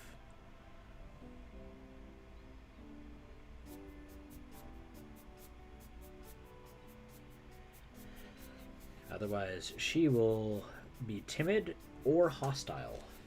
There's no real way of telling. Yeah. Oh, that too. The other cats have to be okay with it too. They have to know that there's a smell of a cat and just get used to it.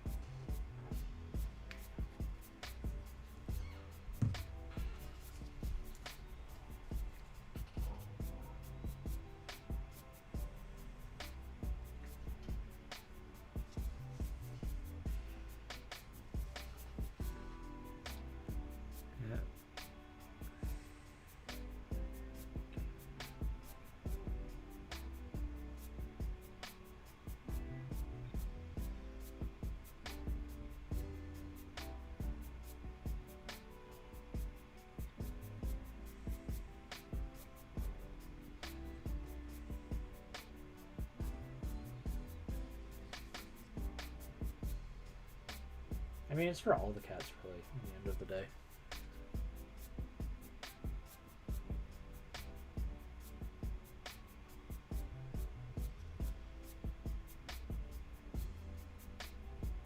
They're all going through a change.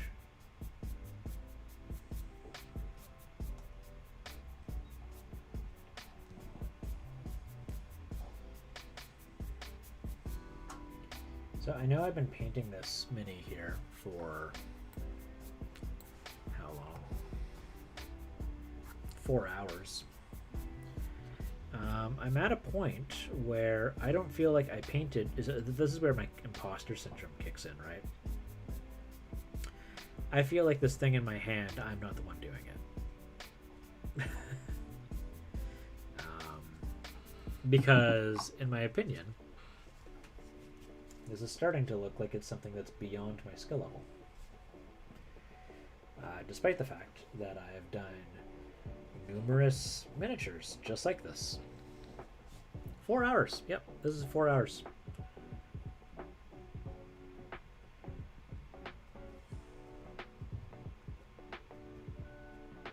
Is that like a long time? Is that a short time? You have to keep in mind too, Jack, just as a heads up, like, don't compare yourself to me. I've been painting for 10 years. So I want to set that as like a borderline there. So, well, longer than 10 years, really, actually. So just like make sure, no matter what, you do. Have I stretched? Yeah, when I was cleaning up cat puke.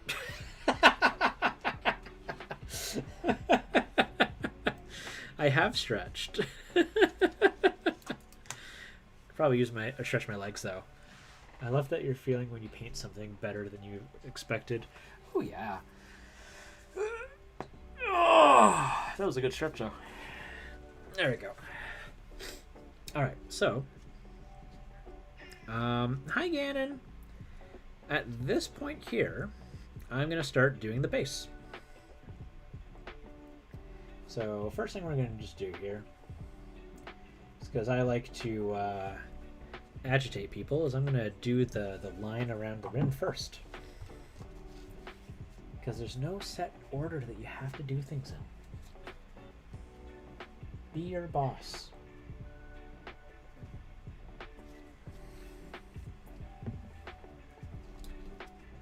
Some people get agitated by things like this. It was a good sounding stretch. If you heard that pop, that was my chest. That was my sternum cracking, actually, specifically. Because I have to scrunch down just ever so slightly when I'm painting. And I have a hyperextended back, so me stretching or scrunching up forward makes my sternum go out of place.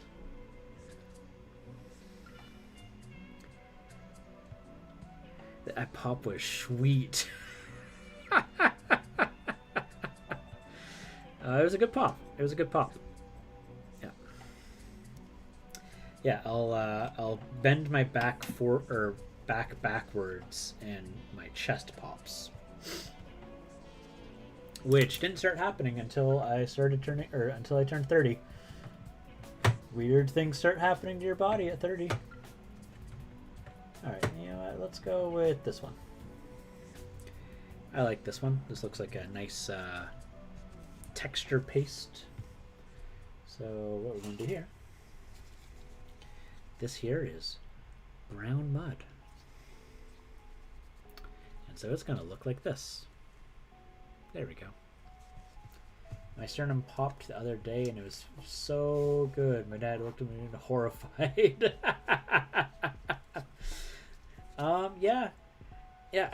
It makes me wonder if like other like people who like work at their desk hunched over tiny objects.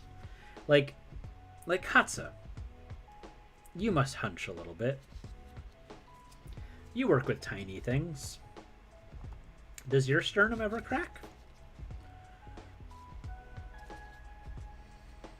I feel like it's something only crafters would experience.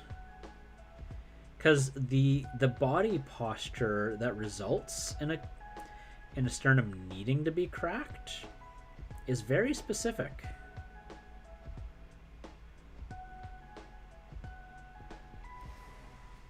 You sure do. Yeah. It's fascinating.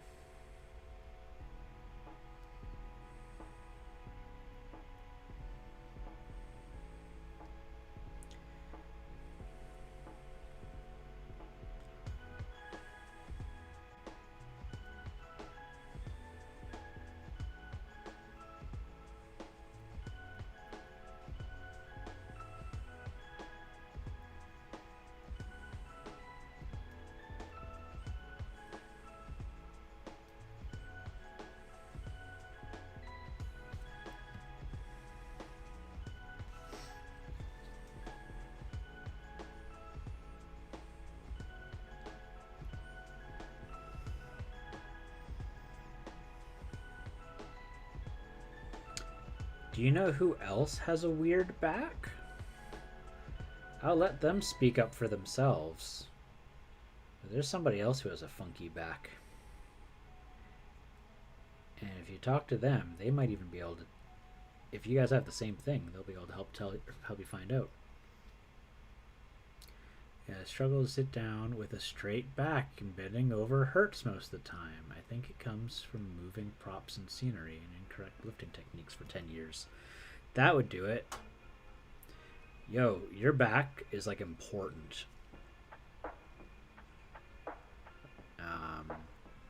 My recommendation, go to a registered massage therapist. You might have tension in your back and not know it.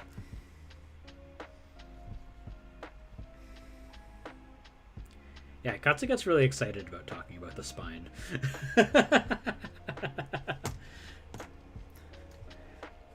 I didn't know if you would want to share it or not, so I thought I would leave it very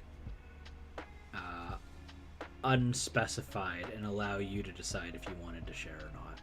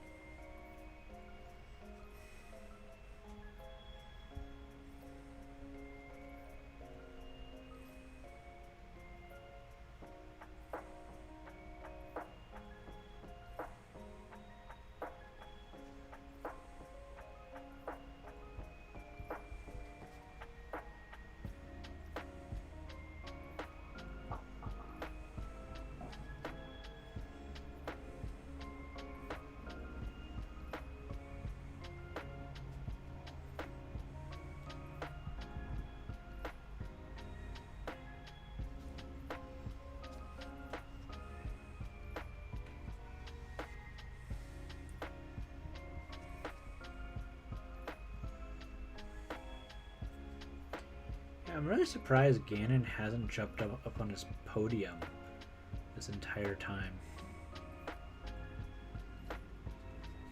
This is like a significantly long period of time without Ganon. Like, don't get me wrong, he's in the room. He doesn't want you to forget that he's in the room either. But he's not on his podium. Like, I have no cat beside me.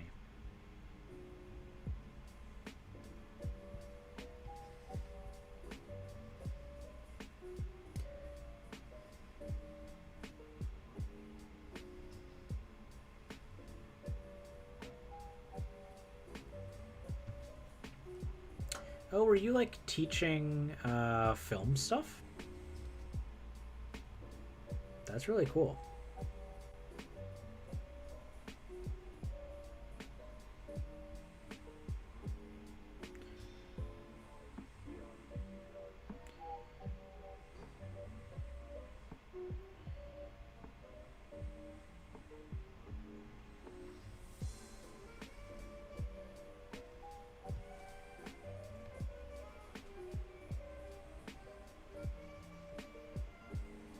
Alright, so now I have to let that dry.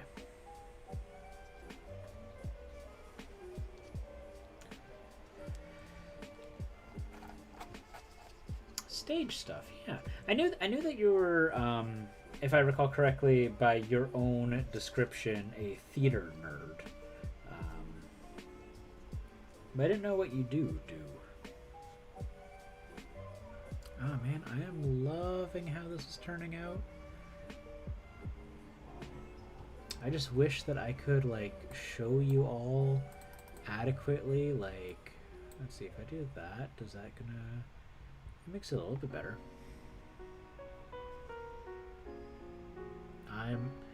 Photos are gonna be what's required for this. My lighting and my camera are a bit finicky. Let's do another lap around the base.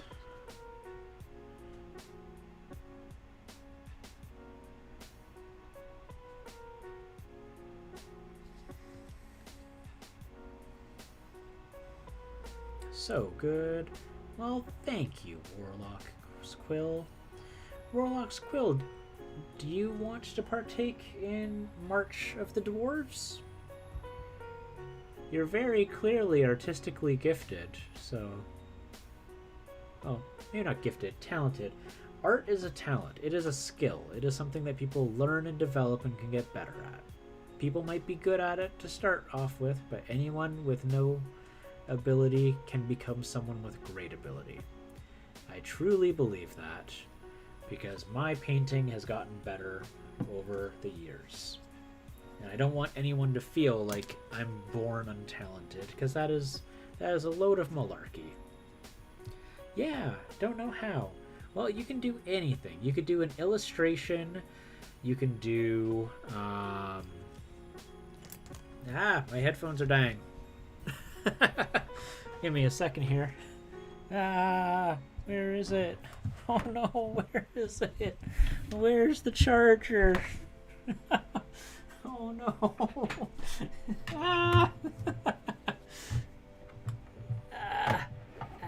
Let's see here. Let's go back here. See here? Is that where it is? Yes, there it is.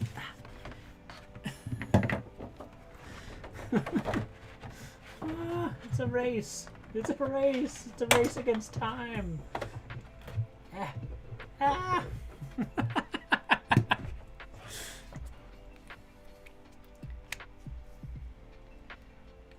There we go. Okay. Oh, Zelda. Oh, Zelda, what are you doing? No. Hi. Oh, you're so happy. Oh, do you want up? It's the end of the stream anyways. Do you want up? Do you want to say hi? No, you don't. Why are you... it's going to be soon. Hey, did Keith message you? Yeah. Okay, cool. I'm just wrapping up right now, so... Zelda, you look like you've got to go to the washroom. You should just go if you've got to go.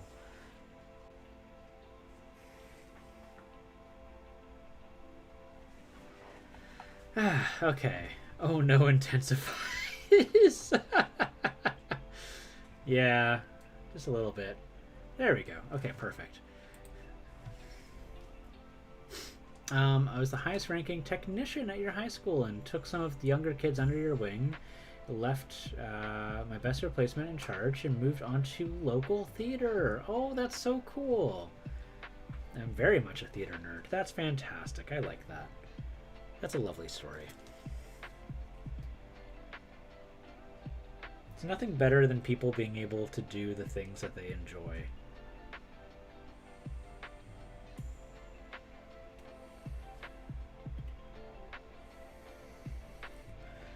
Alright, so after that little freak out, yeah, I guess I do say oh no. Oh no is the stress building up. It starts at oh heck. And depending how bad it is, it turns into oh no.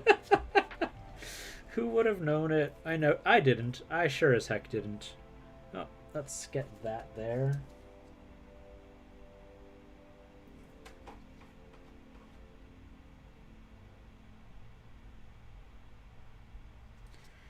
Ah, his gold ring. I've got to do his gold ring.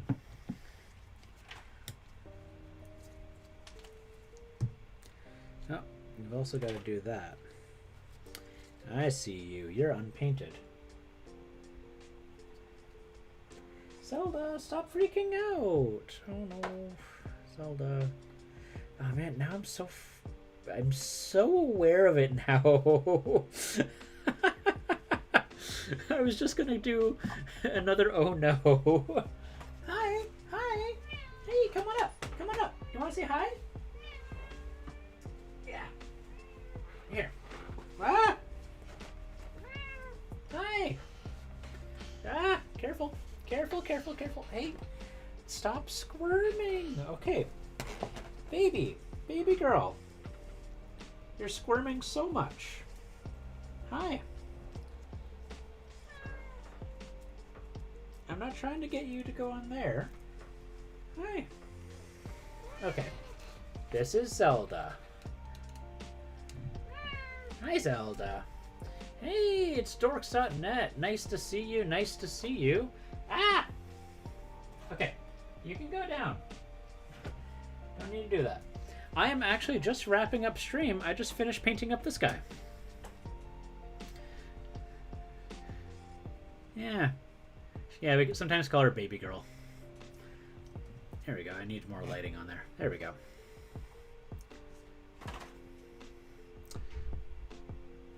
Zelda is Queen of Cone. Yes, she is. So yeah, I'm just needing to... I just remembered that I forgot his ring. So I need to paint that gold. Oh, thank you. Dorks.net is actually my old roommate. So that is another person I know in person. So, hi, you are... What are you doing, you little menace?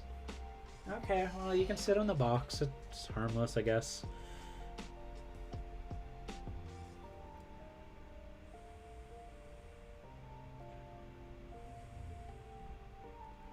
It's nice to see you. It's nice to see you. Let's see here.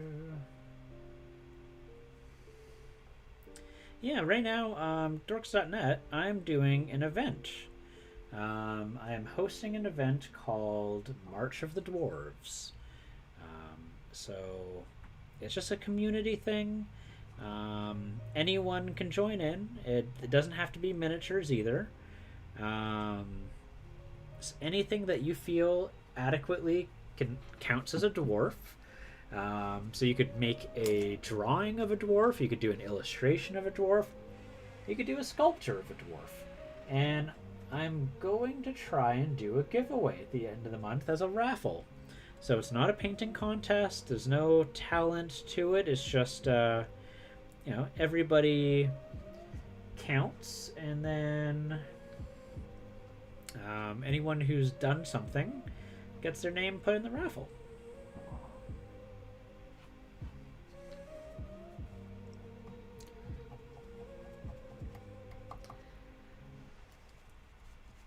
Yeah, you could do a paint stream of a dwarf. You could totally do that. It would totally count.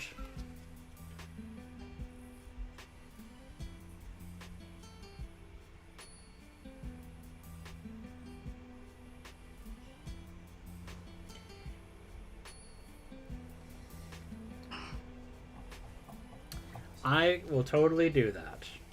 Because I am looking forward to posting something that is not a Space Marine. I have been doing too many Space Marines in the last far too long, and I am right now. This has been a celebration, just freedom from Space Marines. I tell you, holy heck! Do hobbits count? Hobbits are a different species. Hobbits, or halflings, or kithkin. They get all sorts of names. Yeah, they are a different species than dwarves.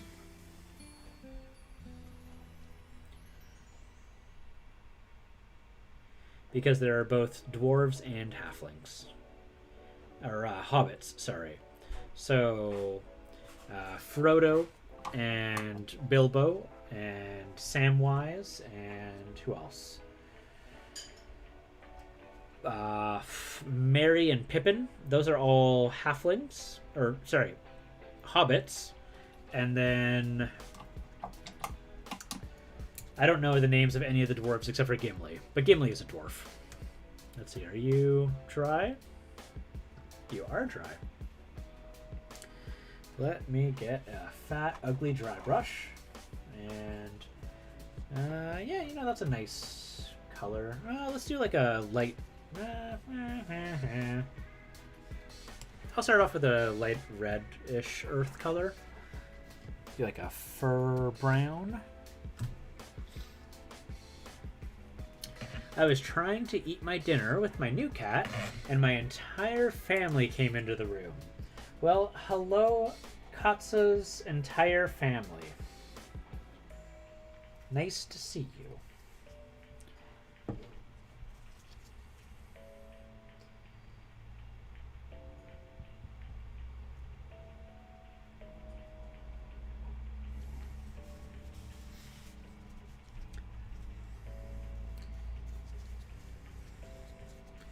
Ballin', gallin', Dublin, bubblin', creepin', and gawkin'. And I kicked my keyboard again. Oh, nope, not dry. Not dry at all. Heck.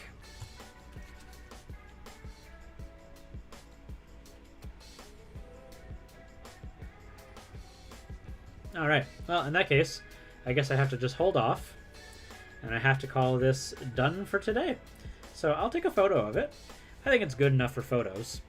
And, yeah, I've got my two dwarf brothers. We do. We sure do. That's all good. We have different content, and, you know, we take, you know, we host different platforms most of the time, so it's all good. You know, I guess I could do like a little band on his thing. There we go. We'll just do it like this. A little bit of a...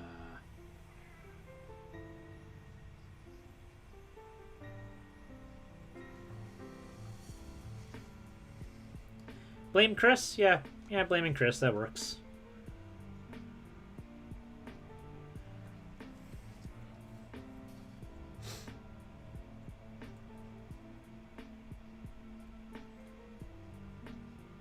Come on. Man, did it dry up again? Ah, it totally did. Burp, burp, squeeze, squirt, squirt. Make the wet palette wet.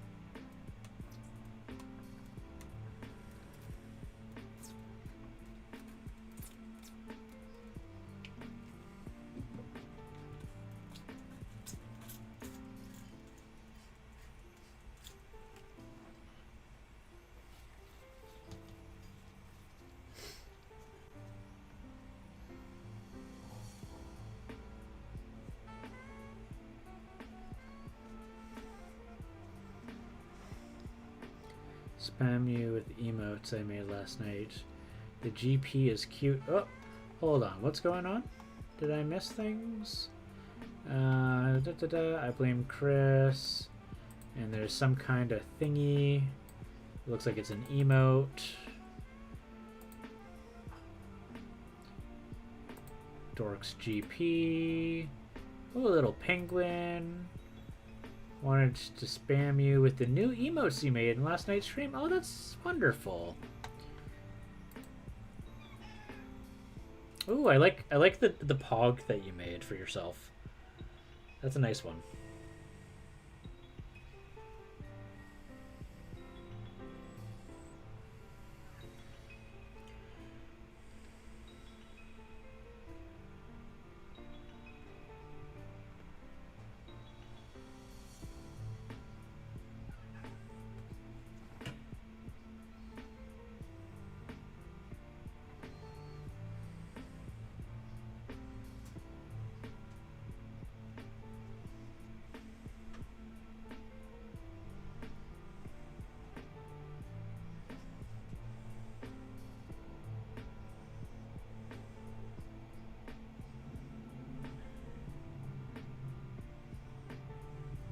Perfect. Nope, not perfect. I missed a spot. All right, there we go. Much better. All right. Send you this DMCA. It is in the link below, Brendan. If you just scroll down, it's in my panels. I have my playlist there. Ooh, what else we got there? Is that a grumpy Brennan? No, it's just a chill Brennan. Nice, nice, nice. It's your logo. And then the penguin. Nice. Could say it's almost mellow. Perfect. Well, guys, I am all dunsies for today. Let us see who is streaming right now.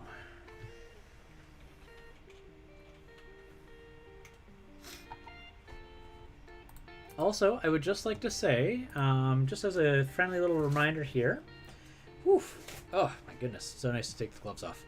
You know, if you do anything for March of the Dwarves, just make sure that you share it. In addition to, hello, Olimiches, how are you today?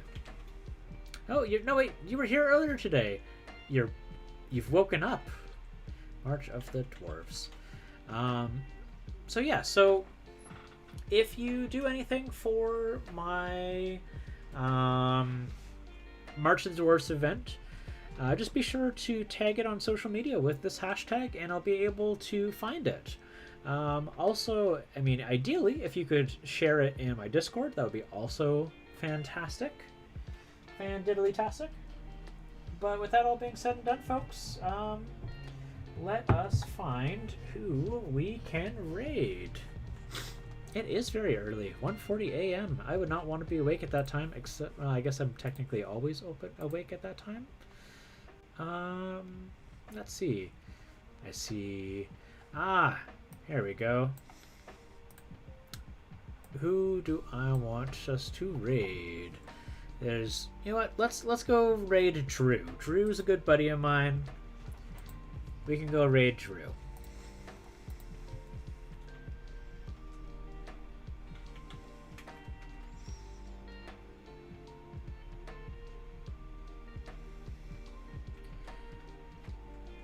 Oh, let's make it. Orky is doing a 24-hour charity stream. I am down for charity streams. Let's do that then. No worries. Thank you everyone for joining in. And you all have a wonderful, wonderful rest of the day, evening, morning, weekend. And, you know, have a good one.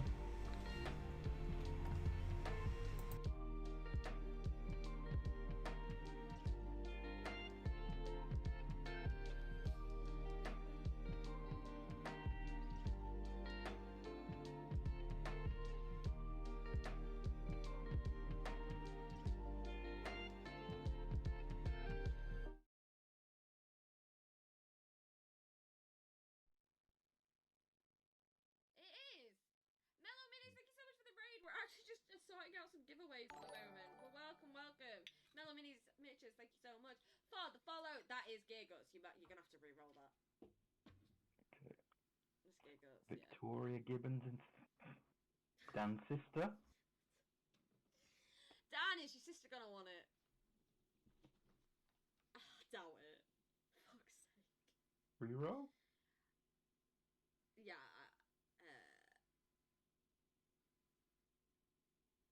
Andrew Pass it up. Midson. Okay, I don't know who that is. Yes, we're doing a charity No, stream. but- We actually ended at midnight, but thank you. I've been ripped. Thank you so much for the raid over. Thank you for the love that you passed on. Is that actually Dan's brother? Remember when you said we are gonna try to get to 1k? Kappa. Not with Midson, I wouldn't imagine. Oh. They are connected to me. Okay, so it's not rigged. I do remember when we said we were going to get to 1k, and here we are. 6k. It's been an emotional evening. Streamers never learn. We don't learn. Okay, up next, according to the list, we have a commission slot from Mark Mania. Excellent. Yes, so that's a up to, I think that one was the up to £200